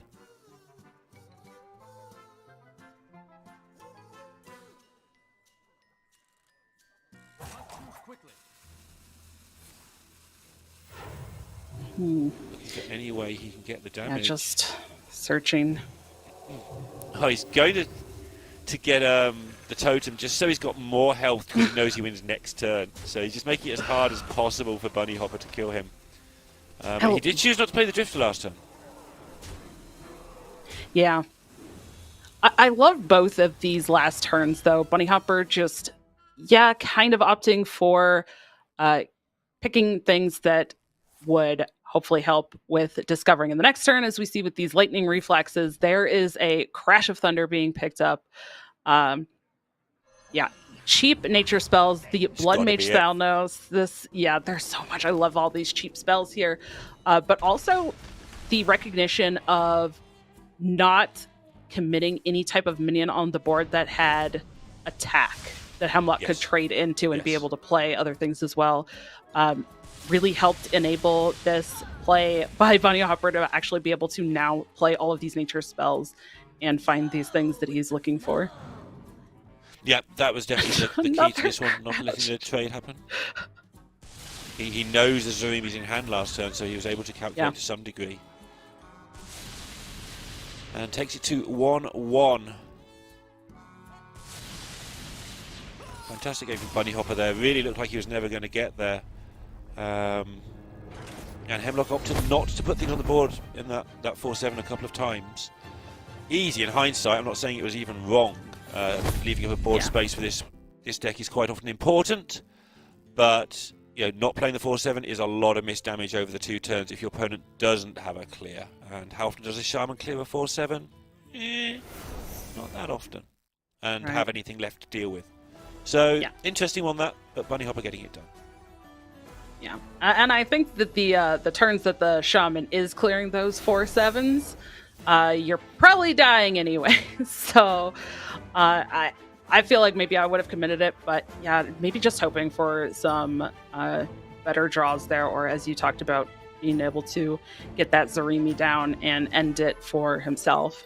But really interesting game. I don't think that especially the early game was quite what we would expect of either of these decks, but it was really interesting to walk through that match and see how these players actually manage that. So, as you mentioned, Bunny Hopper getting it done with that Shaman 1-1 in this match now. What do you expect that the rest of this match is going to look like now that the aggressive Warlock with that custom Warlock is out of the way, and the Shaman that I know you were talking about a little bit earlier? I feel like it'll come down to the Priest Mirror. It's not set in stone. Obviously, Q Order is a thing in Conquest. The Priest might just beat the Demon Hunter and get out of there. All that sort of thing is possible, but I think we're likely to come down to the Priest Mirror here. I think Hemlock has a very slight advantage because he does get to play the Priest against the Warrior sometimes and just win, and then the Priests aren't there anymore. Whereas Bunny Hopper's option of Priest into the Demon Hunter is a lot less good if that comes up. So slight advantage to Hemlock, but not a big one at all. Yeah, and the Demon Hunter deck list for Hemlock is this more just all in on the Umpire's Grasp and Window Shopper, like just the shoppers, damage, getting out a lot of that minion and burst damage. This is not a list that is running the Nagas and the additional kind of end game potential like we have seen already today.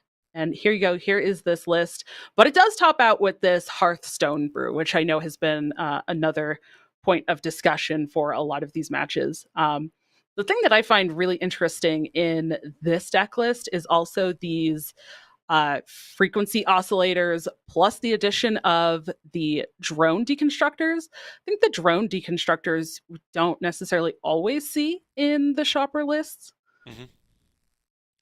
Yeah, they were in for a longest time. I don't know if they're still in now. They were a sort of a leftover, or not a leftover, an improvement because you wanted to play the oscillator and you're only playing it for a discovered Magtheridon, which sort of felt like a little bit, not ambitious, it definitely happened a lot, but a little bit frivolous. So the deconstructor got added, I think, for just some other use for your oscillator. So you weren't just playing this 2-1 and hoping that it did its job later on. Just give it a little bit more consistency. But I'm with you. I think that sometimes the whole frequency oscillator, deconstructor stuff, it can get you a very powerful start, which against things like Priest is really important. But also, it means you don't end up with a Hearthstone brew in your deck because you use all your cards early against Warrior. So, I don't know. I don't want to end with a Hearthstone brew in my deck if I can help it. Yeah, well, we'll see if the game even gets to that point because I see an Umpire's Grasp in this opening hand for Hemlock. But going first, which means no coin, so not going to be able to coin into that Grasp and get that out even earlier. But Bunny Hopper on this Priest has multiple 1-drops, including that all-important Glacial Shard to keep at least one additional turn of the Demon Hunter kind of at bay with keeping the face frozen when that Grasp comes down. Yeah, and I'm interested to see when he plays the Glacial Shard. He's seen the keep of the Grasp, right? He knows it's there. Does he play it on 3? I'm a big fan of playing it on 4. Obviously, he may have other things he can be doing on 3 or 4 himself. So, but I like to make my opponent commit to the weapon and then freeze their face so that they can't. You don't sort of preemptive freeze and stop them playing because they can spend their 3 mana on something else that turn. But Pozic's also here. Pozic might be quite tricky for Bunny Hopper to deal with, weirdly. It's a lot of stuff. Yeah, and Bunny Hopper, starting off with this Salesman, Hemlock just able to Hero Power and Taste of Chaos. Does look like, unfortunately, we're not able to see the Discover options coming off of this Taste of Chaos here, but maybe some interesting choices as Hemlock is taking a little bit of time to decide what he wants to take. Yeah, that'd be great. I'm sure they're all fantastic. I'll take the middle one. The middle one?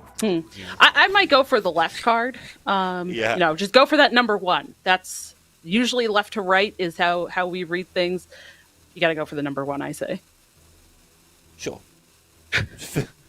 We have no idea what these cards are. Very useful. I'm just going through the whole pool to make sure I don't mess up here, honestly. But yeah. Fan the Hammer. Yeah. Pretty good way to end the game. Pretty good removal. I've seen it played in the deck, like as a native to the deck. It just gets put in there sometimes.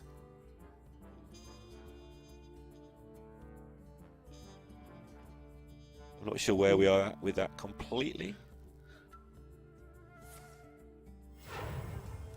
I guess I-beam would be kind of interesting as well, but no way of getting it to the left if that was one of the options.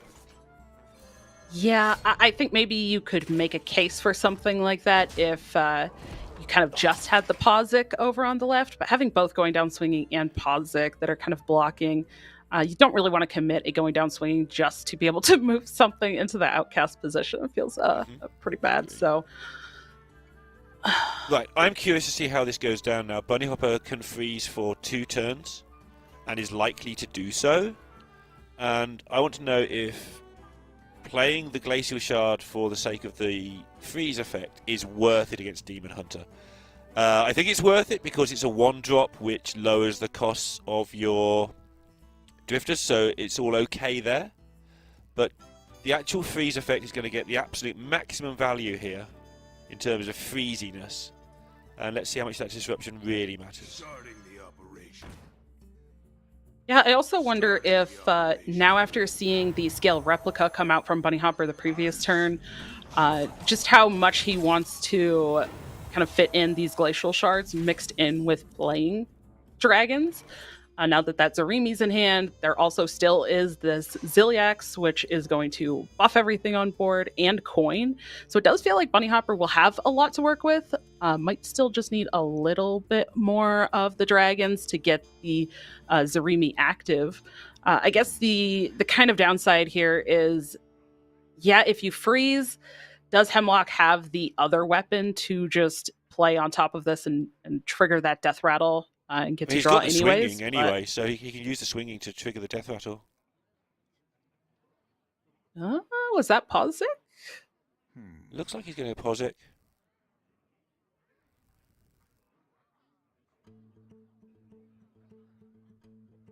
Pozic can through Fell and Flame and then tell your opponent to deal with something. But swinging to get yourself the 6-5, if I'm not going crazy, I think you get the swing with swinging. Pretty sure you do.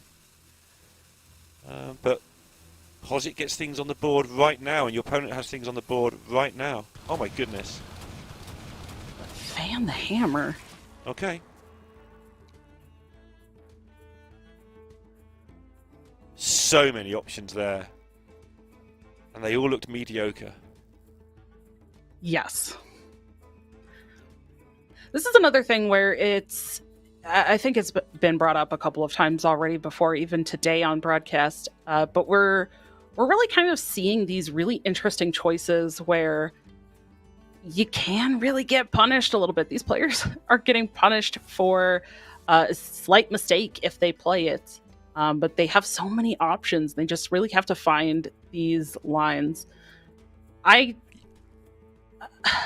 don't know if I would have gone for that fan the hammer myself, but yeah, we'll see how that turns out.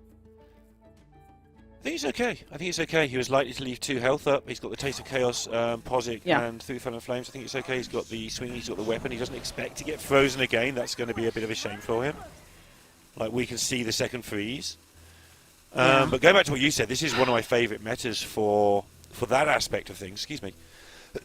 Where I want to play 6 or 7 turns of Hearthstone. If I make a mistake, I want to lose, get punished for it, try again and learn more. I don't want to make a mistake on turn 4 and lose on turn 27 because I made a mistake on turn 4. I just want... Look, you made a mistake on turn 4, you die on turn 6. Unlucky, serves you right. And then you get another go at it, and then maybe your opponent's the one who makes a mistake in 7 turns. And after an hour, you played 5 or 6 games, you made some mistakes, you won some games, you lost some games, and a lot of them feel like they were your own fault. And that's my sort of Hearthstone. I'm with you. I enjoy it as well.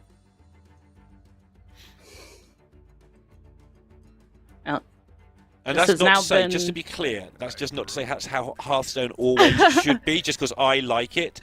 Hearthstone should, cycle through things that other people like as well. But at the moment, it's in a phase that I happen to really like.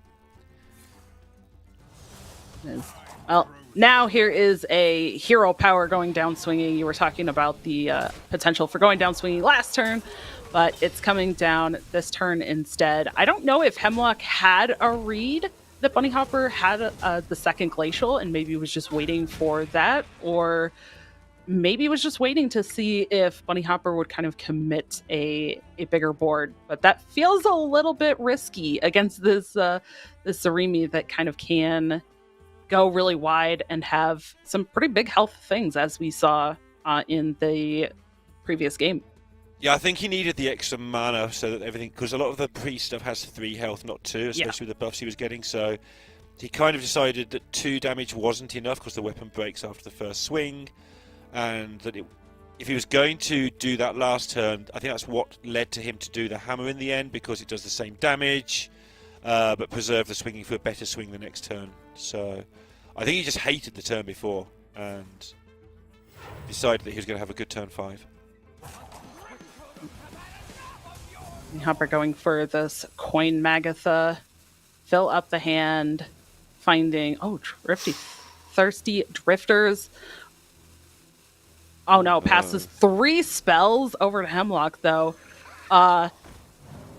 Sottle was just saying it. You know, you got to trust it. Never draws spells. And what did we just see? Everything. There's funnel cakes. There's all the power spells. chords on your 1-drop shopper. There's so many things going on here. He's got 75 seconds to unpick this. And I think I'd already have a shopper on the board, see what my 3-drop is, and be making choices from there. Not because that's necessarily right, but because I don't think you ever play this turn perfectly. I think you've got to go and do some things. Yeah. Okay, starting with the frequency oscillator, now going to go for that shopper. And again, does look like likely for this entirety of this game here, we'll probably not be able to see these discover options. So at this point, we kind of just have to wait and see what is picked. We can speculate what there is or isn't. Yeah, I would have lost my 1-drop, by the way. But probably should have snake oiled first, but there you go. Rather frequency oscillated. You should try to make the space in your hand. I just wouldn't have the discover option because I've had 10 cards in my hand.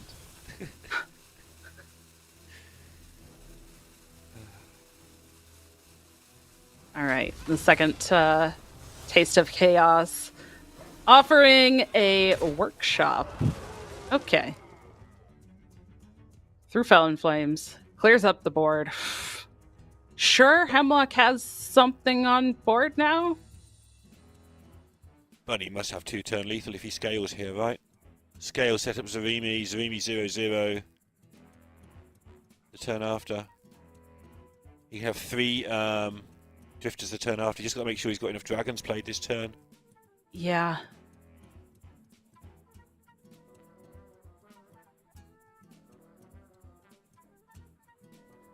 Yeah, I think this makes sure he gets his dragons for the Zarimi. Then next turn Zarimi 4/6/4/6, synchronize 4/6, play 4/6 or whatever it becomes, 5/8 or something. If there's enough dragons, oh, he hasn't got enough dragons maybe. Because it only fetches 1. So he has to synchronize a dragon. Yeah, okay. And then he only gets 2 4/6s. And Zarimi, which is only 12. With the Ziliax, yeah, he's got to count. And that's what he's doing while I'm talking.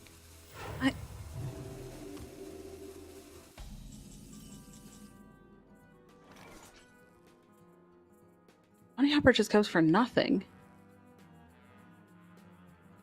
I mean, I guess if you can't really go in on all of it, it does feel bad with the board that Hemlock put out to kind of commit things like these thirsty drifters just to be able to die and not actually get any use out of them, because and then you're not really going for your own game plan if you do that. So 12 twice doesn't kill him. That's the problem here. Right. I thought there was 15 anyway. But 15 twice does, so I think that's why he held back. But I'm not sure how many dragons it is. I thought it was 2, but the way he played that felt like it might be more.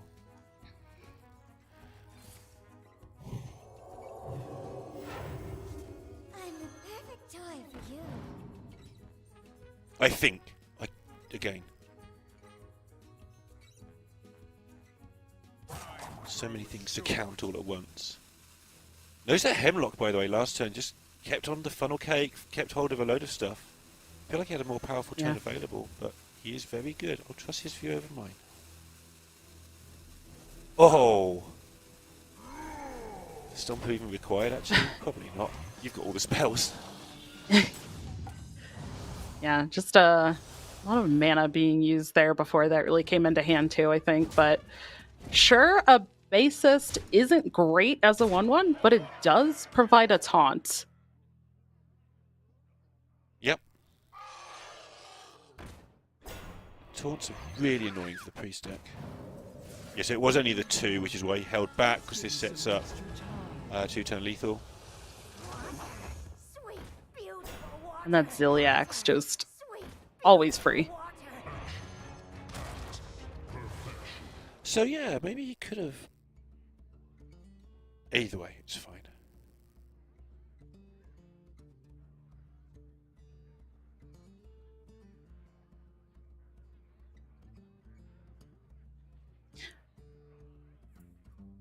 Bunny Hopper taking roping to a new level here, by the way. Yes. Gets a whole turn to think about his next turn. Teasing a little bit here, but he is known for using his time in tournament situations, not so much on ladder, to be fair. So yeah, he's got additional dose of time, and he intends to use it.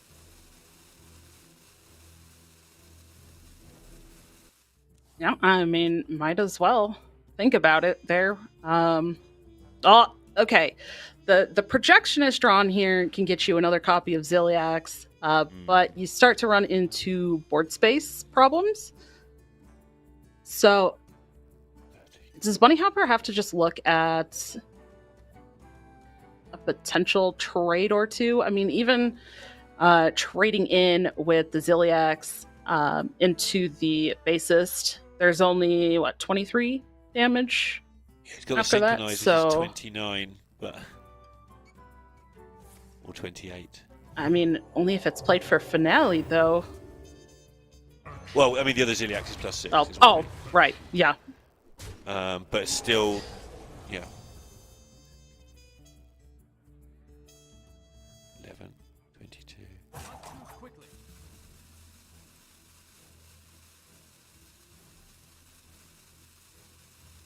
She's one short, right? I think so.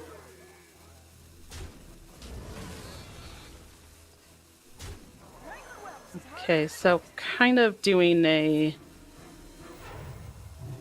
mostly commit, just trade off into the largest thing that could, I guess, become a problem, but Yeah. This is what I was sort of trying to say when he held back that turn. I still don't know if it was right or not. When he held back that turn, I was saying he needed sort of 2 lots of 15 damage to win the game. He's gone for a 28 and a 40 or something, which is a lot more, but I think that's what he was looking for at the time.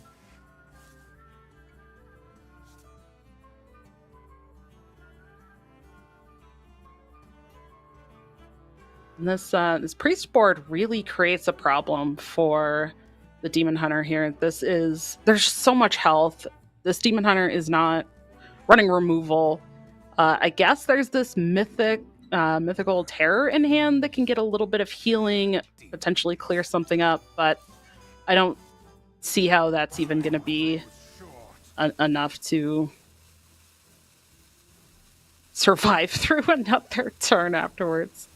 No, it looks like Bunny Hopper has got the priest out of here, and that's a massive deal if he has. I can't see anything. Hemlock can't see anything. Bunny Hopper takes a 2-1 lead. The potential problem deck is out of there. And Bunny Hopper in a fantastic spot now with just his 1 deck remaining. Yeah, and that was such an interesting game too. I think some people might look at those decks and say, "Oh, these are so straightforward," but some of those turns were very difficult. And you see, even just they spent so much time thinking through those decisions because, as we mentioned as well, even if there is potentially one little slip up, that could cost them the entire game. So really taking the time to think through those decisions, capitalize as much as they could, just kind of eke as much of that percentage in their favor as possible.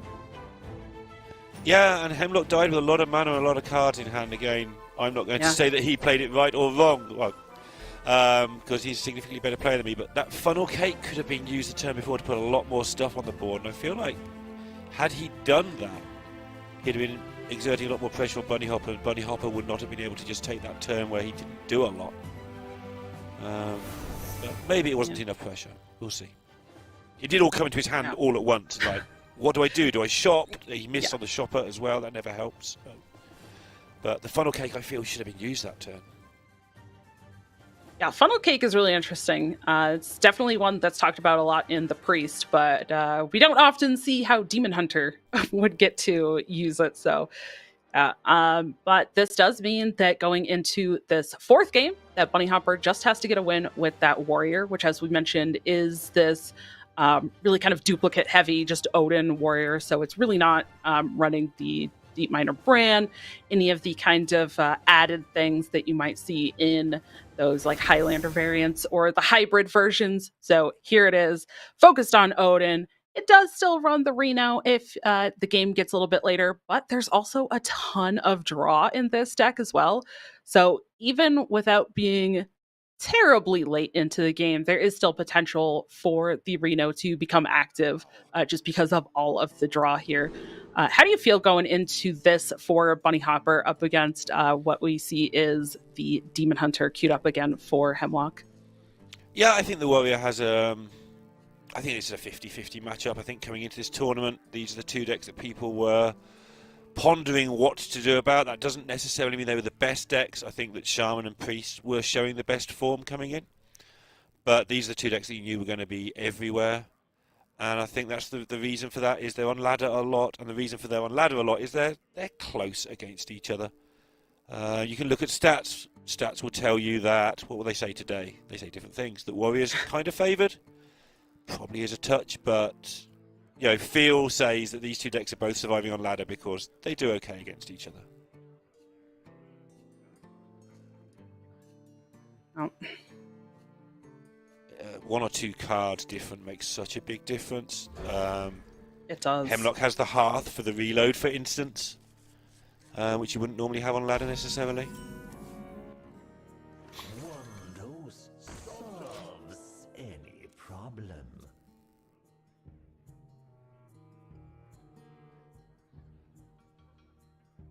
And I'm trying to see.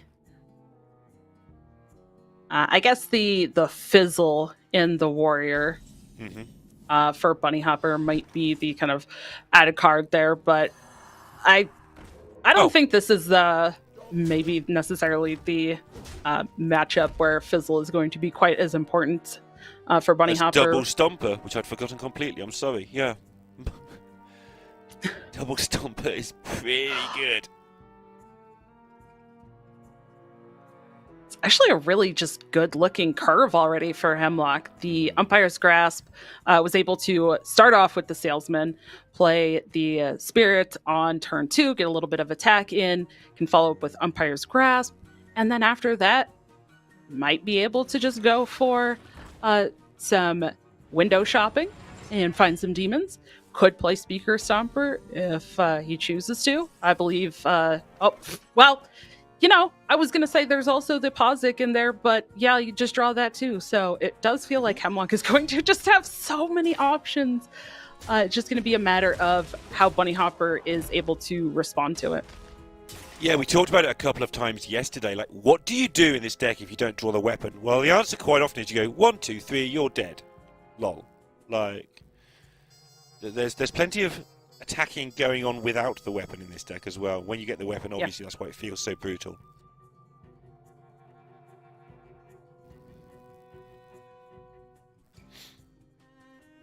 I think this turn 4 is going to be really interesting for Hemlock. I know in talking about the Demon Hunter, there was a lot of discussion yesterday about whether you kind of start with the shopper and maybe play the mini on that turn 4, or if you kind of just wait so that you're able to play the mini and whatever other 1 mana 1/1 you get with the mini discover on the turn 5. But I don't know if it's going to matter here much for Hemlock, whichever way he goes. But we've also mentioned how much some of those decisions do matter. So Bunny Hopper removing some of that damage potential. There is still the attack from the weapon, but the added armor, I think, from that hammer for Bunny Hopper is going to probably start to go a long way. Yeah, it gets even more complicated with the frequency oscillator picked up. Because you can go for your 0 mana Magtheridon later, but he's gone straight for the Shopper. I actually thought he wouldn't. I thought he'd probably go for potentially Pozic into Stomper and wait on the Shopper because it's so much damage.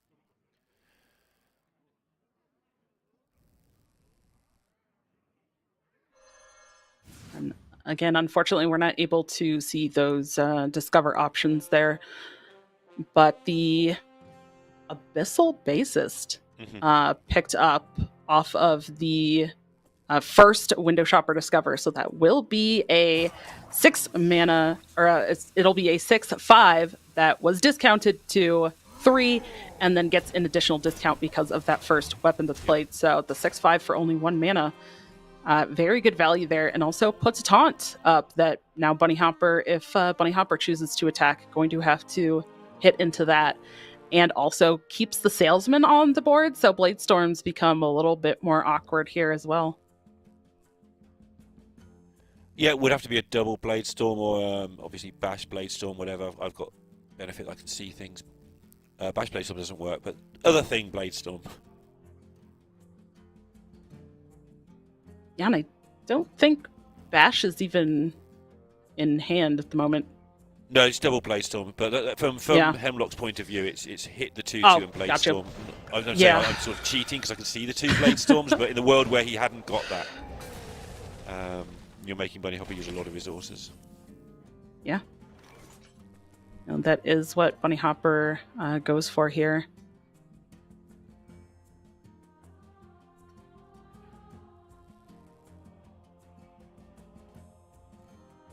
I feel like if you don't Pozic now, you kind of never do. Yeah. It's also kind of the biggest threat at the moment, unless Hemlock wants to play the Speaker Stomper. But what is he trying to kind of prevent if he goes for that? Exactly, yeah. So starting with the mini, I guess definitely Magtheridon would be the best here off of this 1/1. Yeah, it's kind of the only good one. Then you're looking for the ones that give you attack or secrets. Yeah. As the backup plan, but they are very much the backup plan. And then there's a lot of rubbish. Yeah, the Gnarg Glavesmith could add some attack. Oh, it's going to be another bassist. Mini green rag sounds like something you clean your kitchen with. Like there's just some really rubbish stuff in there. Yeah. Anyway, Raven and I did get to see a little 1/1 Inquisitor that did answer, and it was against a warrior. So I guess it could happen. And it cleaned up the board against the Trial by Fire minion. So fair enough. Your analogy fits. Yeah, it cleans up. Good call. Yeah, thank you. Making me look good. That's right. Appreciate that. That's my job. To make You everyone else again. look good. Oh, the top deck sanitized here to clean this up. Oh no. Bunny Hopper's reaction. Oh, he was not happy with that. Ordering. You know, he's telling yourself it doesn't matter, just carry on with what you can do. Yeah. Like we It's mentioned it, up but Bunny toe. Hopper's mentioned it himself. He's not quite as sharp as you would expect from Bunny Hopper, but he's fine. He's still Bunny Hopper. He's still got a lot of Hearthstone miles in that brain of his, but Yeah. he sort of qualified by accident. Wish I could qualify by accident. Just casually qualifies accidentally. Yeah. And, any mistakes that Bunny Hopper makes, can we just say dad brain? Maybe he's a little sleep Oh, deprived. he wouldn't accept that. I know No. that he won't No, he accept wouldn't. any excuses on his behalf. I've played casual other games with Bunny Hopper, and yeah, he's not going to accept anything as an excuse for his own mistakes. Well, and So I that's, won't that's do why him he's the the, world champ. Exactly, yeah. I won't do him the disservice of making excuses for him. But yes, dad brain.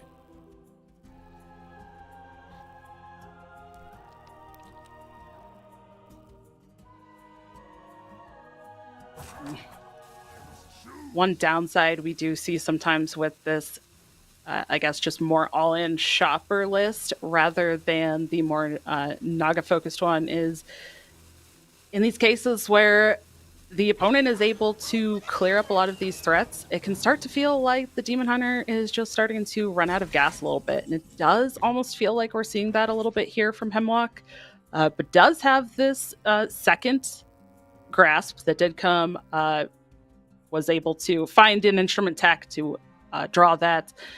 So there still should be the second shopper in the deck still that can be pulled from this grasp. Gonna be able to put a little bit more out on board.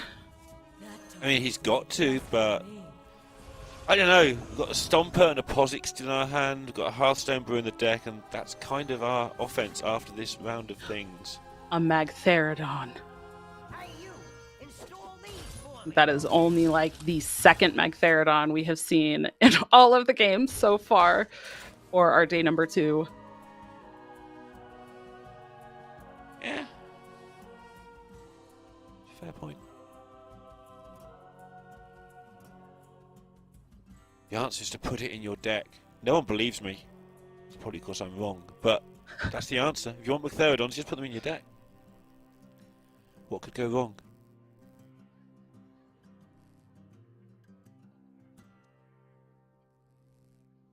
I feel like that is the question that I don't want to answer, because every time I say what could go wrong, I am always given the answer of what could go wrong, and I don't want to ask that question. Fair. This Posix is irritating for Bunny Hopper here. He is taking a lot of damage, and there is a Speaker Stomper in hand. And he probably has an idea that that left card might be a Speaker Stomper. It's sat there for a long time doing nothing, and it's that or Hearth in hand, I think, at this point. Yeah. So this is irritating for him. Yeah, there's me saying about the Posix, the Speaker Stomper sitting in hand, not doing a lot. This turn now, with Speaker Stomper, Magtheridon, hit you for 11. Hit you for more if he wants to hit it with Burning. I don't think he will, but also Burning Heart. I think I only said half the word there. Yep, here's the push. Okay. Again, going to discover something that unfortunately we can't see. We'll find out what that is. I'm going to make it up. That's right. Metamorphosis. That'd be good. Ooh. That would be good. Chaos Strike? Fan the Hammer? Another Fan the Hammer. Yeah, Fan the Hammer's good here, right? Like, it was weird against the Priest a little bit. We both sort of thought, okay, that's interesting. But this is just damage that will go face. Yeah. And also, on the kind of beginning of that turn, there was the red card picked up as well. So now we see Hemlock's kind of demon board here with a couple of these minions that you've mentioned a couple times, right? The Posix has been out now, and the Stomper comes down. So it's even harder for Bunny Hopper to clear all of this up. And then as soon as that Magtheridon wakes up, if it gets to that point where the game is still not over, after that Magtheridon wakes up, then that red card can put it right back to sleep if Hemlock needs it to do a little bit more damage. Yeah, same as last time he was Stompered, Bunny Hopper, really. Just try to do what you can with your minions. Yeah. And tidy it all up. Any more Magtheridons? Apparently not. One thing I have noticed, face for 3 or re-roll or get McThermidon or seek. Yeah. Hemlock has been really taking time thinking about these decisions. Now, obviously, on our end, we haven't been able to see those, so I don't know if they're just maybe decisions between several things that are really good, or if it's just kind of a pile of terrible, terrible options that you don't want any of for Hemlock. But just, again, noticing that kind of really taking his time to think through those decisions. And this match is kind of exciting too, because this is the winners match, right? This is the upper parts of Group C. So even if Hemlock ends up losing this whole match, still not out of the tournament, but I still like the kind of just that dedication and just I'm gonna take this slow. I'm really gonna think through my plays, because also if he wins this match, doesn't have to play again today and goes to that top 8 tomorrow. So that's the kind of really important thing as well. Again, by the way, that would be his 4th top 8 from the 4 Yes. Masters Tours in this current system, which would be absolutely incredible in the fields that he's had taken part in.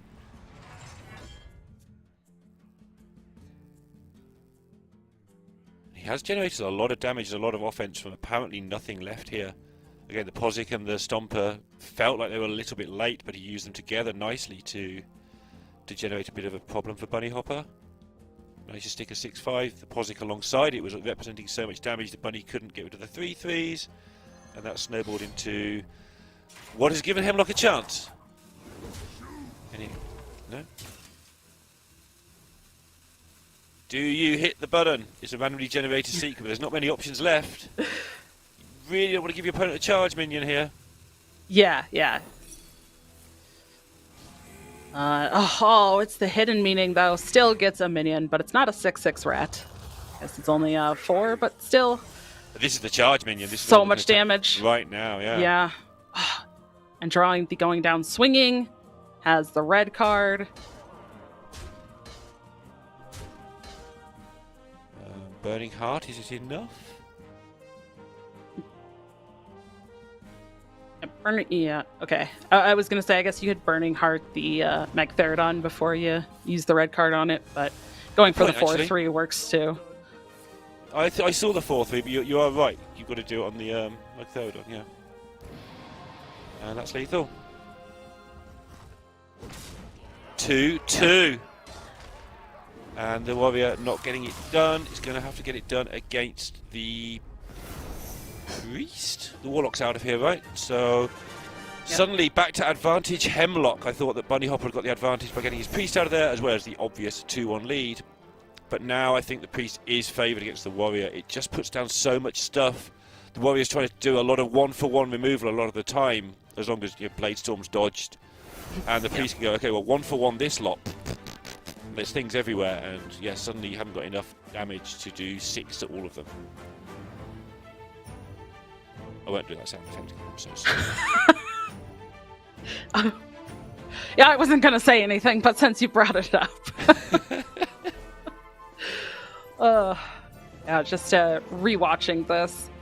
Yeah, I made the point about the Burning Heart. I think in exactly that situation, it was really just a mute point anyways, because there was just lethal there anyways for Hemlock, as we see again the replay of him closing out that game, which is taking us to game number 5. Anything you feel like you want to mention specifically about their lists here for this Priest going into this Warrior? Let's have a quick look at Hemlock's Priest. Got a Hearthstone brew again. He's obviously a fan of the card. Maybe he knows something we don't in terms of the stats of it, but maybe he just is very good at getting his Priest hand emptied. I find with Priest, emptying my hand is quite difficult, and if I do, I win. That's why I don't particularly want to Hearth, but again, he's leaving Warrior up in this tournament, and he's banning Demon Hunter, and maybe just a nod to leaving Warrior up is, well, I might need some more cards sometimes. Let's play a Hearth. He also has 2 Speaker Stompers. We've already seen how powerful that is in his hands against a Warrior. Expect to see him set up something like that. Meanwhile, Bunny's list, it's a fairly consistent looking list. It's just warrior with 2 obs, and don't worry about your Reno until later. Yeah. And I think one thing that's interesting that I want to talk about for the warrior is the inclusion of the 2 verse riffs. I think it was probably you and I that talked about this yesterday, right? Where you were mentioning that it's just such an odd spot that we're in the meta and these deck lists that you're not running any of the other verse rift. Bunny Hopper only has, it's just the verse rift. No other rifts, nothing, just those for the damage. But one thing that we've talked about a lot with the priest is the potential for some like higher health minions. So if there is a riff that Bunny Hopper can maybe squeeze in on a turn, in addition to some other board removal, that can certainly help. And things like the sanitize or the blade storms can certainly remove some of those higher health minions that the priest can get down as well. Yeah, absolutely, and so much going on already towards setting that up. Hemlock on turn 1 just threw out the clergy, knowing that that's dangerous and terrifying, but also knowing he could generate a lot of minions if Bunny Hopper chose to deal with the clergy. It's unlikely that Bunny Hopper could deal with 2 things. Hemlock is going to get dragons online incredibly early because of that play. Bunny Hopper is down a coin. He's also getting some tempo damage in the face.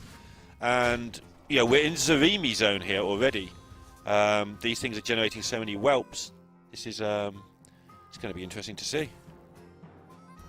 Yeah, well, with this kind of start, it's just a matter now of getting to that point of finding Zarimi. A scale replica would be fantastic for picking that up, but we could just play out 2 whelp wranglers and fill the hand with more 1-drops and dragons if Hemlock chooses to this turn. I wonder if we'll see a Speaker Stomper and just take the damage while it's there. He's playing 2 of them. There's a Ziliax the turn after.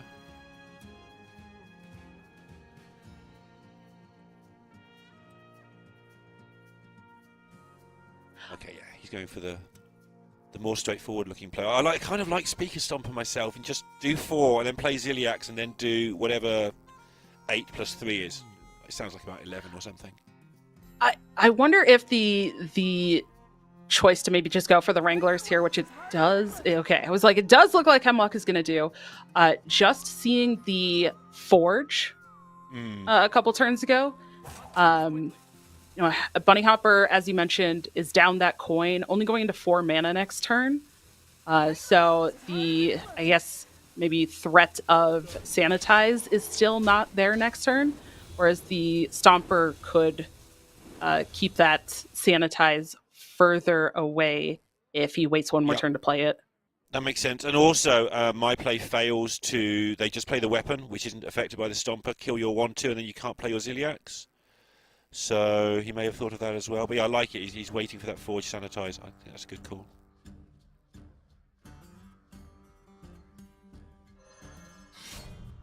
The really difficult thing as well, I think, for Bunny Hopper in this situation is now that there is a decent amount of damage on board, this kind of becomes a struggle of how do I remove things and gain armor and keep armor to be able to use things like the Sanitize to clear those bigger boards. I guess something like the safety goggles, if that's picked up for Bunny Hopper, could be really good because in a matchup like this, there's essentially not going to be armor until Bunny Hopper actively gives himself armor. So the safety goggles will be 0, which can help with that Sanitize, but currently there is no safety goggles in hand for Bunny Hopper, so it does feel like Hemlock really kind of gets to control this a little bit here. I want to see some stomping now, though. It's so much damage over the 2 turns that you likely get. Easy for me to say, I'm not playing for a chance to reach another top 8 in a Masters Tour. Yeah. But I think if Hemlock goes Stomper and just the 1-drop here and then plays a Ziliax behind it, that's so much damage while he's waiting for his card draw part of his deck. And so which one drop do you like? The salesman or just a happy whelp? I'll just play a happy whelp. I'm just going to keep playing happy whelps at this point to try and push on. Looks like he's going for... Yeah, he's going the same place. He plays them both with Ziliax. That's how that works. Sure. Yeah, just going for damage. Going for damage, creating this awkward board.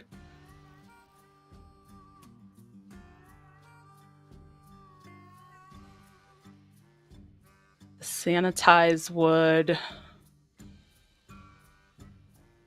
How much is the max? I guess Bunny Hopper would have to attack first, which we know in that previous game we saw him kind of do that a little bit backwards and show some frustration there. Yeah.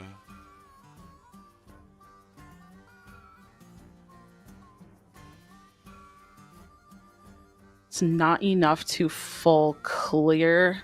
It's not. Right, no, I think it's even really attacking into the whelp first, and then the sanitize would only max out the armor at 5 before it does any damage. So not clearing off these double 4/6 whelp wranglers. Yeah.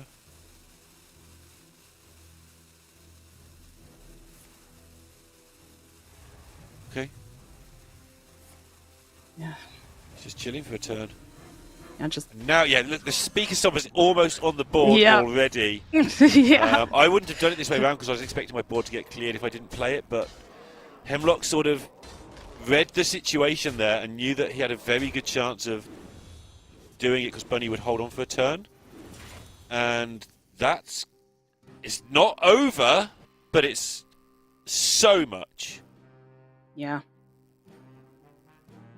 And I know that we've mentioned quite a bit how these speaker stompers can be good against Shaman. And it is very interesting that I feel like we just never really got to see that case that we brought up of the speaker stompers actually being played against Shamans. But it is doing wonders here for Hemlock. And I feel obligated to just mention that there is 10 cards in hand for Hemlock. Burn a card. Yeah, Sure. it's fine. Just We don't make sure care. we say it. Yeah. Good mention, but yeah. Next turn, there is Projectionist and Stomper again in some worlds here, by the way.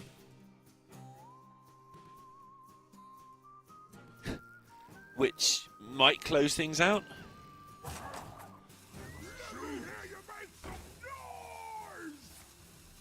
Okay.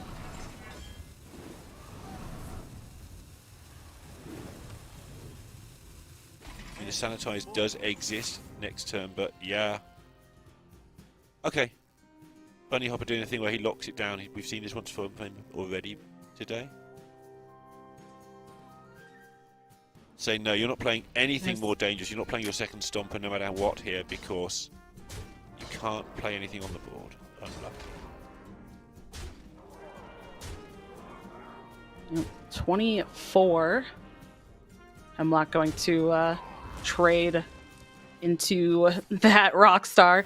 Not allow Bunny Hopper to get anything else for armor, or guess extra armor the next turn. But okay, now.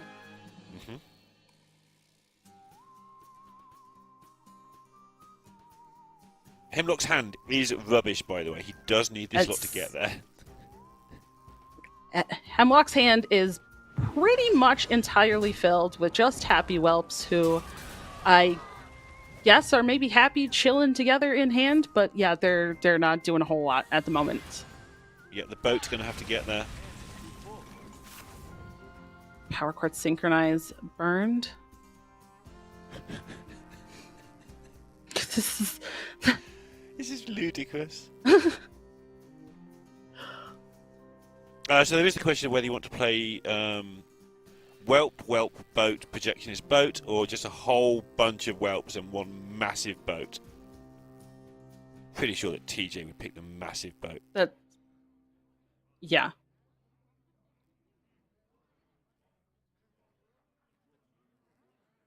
I mean, it's a boat. What's in the box? Could be a boat. Could be a boat. Bully Star Prize. It's always a boat. Americans Yeah. don't get that reference. It doesn't matter. It's That's fine. all right. I think that's just half of our broadcast is just making references that we either don't understand from each other or that the audience won't get. It's fine. That's what we're here for. Just and the discipline from Bunny Hopper, I think, on the other side too, just kind of recognizing and being what felt like so incredibly patient. Just saying, okay, I'm gonna basically spend 3 turns in a row just gaining some armor, chilling, and this is not a matchup that I necessarily need all of that armor gain after Odin. And if I get to that point, like, look, I've got this Reno, I've got Fizzle, but he really just needs to answer all of these minions and not let the priest get on board. Yep. And just spending multiple turns just gaining armor and then just watching your opponent's board hit you in the face over and over. Like the discipline that he had to do that is just so incredible, and why we see these players at this level just doing so incredibly well over multiple years. Yeah, absolutely. Sort of now has to calculate, can Zarimi kill me? He knows what this hand is apart from projectionist, right? Yes, should, yeah. There is no Leroy in this deck, for anyone wondering, as well. Oh, decision time for Hemlock. I think it's not a decision. I think you just play the Drifter projectionist. You just go all in and say, okay, one final board, and you kill me. And if you kill that board, I'll draw Hearthstone Brew off the top, and it'll be fine. I don't know what there is to gain from sitting here for another turn, other than your opponent gains 14 armor and draws 7 cards and unchallenged.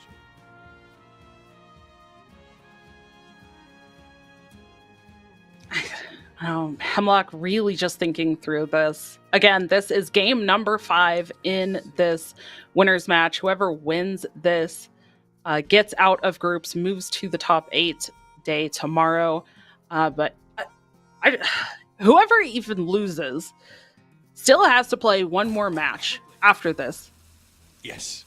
These matches today have been grueling in their length. These are much longer matches than I think we had yesterday, and to have to play a third match at the rate that these matches have been taking, I mean, I know they can do it. But he thinks he needs Zarimi.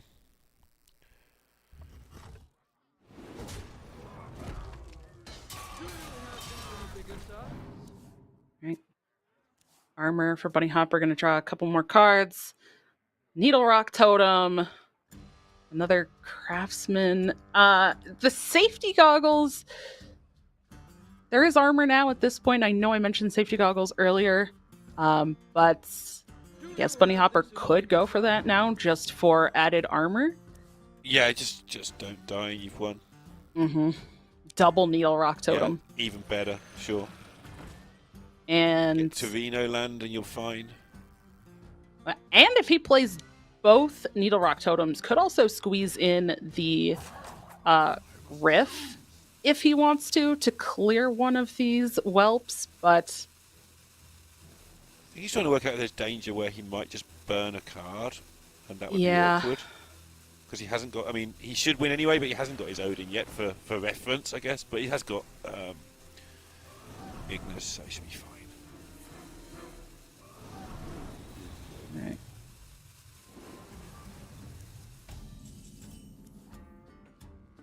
Didn't even clear off a whelp, but that was so much additional armor gain from the essentially double verse riff effect because of the finale plus double Needle Rock Totem. 16 armor now and 9 health. Still no Zarimi. No, goes back to turn 1 where he played out the clergy and Bunny coined out Bash, and then Hemlock got a little bit of advantage. This is where all these whelps came from, was the fact that he was just able to just stick the Wrangler on the board for so long. But that was at the cost, and that's the decision you make in this deck. That was the cost of the card draw. Gamble that he took. It worked well for him. It got him a lot of big boards. It's not like it was a bad choice or anything. But this is kind of the price you pay for that when it goes wrong. Is still 17 cards left in your deck.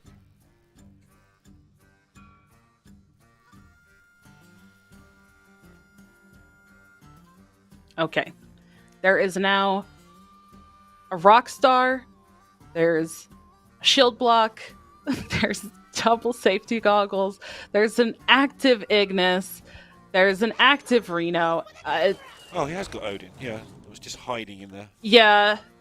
Odin's just been hanging out in hand, just not doing anything at this point. I mean, it doesn't matter. Yeah, I wasn't thinking you play it anytime soon. Yeah. I just wasn't really keen on burning it just in case. But yeah. That's that signature art. It throws you off sometimes. And there was a large hand, so a bit more I difficult just to see didn't cards. notice it was there. I'm not gonna make excuses. I'm just very bad at seeing things. Funnel cake. Not helpful right now.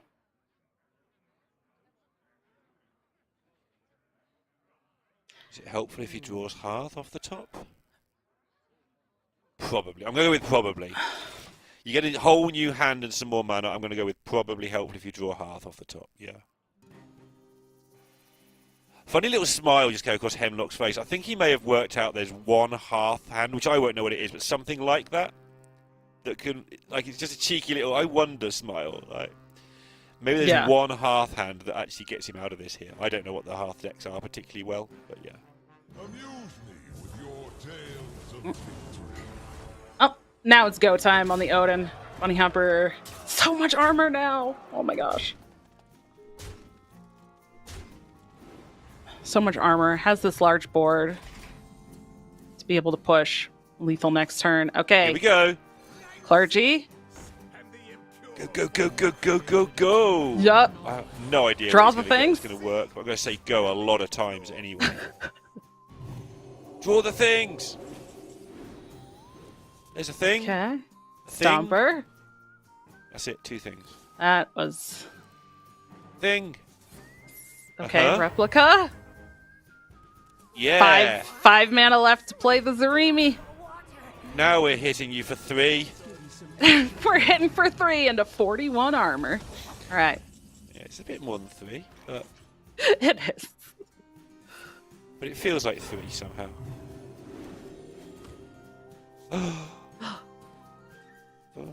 Now we're hitting for like 18.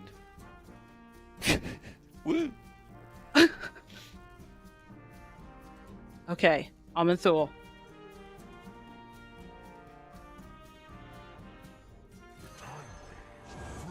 Hemlock want to go for here, just removing a couple of minions from Bunny Hopper's side. Yeah, the Odin and And now high Okay. roll like you've never high rolled before. okay. Not gonna do it. There was some interesting cards that popped up. We finally got to see a discover.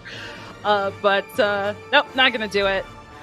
Closing out the game. Bunny Hopper wins the match in that game. Number 5 is going to be the first of the players from Group D to move into that top 8.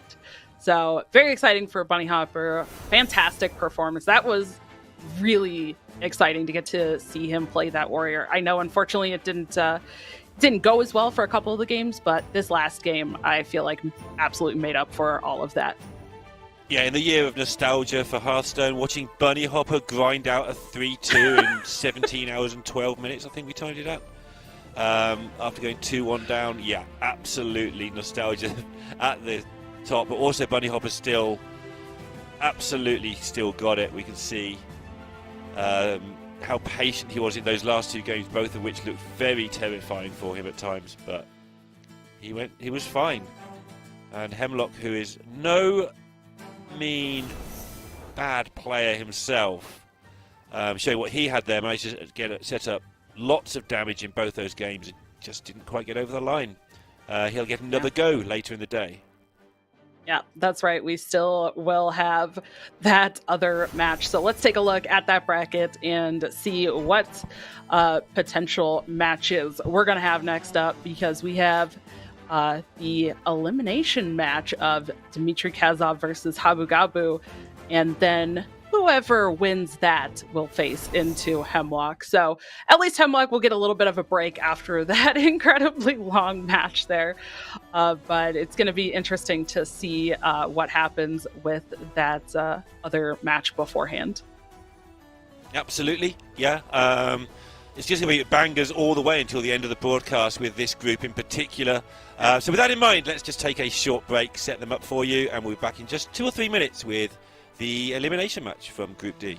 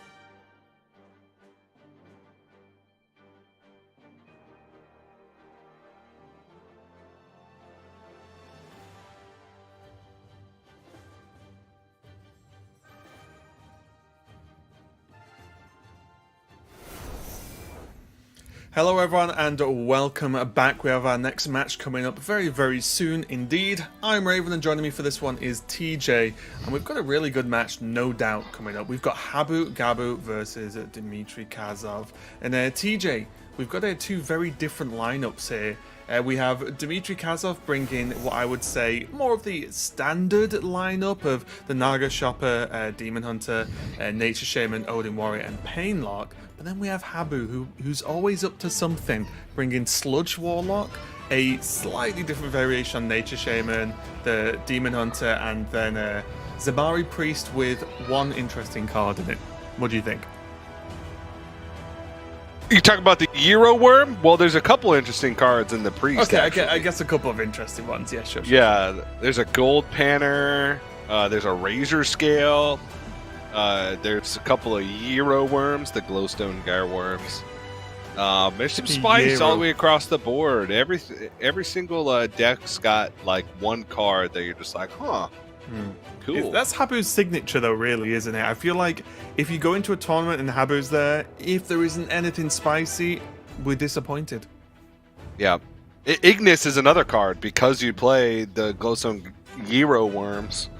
You can play Ignis, which adds like an extra layer of late game potential to the deck, which is very interesting. Well, especially when we look at how that matchup versus Bunny just went, right? With the sort of how late that Priest can weirdly go, like, even against. Like, imagine if you just had an Ignis on top of that to just be able to say, that's clearly the problem.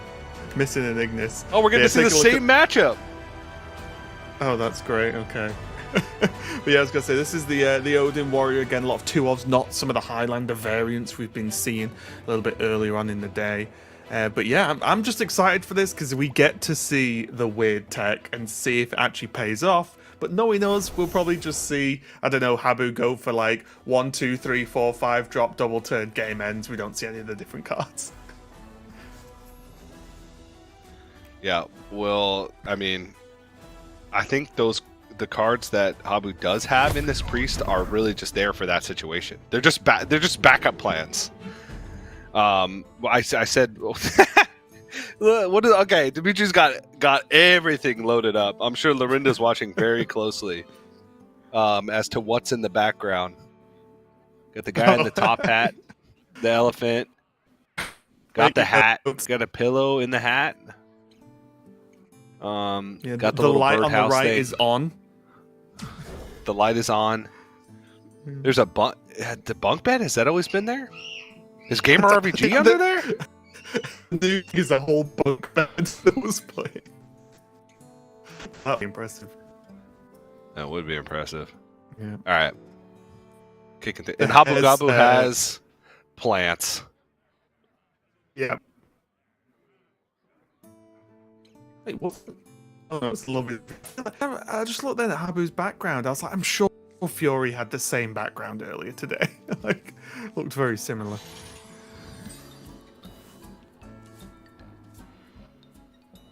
Oh, let's get the Amantul. Habu already prepared for the late game. Does have the gift wrapped whelp to be able to just put something out early. But again, this pretty good opening in terms of at least the defensive tools for Dimitri Gazov, right? Like, yep. There's the Bellowing, there's Blade Storm, there's a Totem now. Also, just having access to Coin, Trial by Fire is going to be pretty useful against a lot of the early boards Habu's going to be able to make. Yeah, there's going to be some chip damage being dealt, depending on how Habu Gabu decides to go about this. I imagine. Yeah, we're just going to see Power Word Synchronize here. That makes next turn pretty clean in terms of your play order. You also have going to be able to change the stats around a little bit in terms of how you want to, how defensive you want to be against Blade Storm because of the Chirurgeon. It's interesting, isn't it? Because I do wonder how sort of free Dimitri needs to be with this Blade Storm, because Priest, as you said, like has the ability to really make like a lot of weird numbered or different numbered minions on board in terms of health. So does Dimitri just, instead of waiting for like the God Blade Storm, just use it to clear up if he can kill like a couple of minions, or maybe even this one? Is it just 2 mana killer 4/4 here? Because if it's just like the Totem, is that actually good enough? Okay, gonna go for Forge. Yeah, I think getting the Forge out of the way on the Belling Flames is important. Okay, now Habu Gabu really has to decide. One, you want to have uneven health totals to play around Bladestorm. 2, it's either Bellowing Flames or Sanitize. There's only one of Sanitize. Oh, there's one of Bellowing Flames as well. Out of all the so many 2-ofs in the deck. There's a lot, except for those, yeah.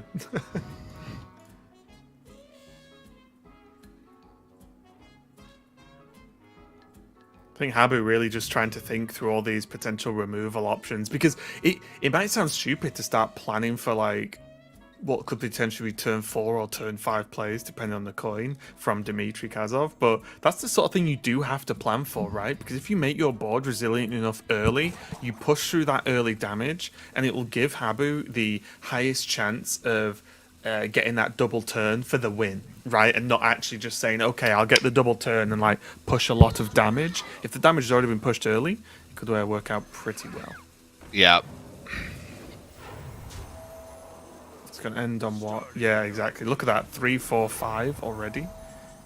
Okay, 2 4s now, but still pretty resilient board to a Blade Storm. There is now the Sanitize pickup, so there's options. But again, like, how is Dmitry stacking that armor? I feel like this coin is, at least for now, saved for a Trial by Fire.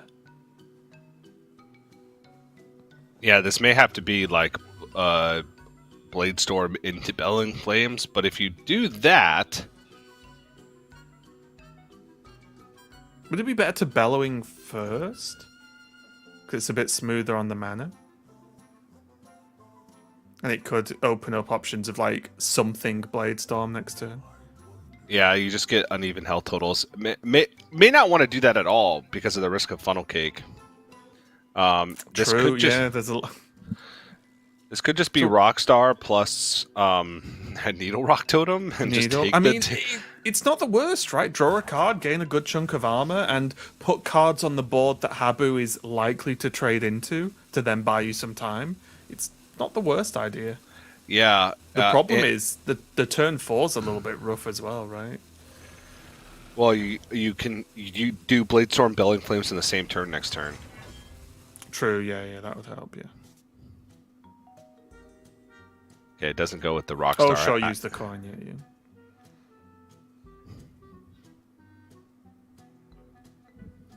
Potentially a bit of a slower turn.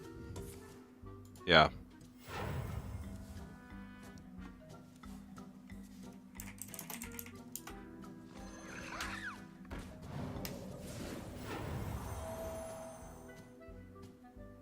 Yeah, Blade Storm plus Belling will clear next turn no matter what. And I think Habu realizes this and might just ship everything face. It feels weird to leave the totem alive, doesn't it? Even if you think everything's going to be cleared or die or whatever, it's just like, but what if it isn't and you're just giving them the totem? I think it's correct to leave it up. Well, so does Habu. Let's see if it pays off. That's a good follow-up. Yeah, because Blades... Blades... Yeah, because leaving it up actually makes Blade Storm even awkward. Because if you Blade Storm now, you're still left with 2, 3, 4, 5, 6, 7, 8, 9, 10. Oh, it's exactly perfect for Blade Storm plus Belling. Oh, no, it's not. You have to Belling first and then hope the health works out. I was going to say, it depends where the damage goes, right? It's exactly perfect damage, but only if there's a perfect outcome. And Abu actually has a buffed Zarimi active in hand. So if even one minion survives, if it's a minion with the higher attack, it could be death. We'd be looking at a very quick game. Yeah, and like just one turn away from trying to do anything with that trial by fire as well. Oof. Like the other options of like Razor Fence Shield Block, just don't. Are they gonna get there? I don't know.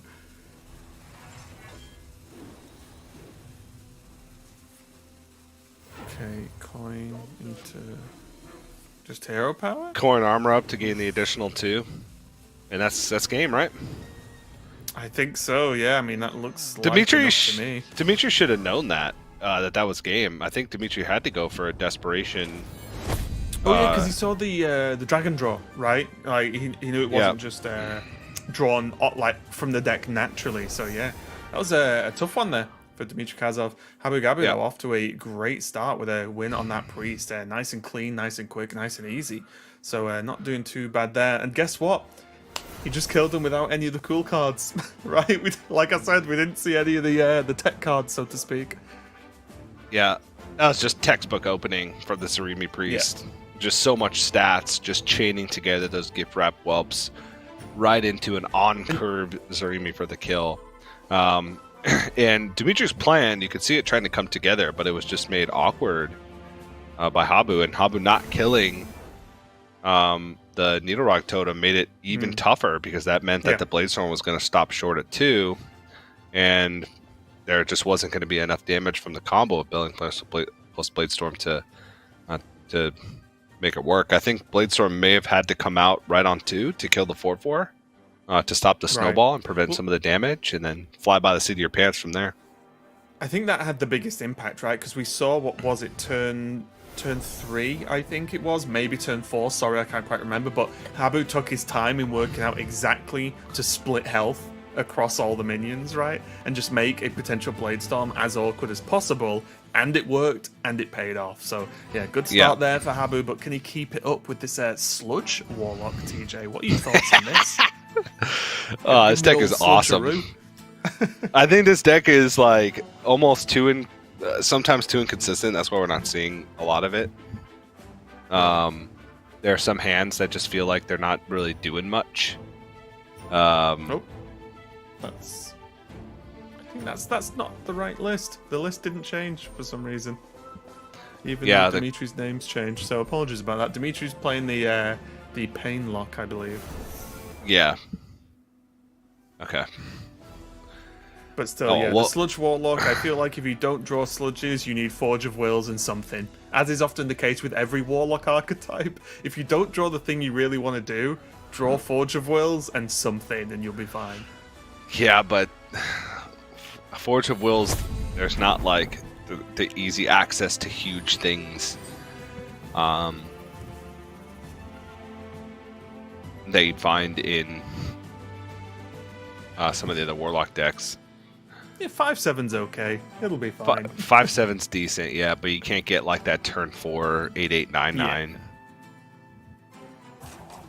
Yeah, though, it is gonna be the Warlock Mirror, and although we didn't get to see it, Dimitri is playing the Pain Lock we've been seeing from a lot of players over the weekend, if you've managed to tune in for some of the other matches. So basically, Dimitri wants to excessively damage himself, splurge out tons of minions, and say, that's good enough to win, because if not, I'm dead.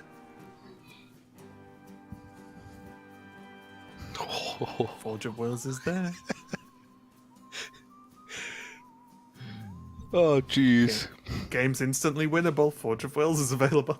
I know, but the blood, just double blood treant, double flame imp opening. You've got to play them both. Yeah, I think this What is this? The Trient, Flame Imp, Coin Flame Imp. Just dump it. Yeah. Next turn, life tap. Yep, it's got to be done. You cannot put Treants in your deck and not play them. Them's the rules, I'm afraid. No coin, though.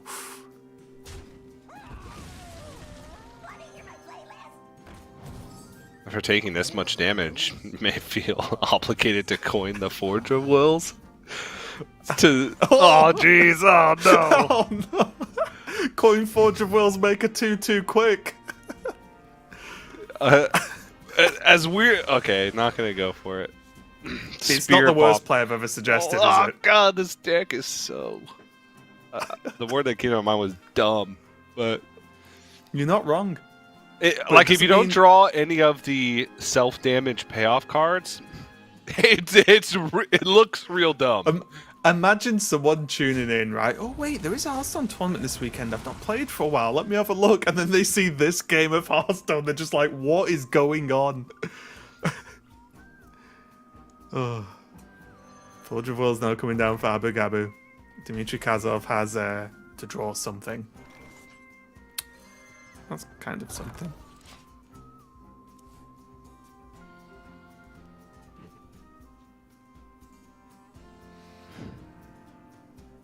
So that's a... Okay, just Speaker Stomper. Alright. That was gonna be the gem tosser, but I guess that doesn't make sense. Just 2 4/4s on board. Spirit Bomb costs 3 mana. Oh, that would have been so perfect. Could have Spirit Bombed Trolley, and then, well, you'd have to coin too, I guess, for the Trolley. Is Dimitri just gonna just dead? That's a lot of damage. It's close to death. How much of has it been done by Habu?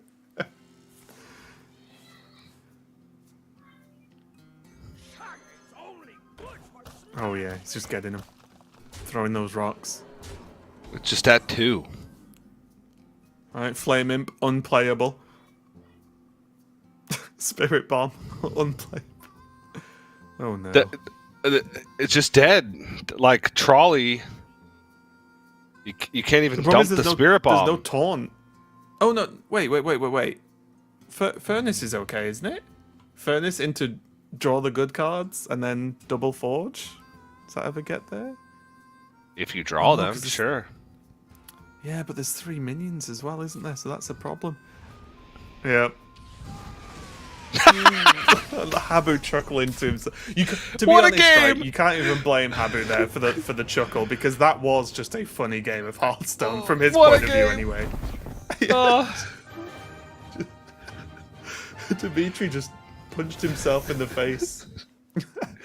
What a game! What a deck! Oh my gosh! I hope we see it again, TJ. I really do. Just turn 1. All right, I'm 17 health. Your turn. Maybe the Flame Imp was needed. That's all I'm saying. Maybe the Coin Imp was the play. I love that this is the whole replay. As well. The whole replay is just. It's just looking at Dimitri just going, ah, okay, I guess I'm dead.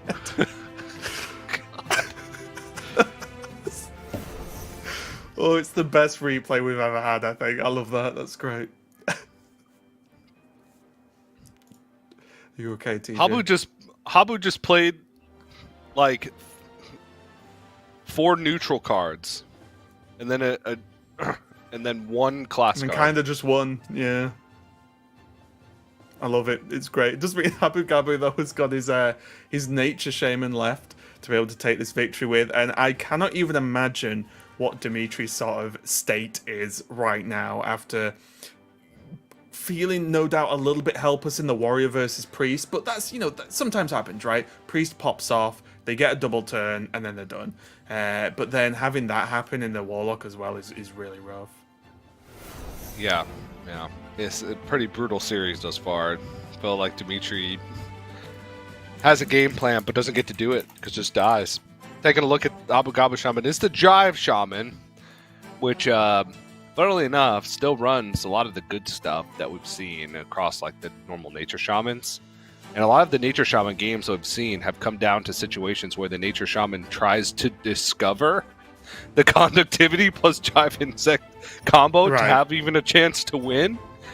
So it feels like maybe Jive Shaman just putting it in your deck from the get-go was the play. It's basically 4 cards that you need. It's the Jive, the 2 Jazz bases, and the natural conductivity. And so the cuts you make are oftentimes spell damage. Yeah, exactly. Yeah. But you still play at least multiple forms of spell damage in Novice Zapper plus the 1 Blood Mage Thanos. You're still playing all the burn spells. You've still got Fizzle, of course, as well. Still got Fizzle, but you're not playing Spirit Claws. You're not playing the Kobold Geomancer. You don't have room for the Deputy. Something Deputy. Deputy. Deputy. I'm just gonna keep getting closer. Deputy. I can't remember, so that's my bad. I can't even help you here, TJ. Although we're getting a great shot of your head. Yep. This is what TJ looks like. The position he sits in when he plays Hearthstone. Full focus. Dry Scale Deputy. There it is. Oh, right. Okay. I had to look at my notes, and they're super tiny on my desk. Are you just because you're writing them small? Is that why? Yep. Whenever something happens, I'm like, I'm gonna need to remember this card. I write it in tiny, tiny font on my desk. TJ, we're back with Warlock. All right, We go again. Got an imprisoned horror. That is We're a good. massive upgrade on everything that Dimitri did in the previous game. The imprisoned horror improves this dramatically. This matchup is still. It's horrendous. Yeah. You're on a fine line. You have one chance. Your first push has to end the game, basically. Exactly. And the problem is, as we saw previously, like even in the previous game, right? Let's live in the world where Dimitri got a payoff. You still need to damage yourself, right? So that opening is still, you still do deal a ton of damage to be able to get the payoff. And then the second that damage is just a bit too much, Habu just goes, okay, a bit of spell damage and some lightning bolts, you're dead. GG. Right? And that's how dicey it is. Because already, look, the Flame Imp plus the Trien down to 22. Already, Habu's like, wait, is this lethal? just already looking at it nicely. It's like, wait a minute, let me just count. Just a couple of jazz-based swings to the face, and this and one's then a done. lightning bolt and a zap, and you're done. Yeah, I mean, this might be as simple as like jazz-based swing, next turn flash of lightning, Yeah. and then next turn dead. That like just like 2 burn spells. I don't even. I don't even know if I want a life tap. What if this is just coin trolley problem? Yeah, that might be it. Like, it's not great, but also it slightly hedges versus what we're talking about, where it's like, oh, just keep dealing damage to yourself. I'm sure the shaman won't burst you, right? So like, this is, I think, as good as it gets, honestly. Yeah, and it's basically got quick draw because there's no spell. Exactly. Yeah. Ooh, no real and loss if you use the coin. leaves the totem up as well. Because that healing totem is not really do much and wants to be able to have the opportunity for the Ziliax.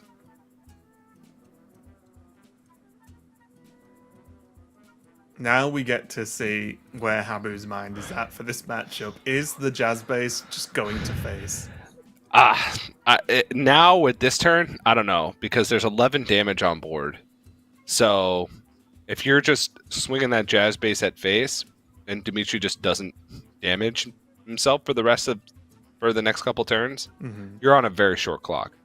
Yeah, the tricky thing here is no way to reduce that crash down as of yet, right? Like, if that crash was playable next turn, you'd feel Well, you fine, could flash, right? 'Cause- and then it's playable. You could flash and it's playable next turn. True, yeah. It's probably, I don't know, it feels kind of worth, right? Yeah, flash and play like a miracle salesman. Oh no! Going in. Look at Habu as well. He knows it. He knows. Oh. Yeah, I don't know. I might have liked the flash. Oh, you can still flash next turn. You can still do it because the Jazz base has a natural discount. Oh, for sure, with the second swing. Yeah. Okay. Yeah. But that gives you a good idea of where Habu's mind is at. He's just going to swing crash here.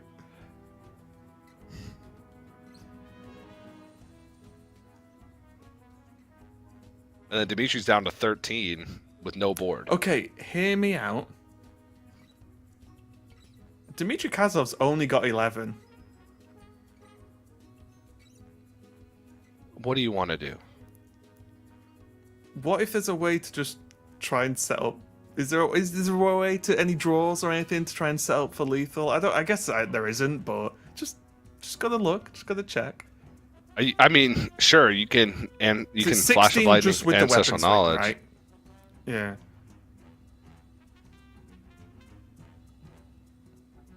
You need 4 damage spells with 1 spell damage, which is a lot considering you have none. Yeah, just because there's no way that I can think of that Dimitri can actually push extra damage next turn. That's all I was thinking. But it's probably a bit too much of an ask.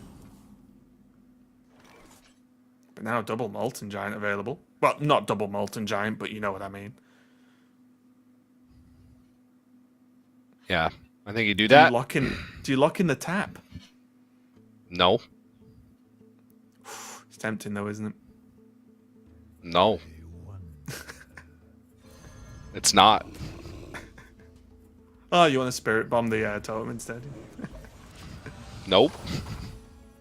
Okay, only 5 mana. Habu might be struggling here. Yeah. And again, hold does not kill the totem to make sure that Ziliax would be a possibility if, say, like pop-up book came down to block the attacks from the giants.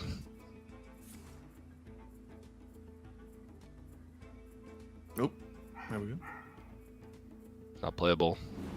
Yeah. And that'll do it with the spirit bomb he got there. Oh my gosh!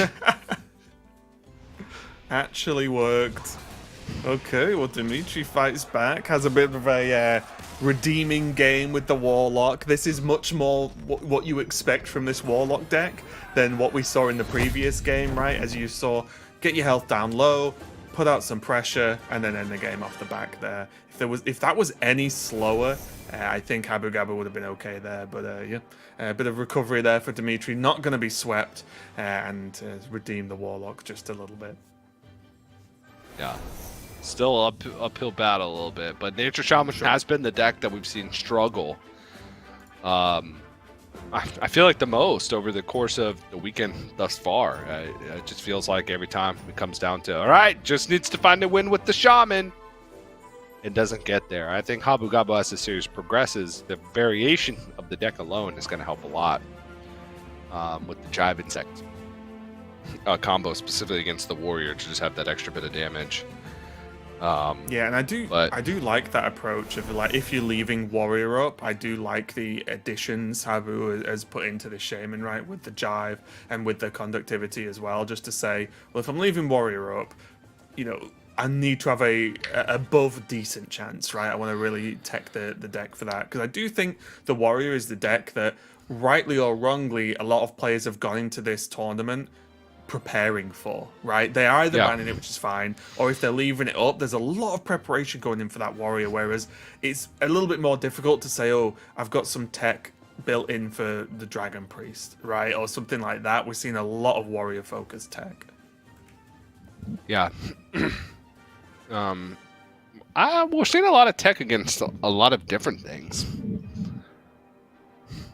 Are you talking about Habu Gabu's lineup specifically? Well, overall, but in Habu's, yeah, there is. I mean, it's Habu, so there's always more stuff, isn't there? But, Habu, there's just tech for everything. There's like a tech card here, a couple speaker stompers here, a little bit of Jive Insect there, a little bit of Euro Worm over here. I don't even know what that's a tech for, but it's just a tech.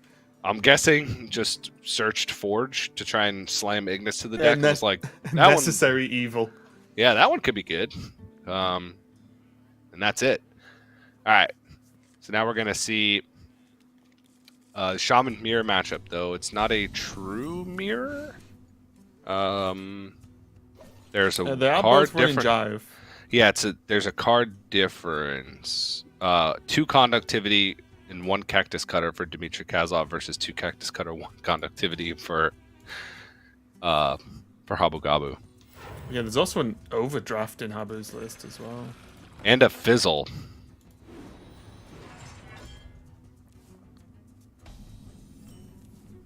Yeah, as we move through the turn. Oh, it's the Amphibious Elixir. That's why he's playing the double conductivity. That's the difference. Dimitri also has the Amphibious Elixir.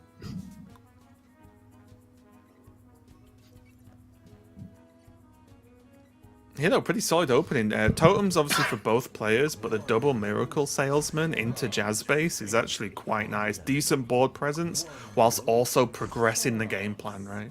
I think Miracle Salesman just ticks all the boxes in the meta right now. Oh, no! Well, this is certainly a hand.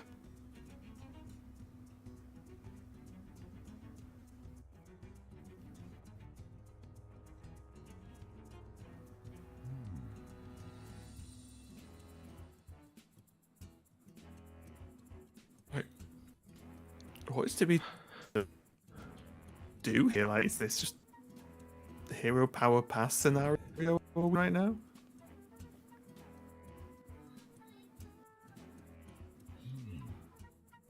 I honestly think it has to be Flash. And just go like as a mechanic. Yeah. You gotta find a way to deal with these miracle salesmen at some point, right?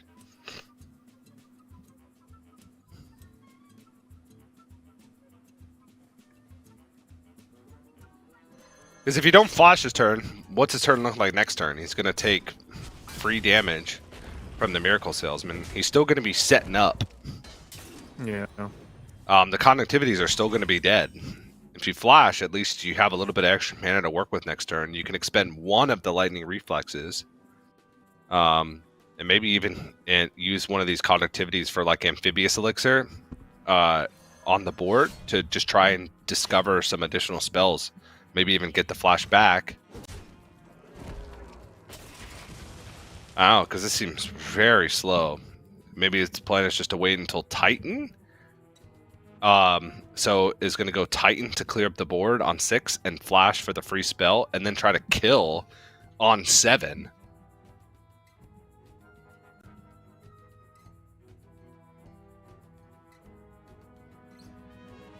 Meanwhile, Habu's like, do I just go Jive Insect right now?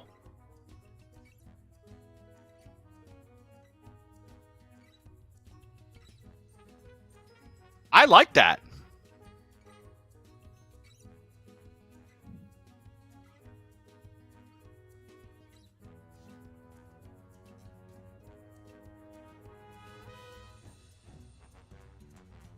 I think that it forces Dimitri to have an answer to a rag. I'm pretty sure that's what Habu's facial expression is at the moment.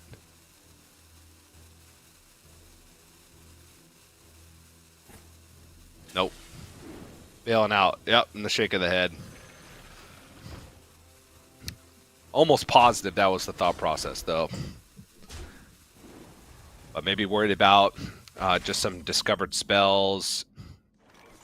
Who really knows at this point? And based on Dimitri's hand, I'm pretty sure it's just got to be wait for Titan for the flash. And try and go in on 7 and react. But this is a scary situation to be in. Because if that's the plan, you don't want to expend the lightning reflexes because you want to have those in your back pocket for the turn with the flash.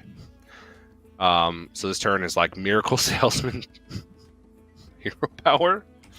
Yeah, it's not the best, is it? Miracle Salesman dump a conductivity?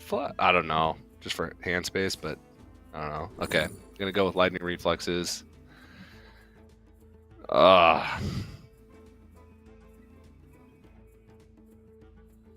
Maybe was hoping for... I don't know, honestly, at this point. All of these are overload. Which is the opposite of what Dimitri wanted, because next turn, with the way this game is going, almost had to be Titan. And it's still... Yeah, I don't know. I probably would have just done this play without the lightning reflexes. But Dimitri had something in mind.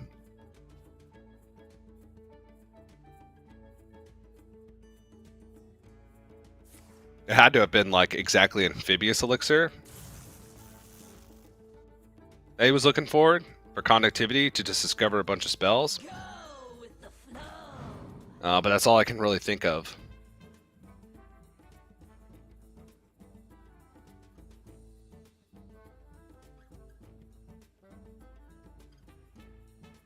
All right. Yeah, conductivity here with the Drive Insect in hand and a bunch of overload already for this Jazz base. This game's gonna come to a head here very quickly, as both players have had essentially infinite amounts of time to just kind of set up.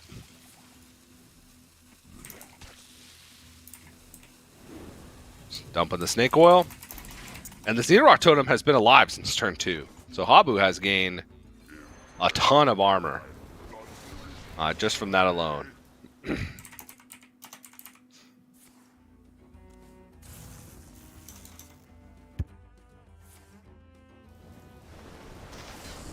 Okay.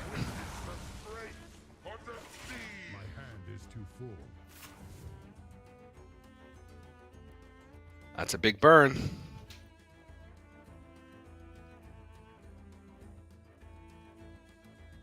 Okay, so we have pop-up book. Yeah, sorry about that, TJ. Something came up. That's okay. Habu's fist pumping, so I'm imagining this is lethal. So we go totem, Yeah. pop-up book, swing, jive insect, lightning bolt, crash, overdraft, whatever. Well, you got to fit the connectivity in there as well. So it's connectivity, then swing, then jive.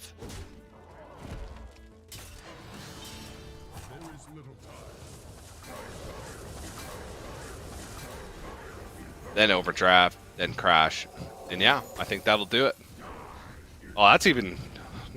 Doesn't even need to crash the thunder at the end. Didn't have enough mana for it, but that'll do it. Habu, the decision to not be preemptive with the Jive Insect has paid off. Gets the combo right on time. Dmitry Kazov had a setup. There was a small chance that could have pieced together something the following turn. But alas, it's not enough. Slightly too slow, and that's basically the name of the game for Dmitry in this series. Habu just was going a little bit too fast, and Dmitry couldn't really catch up. Habu's going to take the series 3-1. Dmitry, unfortunately, that spells elimination in Group D and will not move on. Habu Gabu does get a chance to redeem himself for that first game and is going to go on to the decider match to see if he can move on to the top 8. Hi, TJ. It's Luinda. I just thought I'd say hi. Wow, Raven, you sound different. Yeah, right? Been working on that elixir of youth all this time and finally cracked the code. Finally.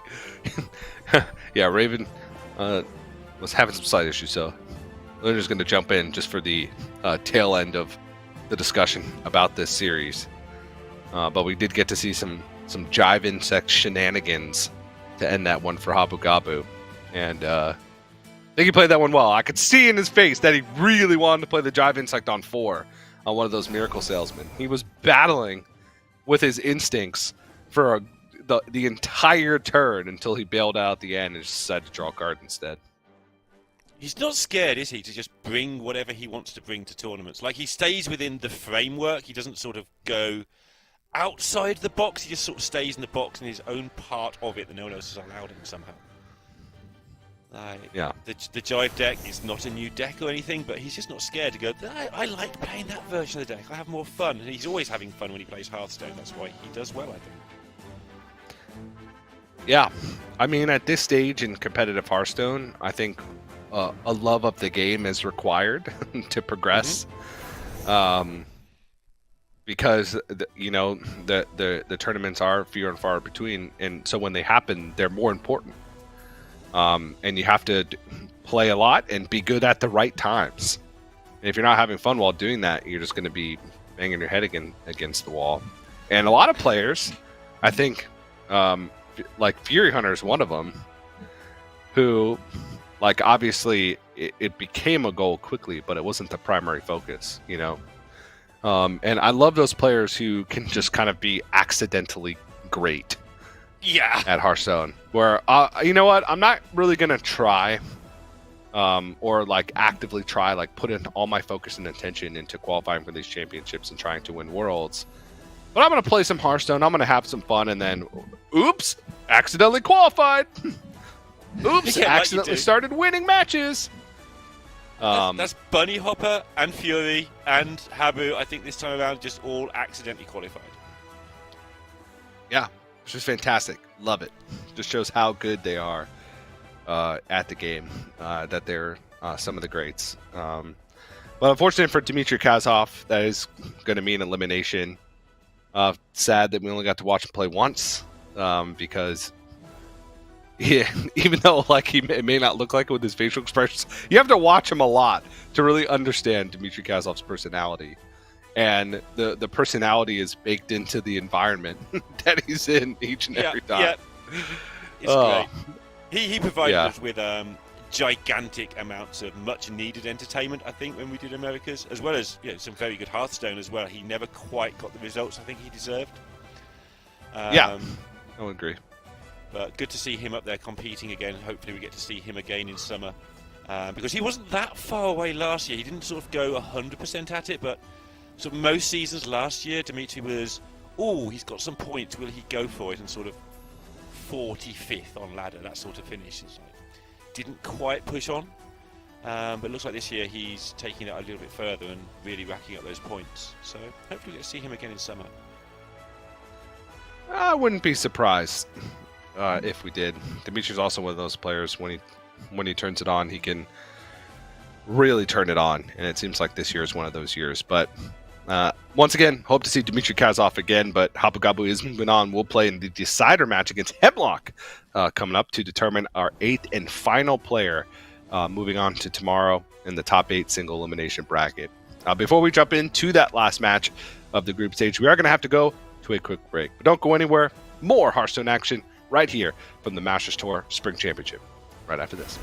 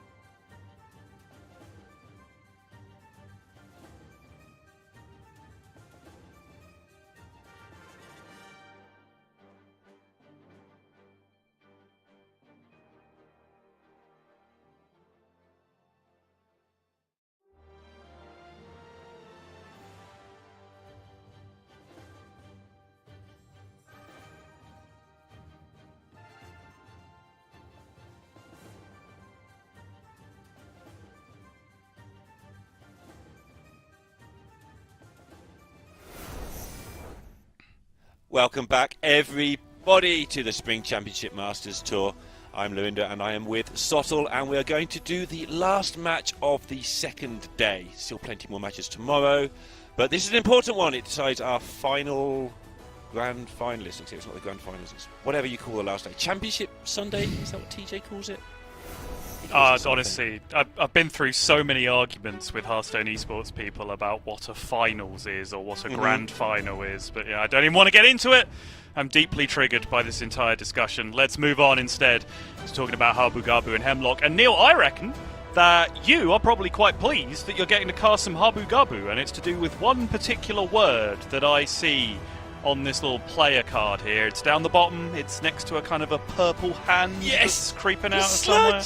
You see the sludge? I didn't understand why sludge wasn't just better than customized Warlock. Having played both this season, I sort of feel the custom Warlock for ladder is just a little better. But I've enjoyed myself with sludge, and I'm looking forward to seeing some more sludge come out of Habu.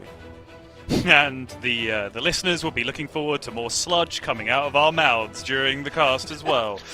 Yeah, it's obviously a deck that was the best deck in the game at a couple of different points over the last few metagames. Has received a couple of adjustments, like that waste remover that you're looking at right there. That used to be significantly bigger. That chaos creation that you're looking at right there, that used to do more damage. That sludge on wheels that you're looking at right there, yeah, that used to be bigger as well. But yeah, as we were coming into this new metagame cycle, this was a deck that kind of got preemptively slapped around a little bit because it wasn't really losing any of its key cards with the rotation. Has been replaced on ladder these days by more efficient, aggressive tools, and as Neil was saying, kind of directly usurped by the custom Warlock, the Pain Warlock as well. So very, very interesting. Of course, we've mentioned Habu marching by the beat of his own drum for quite some time, but that Sludge Warlock is very much flying that flag. What do we make of Hemlock stuff, though? Hemlock stuff, just solid stuff. I don't think he did anything particularly ridiculous in his lineup. But I'm just double checking to make sure I've got this right, having just jumped in and out of some matches. Yeah, he's brought just the 4 good decks, I think, in my opinion, which is Warrior, Demon Hunter, Priest, and Custom Warlock. I think they are the 4 best decks in the game. Shaman might have an argument with you on that one, I guess. So pick 4 from 5. Don't care which one you throw out, I guess, but he's gone with the 4 that I think are regarded as the best, and he's doing fine with them. Yeah, I have some questions on the Warrior. It's that kind of like 8 dupes version of Warrior that I don't particularly like. Some people will see it as best of both worlds. I see it as worst of both worlds, right? You have sometimes inactive Reno, and you have some level of inconsistency due to the number of one-offs that you're playing. I also do want to keep going back to this this ban strategy thing that I've been picking up on throughout the day, where this is a double Demon Hunter ban series, but still, like, a Glacial Shard makes the cut as a one-of in the Warrior, for example. I have found it strange how many Glacial Shards I've seen lying around in various decks that have been banning Demon Hunter specifically. But regardless, that is a small detail which we can get with in time, because if the Habu Gabu versus Custom Warlock story that we've seen develop so far is anything to go by, this one might develop quite quickly. Yeah, it's absolutely silly, right? The Custom Warlock just doesn't mind getting hit for a while, but not too much, please. Like those memes that you see, it's like, hey, hit me hard. No, not like that. Like, and that's where Hemlock's going to be here. Looks like he's going for the coin here. There's so many meme formats that you could apply accurately to Custom Warlock, though, right? Like, there's like kid riding bike one, where like put spoke in own wheels, it falls over. There's the guy shooting the other guy with the gun and then saying, "Oh, how could my opponent do this?" when you've actually done like 25 damage to yourself. There's all sorts. Call the ambulance. Yeah. Call an ambulance, call an ambulance, but not for you. Is the the appropriate format. Yeah. They're all there. Yeah. We just need Derek back. Derek could have them all covered already. He absolutely would. No time for Forge in this matchup. Something that I learned the hard way over time is like, yeah, Forge is so much value, it's such a load of stuff, and it's actually quite good tempo too. It's too slow sometimes, you just have to get on there and hit him. Yeah, I think in general, right, if you're going to play Forge and a large minion, if that large minion isn't going to die, you should probably just play the large minion first, right? Now you can just play the Forge. The only reason to do it the other way around is if you're scared the large minion that you're going to play first will die, and I don't think there was any real threat of that happening in this position, so you might as well just essentially have a 5/6 with charge here by playing it first. Yep. Seems reasonable to me.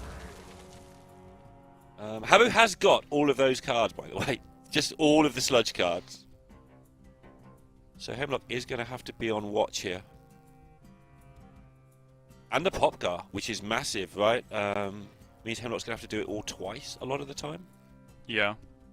So many possibilities. And certainly the way sludges interact with this in general, like, I know you've played a lot of Sludge Warlock, you have to keep an eye out for a thing like, you know, Warrior being at 1 health with 15 armor, but they're still the target for sludges. It's a lot easier to calculate with this Warlock, because a lot of the time, you will just have like 6 health on your hero and all of your minions will be 8/8s, you know? Like, that's a real situation that can come up fairly often, and it might be that the Sludge Warlock can just straight up blast you in the face. Difficult decision here for Hemlock. Really want to get the Horror down next turn. Obviously the Treant, well, we know the Treant does not interact with the Horror. You are paying that health. But Neophyte and Geode just doesn't look like a Hearthstone turn. Trolley Problem draw 2 kind of looks like a Hearthstone turn, though. It does float mana, which is extremely illegal, as we know. I think I prefer mine. I think I prefer the Geode one. Okay. It's draw 3 cards, isn't it?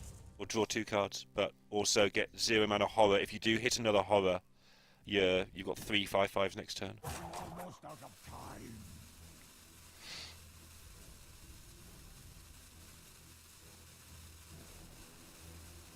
Take the free tap is something to consider here as well. Yeah, I think you always tap. Makes sense to me. Yeah, you just got to work out if your Neophyte's like got any things to worry about, but there's not many spells in Habu's deck at this stage at least until you start getting pop cards, so you're okay. Yeah, not particularly spells that you necessarily want to play from hand, right? Weirdly, the scariest thing for you to get hit by here is like Monstrous Form with Forge, and they could do that through a Neophyte anyway, so...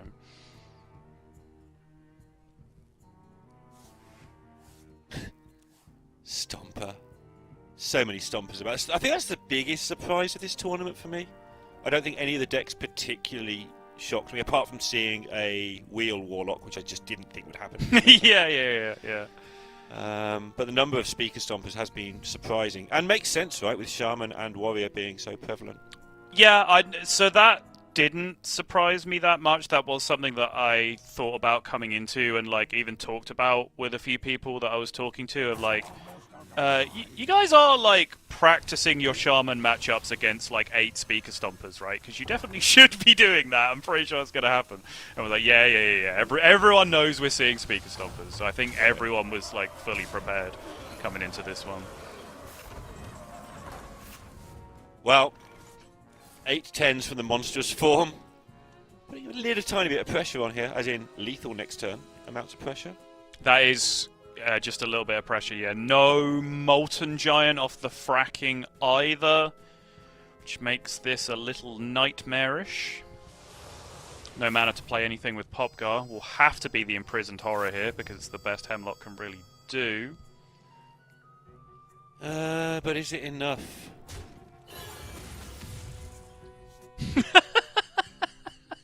Does he have to Trolley Problem? He can't now. He's picked up the Spirit Bomb. I see lethal. So yeah, have to Spirit Bomb, then Trolley Problem to draw into the Giant, right? That's his out.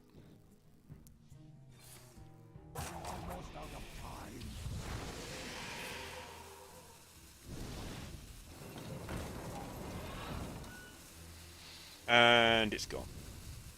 Yeah, I mean, still has the clear this way, right? Even with just the Imprisoned Horror in hand. It is fine, still. He's dead to the known sludge in hand. Yep. He can't make anything else on board. Precisely, yeah. He has to be able to take value trades with something and leave some minions on board. Can't do it. Respects the hand. Respects Habu Gabu's time. Respects everyone's time. Respects your time. You people at home. Hemlock's looking out for you. Doesn't make Habu Gabu play the extra turn to hit the lethal. And yeah, I think, honestly... You know, maybe we'll get a opportunity to speak to Habu Gabu at some point and get the words from the horse's mouth. But I would not be surprised if this matchup is one of the reasons Habu Gabu is rocking the Sludge Warlock specifically, right? Because it is so much damage so quickly, and that interaction with, you know, where the sludges end up going is just so powerful in a lot of spots. Like, I talked about it before, right? I'm a believer in Hemlock's Warlock, but I do find it incredibly strange that you can go down to like 8 HP, 10 HP, you play extremely limited healing in your deck, you don't play Taunt, you don't really play Removal either, and somehow you don't die. And a deck that can just go Chaos Creation you in the face will punish you for that, right? Like, that is a point where you are going to die, so I certainly, you know, respect the thinking of bringing this deck to a tournament where you're expecting to see lots of custom Warlock. As we see the Jive Shaman coming up. I just want to point out, following off what you said though, like, for a really... a meta where there are not many turns, I want to call it a fast meta, but most of the turns are quite slow because there's a lot to think about. There isn't much reach, is there, outside of the Shaman? A little bit of Demon Hunter reach, if you've got a minion that you can get Burning Hearted and stuff like that, and a little bit of weapon damage, but there really isn't much reach. That's why you can just go down to 10 and say, you're not going to kill me, I'll be fine. Yeah, obviously the evolution of the Naga Demon Hunter is more bursty, but because of the nerf to Sharpshooter, that comes later on in the game now. You can't really get those like huge double momentum turns come early. They normally come down in that sort of turn 8 range after the shoppers and the weapons have been exhausted as a plan B. So you look at Warlock and sort of say, okay, by turn 5, turn 6, they want to have done massive amounts of damage to themselves and have huge minions in play. There's very few decks that can then fire 10 plus damage at your face from hand if you're able to do that. So as long as you've been hitting that Forge as well and able to rush your minions into theirs to effectively keep them off board at the same time, you're so much safer than you could be in some metagames. But yeah, like, point Chaos Creation at the face, point a couple of spell damage lightning bolts at the face, and you're in business. And Habu's lineup is extremely well equipped to be doing that kind of thing. I am fascinated by this Hemlock Mulligan. I want to keep all 4 of those cards, but not together against Shaman. But real quick, look at the Habu Gabu Mulligan. He's just kept Flash of Lightning. He's just saying, you know what? Like, you're going to do a bunch of damage to yourself. I'm going to do a little bit of chip damage to you. I'm going to flash incredibly early, and then I'm going to burn you out the game from like 15. Yep. Seems reasonable to me.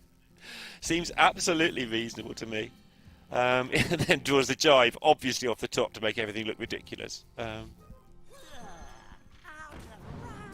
So the real interest here for me now is what you do with this Neophyte. You just don't want to do it on 2, but I'm kind of hoping that Hemlock doesn't draw anything to do next turn, to see if he forces himself to play the Neophyte if he just hard passes. And by hard pass I mean tap and make the Horror cheaper and all that stuff, obviously. Yeah, with Horror Giant already in hand, I think it's quite difficult not to tap on this turn. Yeah, this makes sense to me. Speaker Stomp and Neophyte might put paid to Habu's plans a little bit, though. And by a little bit, I mean a lot. Yeah, quite significantly. I was talking yesterday about how Habu did quite well in the year that he did well and all that stuff. I looked up his stats. He played 16 Masters Tours, which is not many compared to most people. It's still a lot. Compared to most people, it's a lot. But compared to the very top players, because he kept taking time off. And out of those 16 Masters Tours, he made the top 8 in 4 of them. Yeah. Just ridiculous. It's weird, isn't it? I'm glad you brought that one home, because the start of that paragraph was in the year that Habu Gabu did quite well. He did quite well, which that didn't. Yeah. It wasn't off to a strong start, but you brought it around. I'm quite a fan of the point in the end, because I was talking about it earlier as well, right? I think I use the expression like Habu Gabu just occasionally decides to dip his toes into being the best competitive player in the world, right? Like he just seems like he disappears, and then every 12 months or so, he's like, oh, actually, yeah, you lot are getting a bit complacent out here. I'm back. Like, remember, put some respect on Habu Gabu's name. Yeah, and he never seems to look particularly under stress either, because he chooses when to play, I think. Yeah. It's great. Right. Like he does just seem like a a pretty well-adjusted, mentally healthy person who's doing this every now and again because he enjoys it. When he has time and effort and resources to put towards doing this, it's like, yeah, this seems fun to do for a while, and he just does it, and he's incredibly good at it. I know. I need another 10 grand. What should I do? I know, play Hearthstone for a week. Last year's 10 grand's run out. He's just paying rent up front a year at a time, and like, oh no, the bills are coming through again. Better play some more Hearthstone. Well, we can get our entire hand in play this turn if we wanted to. That'd be a great way to die on turn 5. Well, the thing is, though, Yeah. you do have a Neophyte and a Speaker Stomper already, which does make it quite difficult for you to die while throwing all this stuff out. Just do it. But you don't. Talk me into it. You don't get the Imprisoned Horror though. That's the counterpoint. Just doing it. Because neither of these treants are getting the horror in It's play, all but you fine, do get the don't Molten care. Giant. Yeah, it's okay. But yeah, you can go Molten, copy, Molten, Speaker. Yeah, so you see what I'm getting at? Like, it's pretty hard to die. This is a call an ambulance, but not for me situation if I've ever seen one. It really is. Oh, look at it. Look at it. What a gorgeous deck. Oh, the story of the ugly duckling springs to mind. Look at it. It is such a tough call though, because you don't have lethal set up right now, so you also have to survive another turn. And the next turn is only a Neophyte, it's not a Speaker Stomper. I did wonder if you should play the Neophyte first, but the Neophyte's a 3-2 and the Stomper's a 4-4, probably swings it. Yeah, you just don't have anything to do with the excess mana otherwise. And you might draw another Stomper as well, which is the big deal, I think.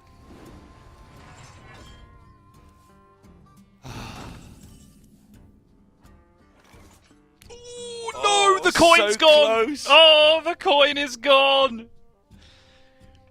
Which means, yeah, Habu Gabu, by the way, we'll gloss past it, but that 2-1 went face. Habu Gabu understands the assignment, does not trade that into a 2-2. That means even through Neophyte here, he's able to go spell damage double bolt. Yeah. Yeah. But not through Which is- Stomper. And he's expecting Stomper. You can tell by Habu's face. He's like, oh no, I'm not getting stomped. I've accepted it.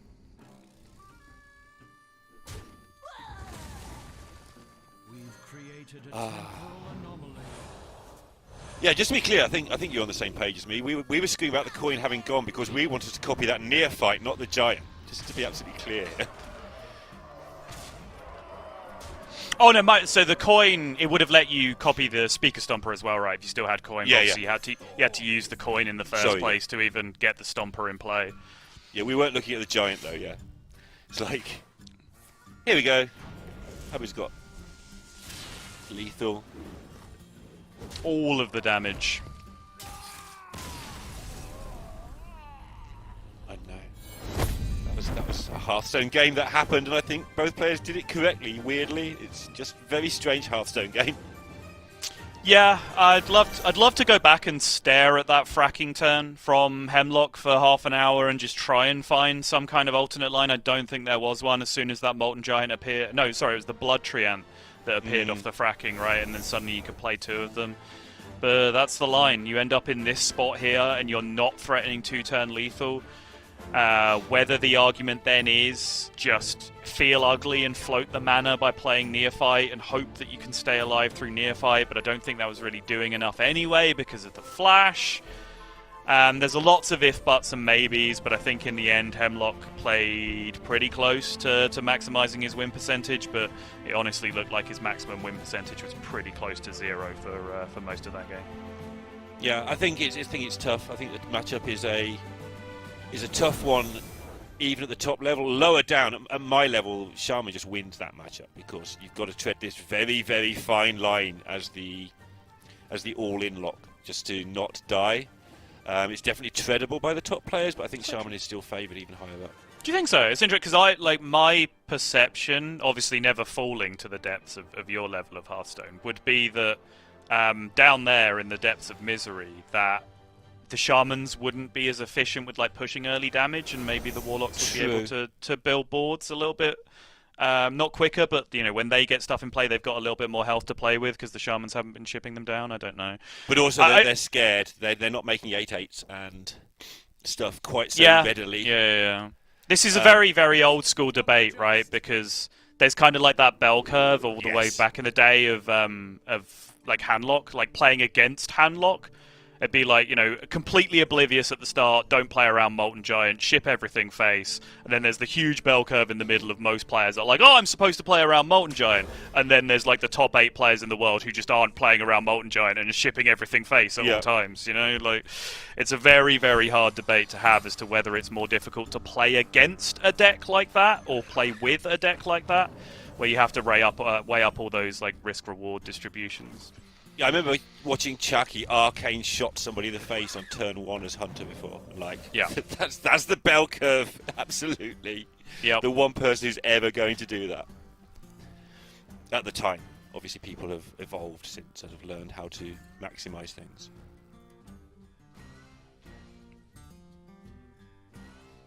Well then, funnel cakes for everybody.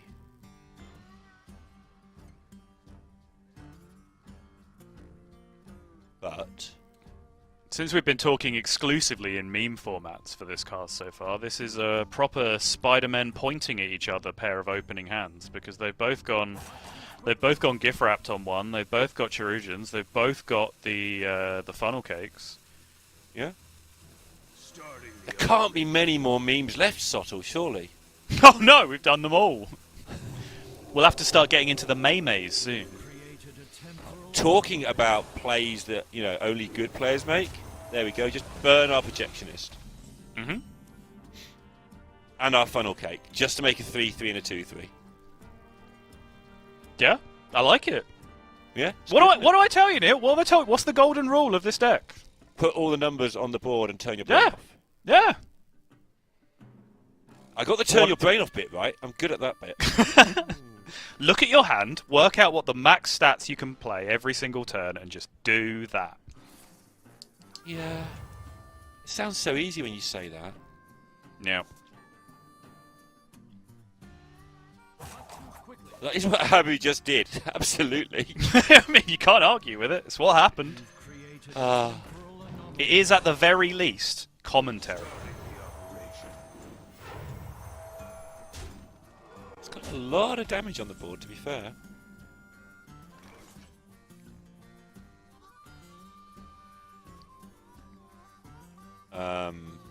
Yeah, time to start making your own board, or you are going to get mown down by these 3/3s.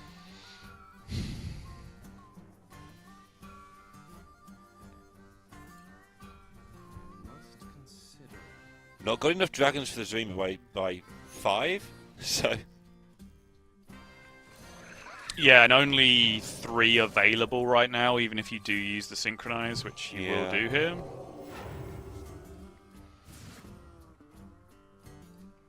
At least allows you to allegedly 2-for-1 over this board. Okay, gonna drop the second whelp, yeah.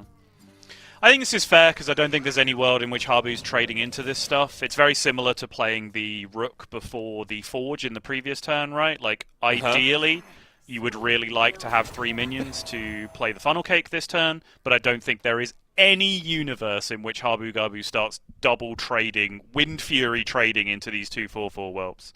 So I reckon there's an excellent chance Hemlock gets to get full Funnel Cake value this turn. Yeah.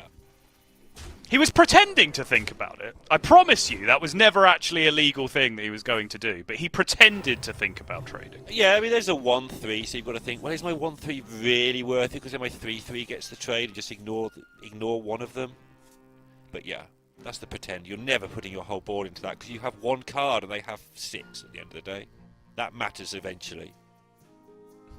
Habu Gabu really just wants to get there with his minions. Yeah. He's so eager this game to have just gone 1 drop, 2 drop, win the game in his Well, he's got a Time tempo Wonders Zarimi Zarimi deck. next turn. Oh, 100%. Yeah, if there is not another like drifter size thing drawn off the top, which there really aren't that many. There's like Ziliax and the other drifter and a power chord synchronized. Like, those are the options that might lead you not to play the Zarimi. Otherwise, this is getting slammed 100%.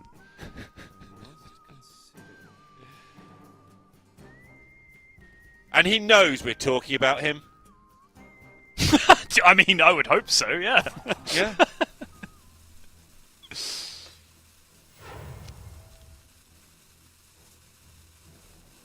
Just straight up tempoed down.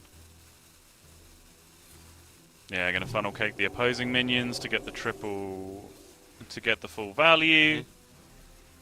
I was talking about the 3 minions last turn. That was with the caveat that there wasn't a 4-8 in the way, so you could have taken some 2-attack value trades on the opposing minions, then healed yours back up for a bit of extra tempo. Oh, I forgot those were in the deck! That's 2 more cards! Yeah. Two more cards that will stop you from doing the cool thing! Do the cool thing anyway! It's so much cooler! Oh, unlucky. There's only one person who ever remembers that card exists, and it's neither of us. No. Just TJ. It is TJ. Oh, the cool thing was so much cooler, though. It really was. Well, this needs to be good, doesn't it? It does need to be powerful, and that does not look powerful. How have you found Hearthstone Brew this tournament? I think it's sat in everyone's hand every single time. You are correct. I think philosophically it wasn't a bad decision. It just hasn't done anything in any of the games. I mean, at least Hemlock's not banning Warrior, right? That's the starting point. Correct, yeah. I was just about to say, there have been games of Priest against Warrior where if the Hearth had been drawn, it would have made the game a lot more straightforward. We have seen those games exist. It's just the Hearth hasn't been drawn in the right positions, which is not the fault of the card or the people who put it in their deck, right? It's that did increase their odds. But from what we have seen, purely commentating on the results of what we have looked at, it has looked utterly tragic as a conclusion. But at the same time, in this series, like, the 2 speaker stompers that Hemlock had in his hand this entire game have also looked completely tragic in this game, right? Like, it's a big, big problem. I guess he got lethal then. He drew the other Gaia Worm! Are you joking? What is it like to be Habu Gabu? Where you can just put any card in your deck and it just works! It's incredible! He's just went with sludgers and Gaia worms, or whatever they're called, Heary worms. Yeah, everything worms. Habu's just, I don't know. Somebody call the police or something. What a finish to the day. Habu goes to another top 8 after not playing Hearthstone that much for a year. Just pops up, tries to earn himself some more points. Probably go to the World Championships. Could well win them. Yeah. I'm still a little heated that he didn't win the game by playing unactivated Tempo Zarimi. That was 100% sweet ending to the game, but I think back-to-back Gaia Worm when he's the only player in the tournament playing that card in the deck, that does reach at least like 95% as sweet as that way of winning the game. So I'll let him get away with it, I suppose, but only because he's Habu Gabu and he's given us a lot of great memories over the years already. Yeah, I mean, we did let him get away with just getting a 4-8 off the top when his board was about to get decimated as well, to be fair, but, you know, nobody noticed. Shh. It's fine. Let's have a look at it again, because that was one very silly game of Hearthstone.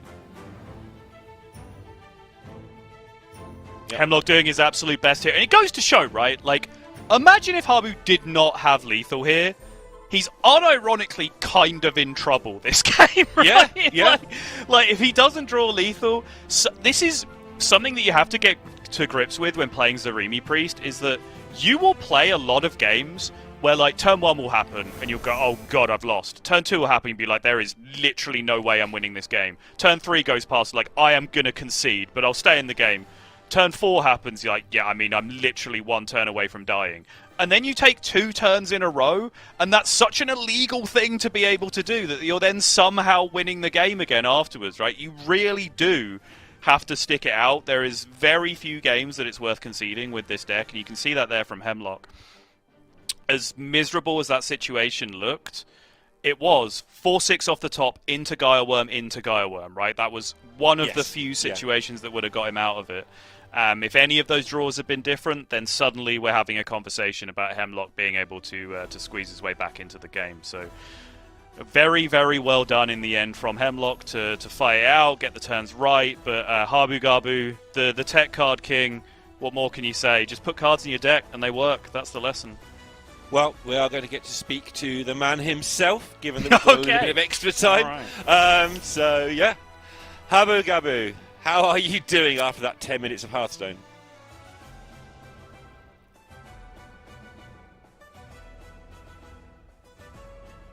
I'm afraid I don't hear Habu. Yeah, we are not getting audio from Habu Gabu.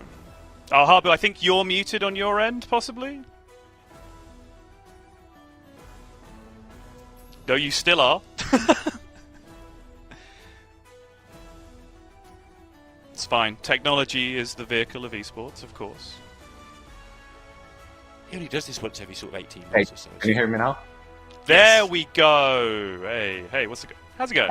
Would you want to ask that question again, Neil? Should we start from scratch? Yeah, let's. No one noticed that, right? Okay. Yeah, I just asking how it feels to be playing Hearthstone again, and how it feels after that 10 minutes of Gaia Worms. It feels fantastic. I mean, it was sweet revenge after going 0-3 with the Sludge Warlock against Hemlock in my initial match. And honestly, I wasn't as sad about losing the match as of the fact that I knew that people would flame me like everywhere for picking Sludge Warlock because I went 0-3 with it, of course. But I don't think it's a bad deck now, and I'm glad I got to prove it. Well, I mean, I haven't proved it yet. Of course, I'm going to win tomorrow. Of course you are, yeah. We know this. With the Sludge Warlock, with the Gaia Worms and the Priest, did you specifically want extra reach in your lineup to take advantage of the custom Warlock, or did you just want reach for any other reason? Yeah, and also, I think the Ignis was pretty helpful in the Pain Warlock mirror or the Pain Warlock matchup as well, because if you just get a 1-mana poisonous weapon, it's suddenly a lot easier to handle the boards. Yeah, I think and that's then fair. Also it's just, go ahead. Yeah, the Ignis is just a strong finisher against the warriors as well. So I just think that 3-card package is good overall, in my opinion. So talk to me about that last game in particular, because you went absolute tempo king from the start, like Celestial Projectionist just to have an extra 3/3 on the board. And then I think it's fair to say you got a couple of good top decks in a row, but like, do you enjoy playing that matchup heavily for tempo in general? Was that something you were trying to do from the start? Yeah, absolutely. Whoever controls the board is always winning in that Priest matchup, I think. Like, I got lucky that I didn't have a dead turn at all. If I had one dead turn, I most likely would have lost that. But also with the Razor Scale in my deck, that's a really strong card in the Priest matchup if you do things like this, because when you're ahead on board and play Razor Scale, the other Priest can't do anything at that point, because most of the cards are like 1 or 0 in the Priest, or the cards that can swing the board very well, anyway. That's a good point. We are being told to wrap up, but I'm going rogue, because you've just mentioned a thing that I find very interesting. That Razor Scale in particular is, like, you've mentioned it for the Priest matchup. Is that what it's there for? Are there other matchups that it's in there for? Like, I saw you tweet the classic Hearthstone player tweet the image of a card thing as well. Like, are you putting a lot of stock in Razor Scale for this tournament? I mean, honestly, I don't know how good it actually is, but it does serve some purpose against the Pain Warlock as well, because they can't play their 0-mana big minions. And then Shaman, of course. That's a big one, because they can't play the 0-mana nature spells. And then also, against Warrior, it's surprisingly good at stopping like coin big removal or Garrosh's Gift into Brawl, because it makes it cost 7 mana suddenly instead of 6. So I like the Razor Scale, at least one of them in the deck, because you also draw it very often with the Dragon Tutor.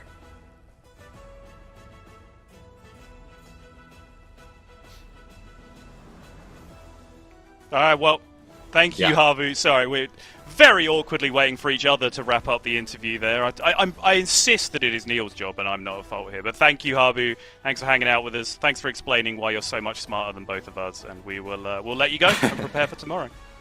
Thanks. No worries. That makes me 0 for 2 on wrapping up interviews the last few days. You're on that side. It's definitely no that side. No, I ruined everything.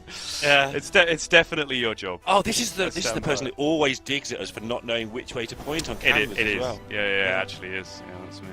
Wow. And a bit of a wrap up of the day. There's the end of Group D. Bunny Hopper and Habu Gabu. I think a lot of people would have picked those two out of that group, but that was not an easy group to pick.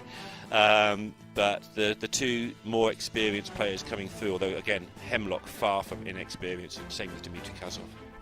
Yeah, I mean, you know this because you looked it up, but I was tweeting about this morning, and there was, 70-something total Masters Tours appearances in that group combined. Like, no one was letting that group down in terms of, high-level competitive Hearthstone experience, so that was the one that I was certainly looking forward to. It kind of flew by, which is weird. It flew by with a Bunny Hopper epic in it as well, which is absurd that actually managed to happen. But that top 8 that we have is looking absolutely incredible as we take one last look at the schedule. And if you are following through, you are here on the Saturday where we are just finished narrowing down our field of players to top 8, and now we'll be taking you all the way through that top 8 on day 3, Sunday. Make sure you are here because we are going to be sending some players to the World Championships, and you are not going to want to miss it because there is some fantastic players, some fantastic matchups in that top 8. What do you think of that top 8, Neil? We've just had a look at the bracket. Any particular matchup, any particular player that stands out in there for you? I think we're both interested in watching Molstar play, see how that control lineup goes. And also, I'm not going to mention the obvious players, but also Insane, who has been somebody who's been streaming the whole time, all of his qualifications, all of his prep and everything for us. I think they're two players I'm really looking forward to seeing tomorrow. But that is tomorrow. We are done for today. That is 2 of the 3 days in the books. But we have that cracking top 8 tomorrow. We start at the same time, so you don't want to miss it. See you then.